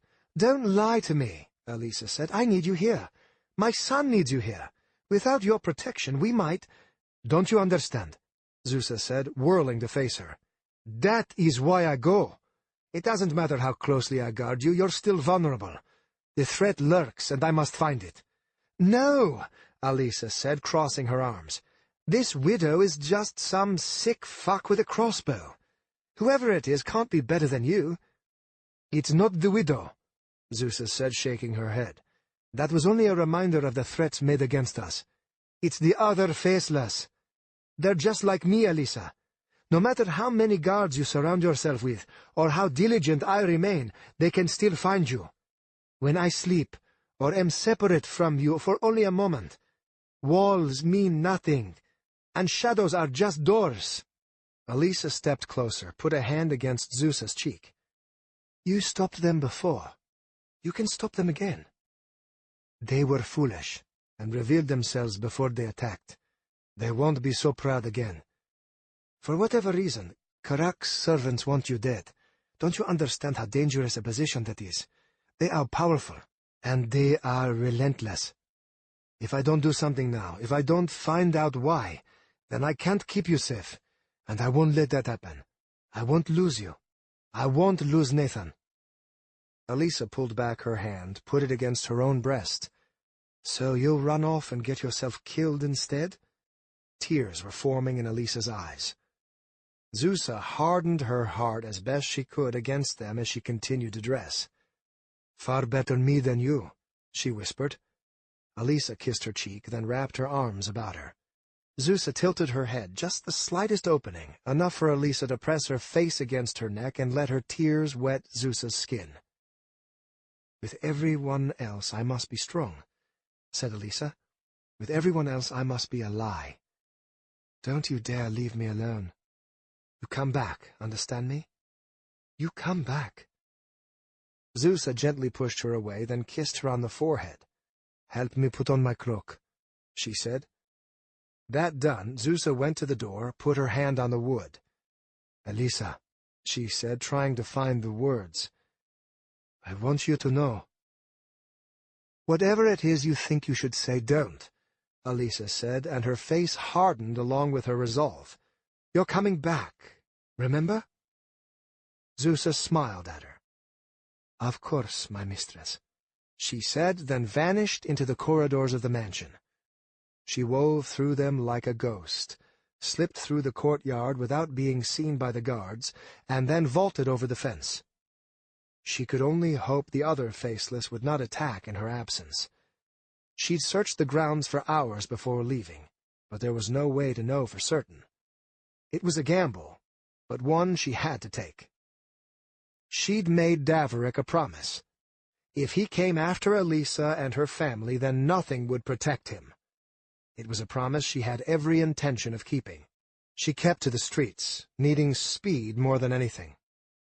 Her strike had to come before the temple decided to act again. The mob had failed to accomplish its goal, and her daggers had protected Alisa from the faceless. 2 failures. It would be too much to expect a third. Zusa slowed as she neared the temple. To most, it would have appeared to be a large, well-furnished private mansion, but those who knew how to look, who had bent the knee to Karak, saw differently.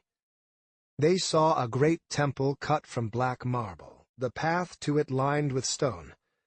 Statues of lions roared from atop various pillars, their teeth sharp, their eyes always watching. Zusa remembered her final day within it, the day she'd been stripped and banished. The faceless, unworthy of Karak's presence, were boarded elsewhere. Zusa had been tempted to seek out the faceless where they slept, but they were just puppets, not the real threat. Even with their deaths, more would come. Priests, perhaps, or dark paladins. She had to find the reason for Karak's ire, and see if she could somehow diffuse it. With a running leap, she sailed over the fence. Drawing her daggers in mid-air, she landed with a quiet whisper of bending grass and sliding dirt. In the silence of the night, she let out a single prayer, a soft blasphemy against the temple she was about to enter. "I have seen no love from you, Asher," she breathed, "but I ask for it now. Help me kill him. Help me save my family." The wind blew, and she took that for her answer. Like an uncoiling serpent she moved, a sudden burst without pause or doubt. She knew the layout of the temple, knew where there'd be guards, priests, young disciples, and serving women. They would not have changed a thing over the 10 years she'd been gone, she knew. Karak was not fond of change, especially when it came to his most devout followers. Her feet barely touched the grass as she ran, gathering momentum. It was suicide, she knew, to attack the temple head-on, even at night, with her prey unprepared. Suicide. Her grin spread. At full speed she leaped, feet first, toward the door of the temple. The entryway was dark, with nothing but the stars to give it light. Eyes closed, she focused, thought of the inner chambers. They'd be lit with torches, but not the door, deep in the entryway. Her feet did not touch wood, but passed right on through. She emerged on the other side, and her daggers lashed out, cutting the necks of 2 guards positioned inside. As they fell behind her, she landed on the soft carpet and tucked into a roll to preserve her momentum. Pulling out, she raced between the pews, toward the great statue of Karak at the end of the gathering hall. It was that altar they'd bled Davrik upon. She felt an impulse to kneel before the imposing statue that towered so greatly above her, but she fought it down. That wasn't her god anymore. To the left was a door into the greater complex, where the priests slept. It was there she'd find Davrik's room, and with any luck she'd get the answers she needed. Upon reaching the door, she slammed into it with her shoulders, blasting it inward. Entering a hallway, she lunged, extending her body to its fullest as a priest turned from his seat beneath a flickering torch, an old tome in his lap. The words of a spell were on his lips as the tip of her dagger pierced his throat, silencing him. Her shoulder absorbed the impact of her landing, and then she rolled past, pulling her dagger free along the way. Blood gushed across the carpet. So far, so good, but Zusa knew she'd been lucky. The slightest cry of warning and everything would become much, much harder. Still running, she passed silently through the hall, her cloak a ghost of cloth following after. She tried to think of where Davrik might be staying. There had been no man teaching them last time. Instead, a fellow faceless, Eliora, had been their trainer and spiritual leader. That meant Davrik would have no official room prepared for him, such as there was for the high priest. At an intersection, she peered around the corner, looking left and right. She caught sight of a man changing candles as he moved down the hall. She waited until his back was to her before approaching. Her left arm pressed against his mouth, the other shoving a dagger through his back and into his heart. As he shuddered, she let him drop, then glanced about. Too many rooms. She couldn't just open doors at random. Where would Davrik be? He was new there, she decided, little more than a guest. And guests were given a specific place, the rooms far more ornate, the intricate paintings exaggerating the power and importance of the priesthood. Urging herself on, she glanced back, wondering how long until somebody found the body. Not long. She had to move faster. At the guest room, she stopped and pressed her ear to the door. She heard no movement, no sign of life within. But it was dark, and Davrik would most likely be asleep. Gently, she grabbed the doorknob and started to twist. The door was flung open with explosive force, knocking her backward. As she hit the opposite wall, she rolled, narrowly avoiding a kick from a faceless woman. Zeus's daggers flashed out, parrying stabs, and then she was running down the hall back toward the entrance. Curses screamed in her mind. When another faceless stepped in her way, shadows curling off her body like smoke, Zeusa knew this for what it was. A trap laid out just for her. "You won't stop me!" she cried, leaping at her foe. They collided in a mess of limbs and daggers, lashing and stabbing, neither able to score a solid blow. Pulling herself free, Zeusa dropped to her back, flattening beneath a hurled dagger from the other. Hoping to gain some distance, she ran again, but doors started opening, and she heard the deep thrumming of a bell located in the bowels of the temple, alerting all to her presence. One man tried to jump in her way, but she slammed right into him, her knees blasting him to the ground, her daggers ending the spell he'd tried to cast. Another, this one a priestess, remained in her doorway, and at Zeus's passing she hurled a bolt of red lightning. The power arced through Zeus's body, and she screamed her agony away. The spell slowed her movement, and a foot swept beneath her. Falling, she raised her daggers, just barely blocking Ezra's downward strike. Pushing her away, she rolled to her knees. A bolt of shadow flew from the hand of another priest rushing to join them from farther ahead. She dodged it, along with his follow-up, but then the priestess caught her with a shadow bolt of her own. It slammed into Zeus's body, bruising flesh and sapping her strength. This time Zeusa gave no scream, unable to muster the strength. The two faceless women flanked her, each blocking an entrance, as more and more priests and priestesses gathered. Zeusa kept weaving from side to side, struggling to breathe through the pain. She saw no way out, but it didn't matter. She'd die fighting, and would not die alone. "Attack me, cowards!" she screamed, ignoring the pain it caused.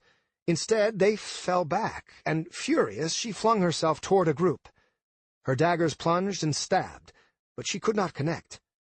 Lightning and shadow swelled against her, forming a wall she could not penetrate. Its very touch jolted her limbs. The faceless women both chose that moment to attack, kicking her with their long legs. One took the air from her lungs, the other connecting with her kidneys. Gasping, Zeusa collapsed to the cold floor, unable to stand. A dagger slipped around her neck and pressed against her throat. "Don't kill her!" With dazed eyes, Zeusa looked up to see Daverick pushing through the crowd. He knelt before her, put a hand against her forehead. Whoever held the dagger backed away. "You poor thing," Daverick said, softly stroking her short hair. "You poor, foolish thing. Take her." Something hard struck the back of her head, and then came darkness. The first thing Zeusa noticed when she came to was the sound of running water. It was constant and close, as if a river ran in the same room. The second was how her hands and legs were bound with chains, the metal on the inside sharp and jagged so that the slightest movement drew blood. "Open your eyes, little doll," whispered a sweet voice. When Zeusa did, she saw an older man standing over her. His face was wrinkled and free of any facial hair. His eyes were a pale blue, and when he smiled his serpent's smile, it was without teeth. He wore the robes of a priest, but instead of black, they were a deep red. "Who are you?" she asked. "Does the little doll not remember me? I am Vrashka. I was there when you were banished, and your little boy beaten. I held the whip." Despite the years, she did indeed remember. More so, she remembered the name of Vrashka, Pelorak's favorite and most ruthless torturer. "I know you," Zeusa said, looking beyond him to take in her surroundings. She was in a small stone cell, poorly lit. The temple's prison, of course. She sat on the floor, her arms and legs manacled to the wall. The only thing she did not recognize or understand was that constant sound of water. Just a sick old man. "It's been a long time," Vrashka said, stepping back and crossing his arms over his chest so he could look down at her. "I have gotten older, yes, I have, little doll. But I have also gotten wiser, too. Do you see this?" He stepped aside, revealing the source of the water. It was a strange sight, as if a stalactite had grown from the stone ceiling. Stretching a foot downward, it stopped, its tip hollow so that water might run out in a constant stream. It fell into a small spiral cut into the floor, causing the water to swirl before dropping into a hole. Going how far down below, Zusa did not know. Perhaps to the depths of the world, perhaps all the way into the abyss where it could trickle on Karak's head. "Am I supposed to be afraid of water?" Zusa asked, hoping to keep him talking. She felt her strength returning, and where she was manacled there were many shadows. The chains would not hold her, not for long. Vrashka chuckled, and the sound made her skin crawl. "You have poor imagination, gal. You do not understand where you are, or what we have. Davrik made this himself. I know what you think, that you will slip into the shadows." He reached into his robe, pulled out one of her daggers, and cast it on the floor mere feet away. "Take it," he said, smiling. "Slip through the shadows. Grab it and cut my throat. You can do that, can't you, little doll?" She smiled back, then pulled in the power, demanded it, stole it with the strength of her soul. Falling backward, she expected the familiar cold feeling, but instead something grabbed her. She felt like a bird trapped in a thunderstorm. Her body became a distant thing, and lost in horror, she watched her vision be pulled toward the swirling water. It was so thin, like a single thread of silk. Before her eyes, it grew larger, larger, and then her whole form was swirling with it, down into the void, a boat doomed in a maelstrom. Colors faded, only the water retaining vibrancy, shining a brighter and brighter blue that made her entire body ache. Panic settled in, and she yearned for her body to pull out from the shadows. And then she was back in her manacles, gasping for air. Vrashka bent down and grabbed her dagger. "Does she understand now?" he asked. "Your magic will not work here, nor that of any priest.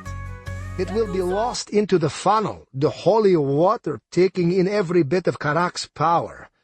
You will not escape us, little doll. You are ours now, to be made pure over the crawling years." He knelt before her and pressed the dagger against the skin of her breast. "And I say years because I know you are stubborn. I know you will resist. Much time, much effort, but I have little else to do at my age. You wear the wrappings of your order, but in your heart you blaspheme against Karak. You expose your face to the world, and in doing so spit in the eye of our God." He withdrew the dagger and walked over to the door. Beside it was a small bag, and he pulled out a set of sewing needles. When he turned back to her, his pale blue eyes were feverish. "Whatever you came here for, you failed. Think on that as I do my needlework." The chains held her as he took her hand in his and uncurled her fist. She tried to tense, but he held her firm with surprising strength. She wanted to struggle further, but the inner surfaces of the manacles were sharp and filled with barbs. Doing so would only cause her pain. Taking a needle in his mouth, Vrashka softly ran a finger along her fingertip. "Even old as I am, it is never too old to learn," he said. "I spent time with Leon's gentle touchers years ago. Did you know that? You will soon. They are masters, artists. I hope my needlework can begin to compare." There were many hooks along the wall, and he looped the chains holding her arm through one so that it held her tight.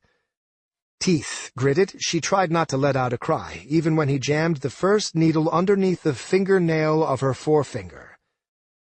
"Karak is not my god," she said, struggling to keep her voice firm. "I will not repent." He smiled at her. "Perhaps, but I have many needles." One after another they were jammed into her skin. Each was worse than the one before, and she cried out in agony after the seventh. Leaving them in, he moved on to her other hand. Even more slender needles pierced underneath her fingernails, tearing the soft skin. Tears ran down her face, but he asked no questions and made no demands. Time became meaningless. All she could think of was Elisa and Nathaniel, but their memories were poison, for she was trapped in a prison, which meant they would soon suffer death, or even worse, join her there in the pits of the temple. "The gentle Thatchers are artists," Vreshka said, stepping back to observe his work. "So careful, so clever. They view whips and daggers as crude toys for children. It is a mark of disdain for any of them to leave a bruise." Zusa kept her head low, not caring to look at him or acknowledge his words. Her hands shook uncontrollably, and she felt blood trickling down her wrists. As he crept closer, she shut her eyes, tried to imagine herself far, far away. His rough hands grabbed her face, forced her to look up at him. "Such beautiful eyes," he said, staring into them. "But you do not need them anymore. Just a tongue to pray and knees to confess upon."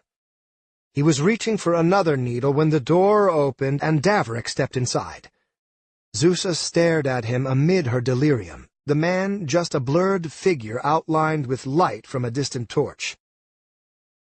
"I would have a word with her," he said. Vrashka stepped back, bowing low. "Of course," he said. "She is yours to convert. But it will take time, and I have only started to break her." "She might still see reason," Davrik said, not looking at her. Vrashka bowed again, then stepped out. As the door closed, the priest noticed the needles still in her fingers and frowned. "I warned you," he said. "Now keep still." "Not sure I can," she said. She felt his hand close around hers, pinning it to the wall. One by one he removed the needles, dropping them into a bloody pail Vrashka had brought with him. Switching to the other hand, he worked in silence. Zusa kept her eyes downcast, let her mind focus on the pain as the needles slid out from within her fingertips. When he was done, he sat opposite her and pushed aside Vrashka's bag. Tension filled the room, broken only by the soft trickle of water. "You set a trap for me," Zusa said. "Not a trap, just protection. I thought you might come for me after what happened at Elisa's mansion." Zusa shook her head, feeling like a stupid child. Her warning had been clear, so of course Davrik had planned for her arrival. Eyes still downcast, she wondered if she had anything to say to him, but found herself strangely empty inside. "They want you executed," Davrik said. He paused a moment, as if waiting to see if she would respond. She didn't. "I'm not sure I can stop them," he continued. "You killed 2 of my faceless, and you have blasphemed against Karak for many years now by showing your face after abandoning the Order. You also fought against one of our paladins sent to retrieve you in the early days of your betrayal." "His name was Ethric," she said. "I killed him in a river, cut out his throat, and then left him there so the fish could eat his flesh. He'd been sent to kill me, not return me to the temple. We did as we were told, as we have always done, and we're branded outcasts for it. But that's what Karak does, isn't it? He finds ways to punish his faithful, should they ever be an inconvenience to his temple. Our lives are nothing to him." "You're wrong," Davrik said. "Karak showed you forgiveness. He gave you a chance to repent, to make right the wrongs." "What wrongs?" She laughed. "Our love wasn't wrong. It wasn't sin. It was just against the rules. It complicated things, made people worry. But you were lashed, and I imprisoned, and now you come here to remake the order that took me from you? You're a disgrace." "They didn't take you from me," he said. It felt as if a fever had overcome her, and she laughed again. Her hands were giant throbs of pain, and she could not feel her individual fingers. They didn't. Then who? It was me, Davrik said, and he looked away as if ashamed. I told them of our affair. The last words he'd spoken to her echoed in her head. I'm sorry. You bastard, she whispered. You damned, stupid bastard. Why? Why would you do that to us? Because we would have been caught, Davrik said, standing so he might pace. His eyes never met hers. Because it was only a matter of time. And because it was wrong. I neglected prayers. I stopped paying attention in services. I only thought about you, cared about you. When I should have been meditating, I was thinking of seeing you, imagining what I might do the next time we— He stopped himself. Frustrated, he struck the wall with his fist. Zusa wanted to feel fury, to feel betrayal, but instead she saw the torment deep within her former lover and knew what had brought him back. You came to Veldaren for me, she said. Just for me. He looked to the door, nodded his head. Every single night since, I've lain down in my bed and felt guilt for what I did. I thought it would get better. I thought the certainty of my faith would prove what really mattered, and that in time, with separation, I'd know without a doubt I'd been right. But it never happened. That I was asked to train the new Faceless is a cruel joke, Zusa, but I agreed to do it for you. You can come back. We can be together. Perhaps not as we were, but I'd still see you, still be able to hear your voice.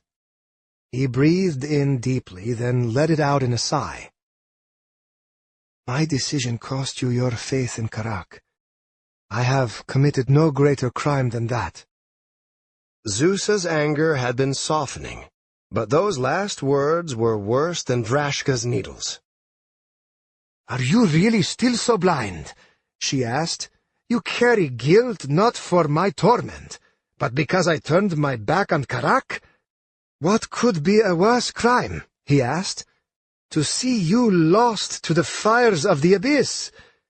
He approached her, knelt before her so they might see eye to eye. His hand gently stroked her cheek, brushing away tears. Come back to me, he whispered. I don't want to lose you, not again, and not forever. He looked so young then, so much like the boy she'd loved. His face was leaning ever closer. Shackled, helpless, she could not stop him as his lips closed around hers. Her insides twisted and curled with turmoil. She felt fury at his foolishness, yet hope that he might free her. She felt sick at his desires, that he could find beauty in her while she was captive and tortured. Yet at the same time it was so easy to slip back into the past, to escape from her cell into memories of him and her, young, foolish, and clumsy as they sneaked into each other's rooms late at night. She felt pain, sorrow, and betrayal. Her lips did not kiss him back. When he tried to kiss her again, she turned to the side and steeled her gaze at the wall. You're a cruel, evil man, she whispered. You don't mean that. I do. You were a fool, a naive child to have done what you did. But that was then. For you to still think it now, to kiss my naked face while begging me to have it covered, shows just how sick your mind has become. His whole body tensed, and for a moment she thought he would strike her. But he did not. Instead, he stood and went to the door so he could lean his back against it. I told you Elisa was in danger, he said. That she still lives is a miracle, but it won't be long before her death. It's inevitable, Zusa. You should know that. We are the servants of Karak. and we will not be swayed. What has she done to you? I'm sure if we dug into her past, we'd find sins. But that isn't what matters. I told you to make her a friend of Karak, but your stubbornness struck you as always. Dangerous times are coming, and we must prepare Veldaren for the Prophet's arrival.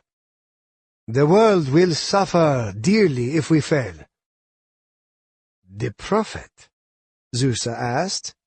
She wanted to laugh, and would have had she not been so exhausted. You speak of phantoms from the past, of a man long dead. You would kill us, make us all suffer because of bedtime stories about Karak's first priest? Davrik slowly shook his head. I'm sorry, he said. Good night, Zusa. I'll buy you some time before Vrashka returns. Claim that I'm giving you a day or two to think on my request. Come back to the Order, and all will be forgiven. They won't let me come back, Zusa said as he opened the door. You know that. What would stop me from leaving once I am free of the temple? What would keep me chained and bound to the Faceless? The moment I accept myself into the Faceless is the moment I die. But that's what you want, isn't it? At least my soul would be saved. She could not deny the hurt she saw in Davrik's eyes at her words. Someone will bring you food in a few hours, he said. Rest well. The door closed, plummeting her into darkness. The water glowed a soft blue, yet it cast no light about the room. The sight of it made her head hurt and her stomach twist, so she closed her eyes, shifted her arms as much as she could, given the constraint of the manacles, and tried to sleep. Chapter 24. One after another died to the executioner's axe, and the sight slowly calmed Victor's nerves. The deal he'd made with the thief Alan had left a bad taste in his mouth. The results, however, were undeniable. The Spider Guild was all but crushed, except for one niggling detail that kept Victor pacing everywhere he went. Somehow, Thren Fellhorn had escaped. The one person who mattered, and he had gotten through their lines. "It's been a good day," said Seth, joining him there in the shadow of the castle as the sun began to fall. "Could have gone better," Victor said, nodding toward the executioner's block. "Thren should be up there, bound and gagged." "We'll have his head hanging from the city gates soon enough," Seth said. "But the whole city's buzzing about it. People are far more willing to talk to our men now, their lips loosening. I think after last night everyone expected a war, for something like what happened before. But instead they got a bunch of dead thieves and their symbolic leader broken and in hiding." "So what you're saying," Victor said, finally cracking a smile, "is that it was a good day?" "That's correct, sir." Victor laughed. "Was there something you needed?" Seth nodded. "His Majesty's advisor is ready to speak with you. He said he'd meet you in his chambers in the castle to discuss your request." "Tell Gerrand I'll be there shortly," Victor said, turning back to the platform. "There's still a few more awaiting the axe." Seth bowed low. "Of course. Enjoy your show." Thieves, murderers, and low-born thugs trudged up the steps, their crimes labeled, categorized, and proven to the necessary extent. Then came the axe. For Victor it wasn't enjoyable, and truthfully he would have been disturbed to feel that way upon seeing another man die. No. As the axe fell, and the head separated from the neck, he felt his city taking one tiny step closer to peace. It carried the same satisfaction as pulling a tick from a dog or yanking a weed from a garden. A sick, immoral life was snuffed out. It would commit no more crimes, frighten no more innocents, and take no more lives. step by step. Up the stairs, before the executioner, and then the chopping block. Step by step.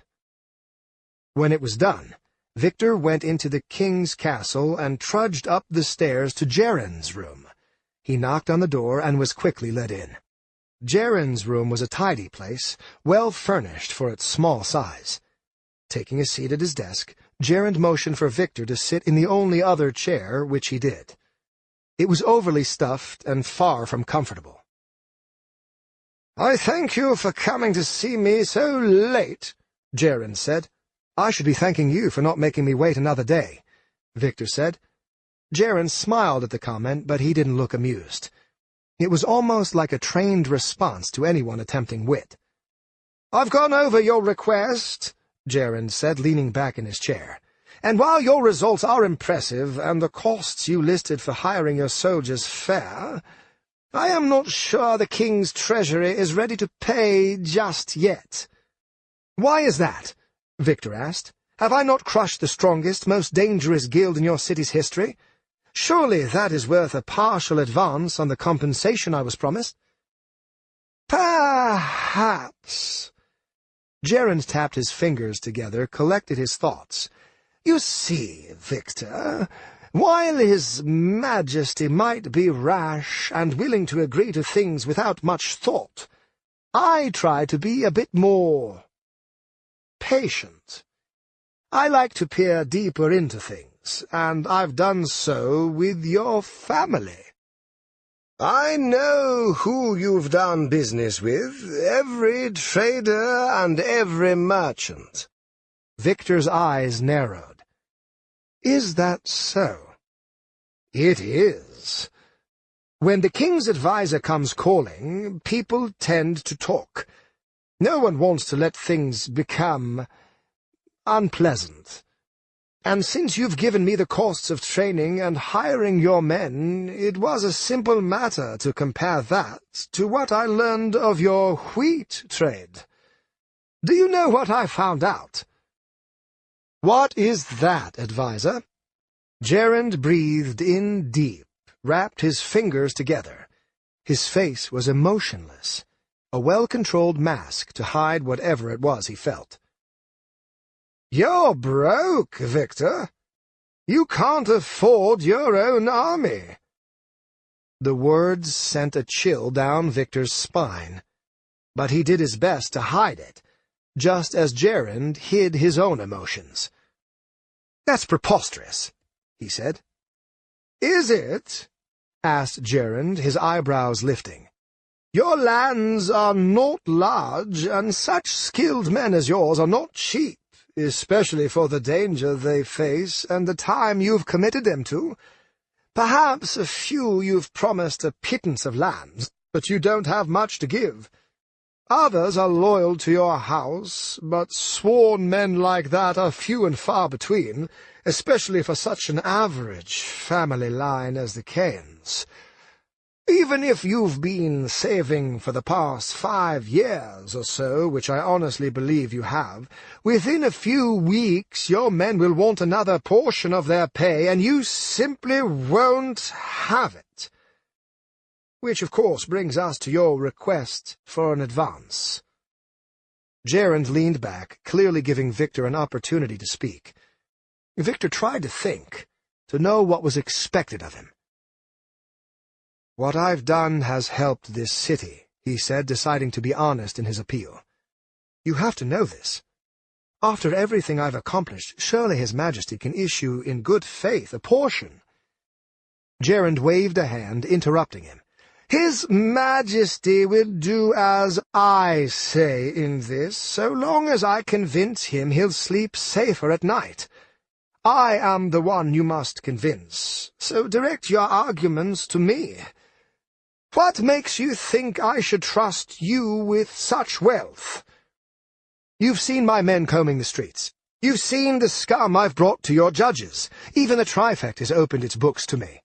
For what reason would you doubt me?" "Stay calm, friend," Haern said, rising from his seat. "I have no time for anger or personal insult. And forgive my manners. Would you care for a drink?" The advisor poured them each a glass of wine, and Victor accepted his reluctantly. Once Gerend had taken a sip, Victor did so as well. It was a fine vintage, and despite himself, Victor drank half the glass. "So you wonder why I should doubt you after all I've seen," Gerend said, setting his glass beside him on his desk. "That is exactly the point. I've seen you driven to put your life in danger, risking every shred of your wealth to hire and train men to accomplish this fanatical quest. I can only imagine how many moneylenders are eyeing your wheat fields even as we speak. Yet what I don't know is why. What could possibly push you to such lengths?" "Why does my reason matter so long as my motives are pure?" Victor asked. "Are they pure? I don't know. You see, it matters because I do not like entrusting the streets to a madman, and to me you carry the look of a madman. It sparkles in your eyes.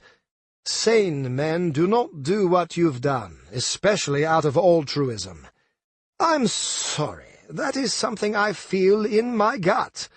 So tell me something I can believe, that will convince me to open the treasury to you, and I will do so." "You don't trust someone to give everything, to sweat and bleed for others," Victor said. "You are a sad, bitter man if that is true. But if you don't trust that, then what of vengeance, Gerend? Is that something you can trust?" "Perhaps." "Then know that what I do for the honor of my parents. I do to avenge my childhood. The crimes these guilds have committed against me are loathsome, and if you have looked into me as you say, then you know what they did to my parents. It should never have happened, never, and I will do whatever it takes to break every person involved and lay their corpses before the memory of my mother and father." Victor crossed his arms, and he felt like one awaiting judgment. "So tell me," he said, "am I still a madman?" Gerend chuckled. "Perhaps. But if you are, you're a madman I can understand. I will give you the advance you requested, plus half over. But I want you to remember something, Victor. If you are wise, you'll listen well. If you accomplish what you desire, if you keep breaking the guilds one by one, then I'll make sure your men remain paid, in secret and quietly, so none will know of His Majesty's involvement. But if you fail, then I'll suddenly discover how you attempted to defraud the castle, and lied about your wealth in the vain hope of having our treasury pay for your ill-conceived crusade. In short, either they hang, or you do. Have I made myself clear?" Victor swallowed down both saliva and his pride, then nodded. "I do," he said. Gerend waved a dismissive hand. "Good. Now go. I'll send the gold sometime in the next few days, once it's clear this peace will actually last." Victor stood and bowed to the advisor. "You are most gracious," he said, each word like a bee sting on his tongue. "You can hate me if you wish, but you shouldn't," Gerend said, sensing his frustration. "I'm your friend in this. I have no love for these guilds either. They've threatened my life plenty, even in this very room. But my friendship extends only so far as your usefulness. I have faith in you, and hope that you're the right madman to create something good in Veldaren. Besides, with the Watcher dead, someone needs to inspire fear in the hearts of thieves." Victor chuckled.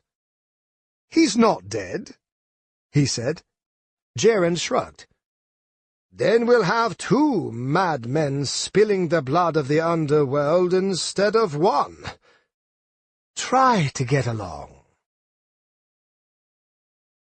They had the bar to themselves, just as Carson Bloodcraft preferred. He sat facing the door, his back to the wall. No one would sneak up on him. A fool might try to prevent his exit, thinking him trapped, but such a fool was no threat to him. Just an inconvenience at best. Given how young the night was, the tavern should have been teeming with activity. But some coins and a few simple words had changed that. "I think we might have underestimated our foes," Carson said, pushing powder into his long-stemmed pipe. It was the finest leaf available in Mordena, and he'd brought it with him all the way across the continent to Veldaren. "Just their tenacity for survival," said Nora Bloodcraft, his wife. She sat opposite him, trusting him to alert her to any threat. Unlike his short, dark hair, she had beautiful blonde hair tied into a tight ponytail that ran across her neck, down her chest, and to her waist. They both wore crimson coats made of the finest leather, and then stained to identify their mercenary band. Nora, seeing his pipe full, leaned forward and snapped her fingers. The leaf smoldered and began to smoke. Leaning back, Carson drew in a long breath and sighed. "Need to ration this better," he said, looking down at his pouch. He'd used too much on the trip over. Last thing he needed was to go bartering for whatever shit they grew in Neldar. "And perhaps you're right. The Ash Guild presents no greater threat than we thought, but their ability to survive is admirable. They seem to lack any pride or honor, at least when it comes to fleeing a fight." "What does pride or honor matter?" asked Joanna, their only daughter. She had just celebrated her 17th birthday, and while she had her mother's blonde hair, she kept it cut short around the neck. She too wore a long red coat and sat to the side of the two of them, able to keep an eye on the door leading down to the cellar. "Pride and honor would only get the Ash Guild killed. They're smarter than that." "It's our own fault for trusting that weasel, Larrick," said Percy Bloodcraft, carrying 4 drinks from the barkeep, who stood behind the bar, skin pale, hands shaking. They'd told him only once to leave them be, and made it clear what might happen if he did not. The chubby fellow kept glancing at the door, where the bodies of 2 men lay, both having been foolish enough to ignore the Bloodcraft's request for privacy. One had bled out from a gash running from belly to throat. The other's face was a charred husk with faint flecks of white bone showing. Percy sat beside Joanna, put down the drinks, and then leaned back in his chair. He had no biological relation to the other 3, but like all members of the Bloodcraft mercenaries since their creation, Percy had been adopted into the family once his skills had proven suitable. He looked like nothing but bone and hair, but he was fast. Hidden in the folds of his crimson coat were dozens of knives of all sizes, and he could make each one fly like a bird on the wind. His hair was a soft brown, the only thing beautiful about him. "We're new to this city," Carson said, ignoring the drink set before him. "We must make do with the information we are given." "Sure thing, Father, but wouldn't it make more sense to doubt everything instead?" Carson and Nora were not much older than Percy, but he'd taken to calling them mother and father ever since joining the Bloodcrafts. Something about it amused him, perhaps how it managed to get underneath Carson's skin. "With how our day has gone?" Nora said, tasting her drink and then frowning at it. "Perhaps it would. The Ash Guild avoided our ambush without casualty. Even worse, where is Nicholas?" "Nicholas is dead," Percy said, smirking. "You know it, I know it, we all do. I told you I should have gone with him." "His abilities were a perfect counter to the Eschaton," Carson said, breathing in more from the pipe. "The Ash Guild was more of an unknown and posed a greater risk." "Well, it looks like you calculated wrong." Nora shook her head. "That, or the Watcher still lives?" If his rumors are to be believed, he could have achieved victory. Surely it took someone of his skill with a blade to kill Nicholas. Larrick assured us the man was dead, Joanna said, her eyes locked on her drink. She'd barely had a sip of it, yet her attention rarely left her reflection in the liquid. To Carson it seemed she was bored with anything and everything that didn't involve making a man suffer in pain. "That he did," Carson said. "I might have to have a word with him. His poor information has cost us dearly." "If the Watcher killed Nicholas, then we need to hunt him down and return the favor," Percy said, leaning forward in his seat and drumming the table with his fingers. Carson saw the eagerness there, and it amused him greatly. "There's little word on who he is, or who his loved ones are," Carson said. "All anyone knows is that he works for the Eschaton mercenaries." Percy shrugged. Joanna dipped her finger into her drink, lifted it out, and then sucked off the cheap wine. "They talk," she said, fingernails still scratching against her teeth. "They always talk." The door opened. Carson leaned to the side, the better to see past his wife. It was a woman, slender, with long brown hair that curled down around her shoulders. Her dress was plain but clean, and of a soft blue. "Miss," the barkeep said, "please, you should go." "No men here to buy a whore," Percy said, glancing back and seeing her. "That's what we got Joanna for. Go on your way." The woman stepped around the two mutilated bodies, seeming unfazed by them. Carson narrowed his eyes, and then he began to laugh. My, he said, "I think we've found our widow." The woman did not sit at their table, but the one beside it, as if uncomfortable with their presence. She kept her hair low over her face, and when she talked, it was in a strained whisper that Carson had to struggle to hear. "Larrick said I could find you here," she said. "Well, that's the first thing Larrick's been right about so far," Percy said, but he was the only one to laugh. "The city seems to know you well," Nora said. Carson could tell his wife was examining her closely, trying to reach an opinion of some sort. He trusted her ability to read someone, and when their talk was done, he'd listen well to what she had to say. "Yet I wonder why. All you've done is kill a few members of a guild. Others do it all the time. Why are you so special to Larrick, or to us?" "People die all the time," the strange woman said. "I give this city something to remember, to both fear and enjoy." "What's your real name?" Carson asked, putting aside his pipe. "I'm the widow, of course, and that is the only name I will tell you." The woman smiled, and something about it unsettled Carson's stomach. He shifted in his seat, and his hand reached for the sword strapped to his belt. "Keep your secrets, then," Nora said. "But why are you here? What business do you have with us?" "I'm here to help you," she said. Percy laughed, and even Carson had to fight to keep down a chuckle. "Is that so?" he asked. "Who are you to help us? And help us do what, exactly?" "I know this city," the widow said. "Know it far better than you. I've seen its gross underbelly, know its scabs and scars. If you want, I can draw the Watcher out. You'll have a clean shot, all of you. All I ask is that you do me a favor as well." "And what is that?" Carson asked. "Kill Lord Victor Kane at the same time. They'll be together and vulnerable. All you need to do is, well, do what your kind does best." Carson looked to the other two. Nora's nod showed that her gut told her the widow was to be believed. Percy merely shrugged. "It's either the Watcher or finishing off the ash," he said.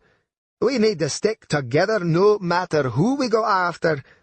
Carson nodded, but Percy's remark about trusting no one still echoed in his head. He looked to this strange, nameless woman, then gestured for her to continue. "Go ahead," he said. "Let's hear your plan." When she was done, and Carson had agreed to the plan, he ushered away the widow, who left without a word. The four Bloodcrafts looked to one another, waiting for the first to speak. "Well," Percy said at last, "to say it's a gamble is to be kind." "A gamble in our favour, though," Nora said, "and though she is steeped in dishonesty, I believe that she believes in her plan."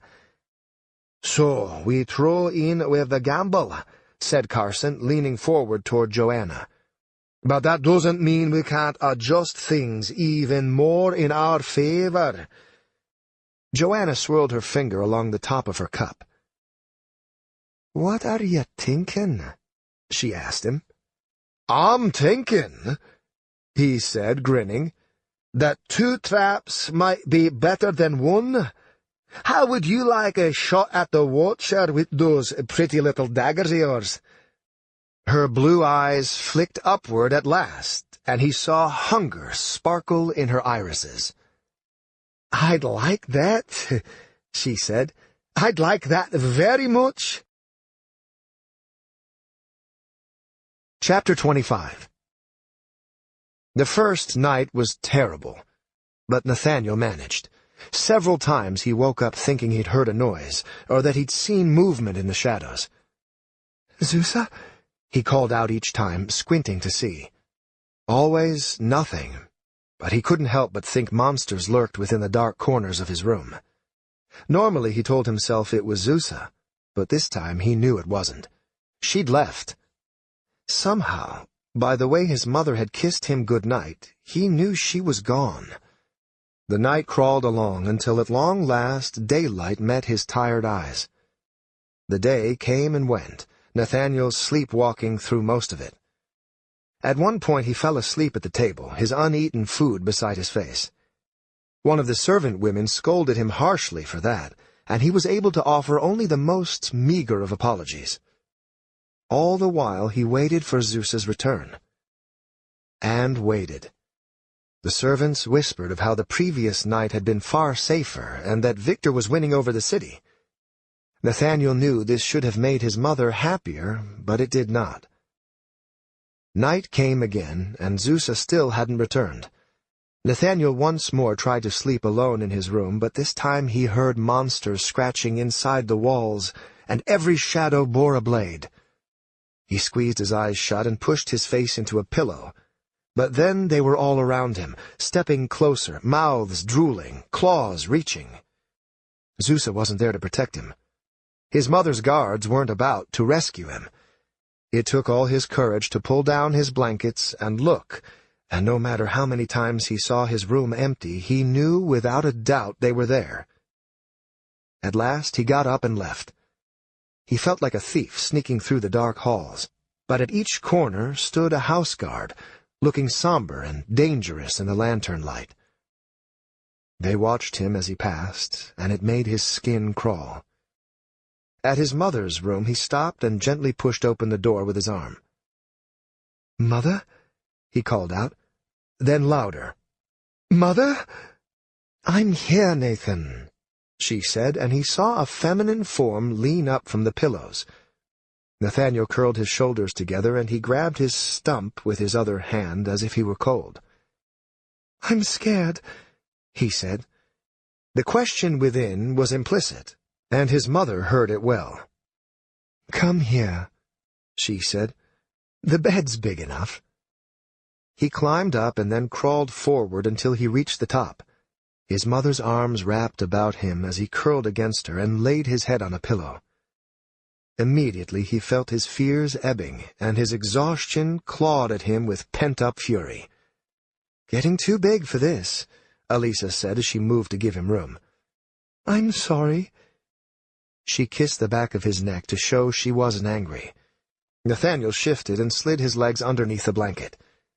Mom, when is Zusa coming back? For a long while she did not answer. "I don't know," she said at last. Nathaniel closed his eyes, glad to be safe from the monsters, glad that he could rest. Still, the question nagged at him. "She is coming back, isn't she?" he asked. An even longer pause. His mother sniffed, and he realized she was crying. It made his stomach queasy, and he pulled himself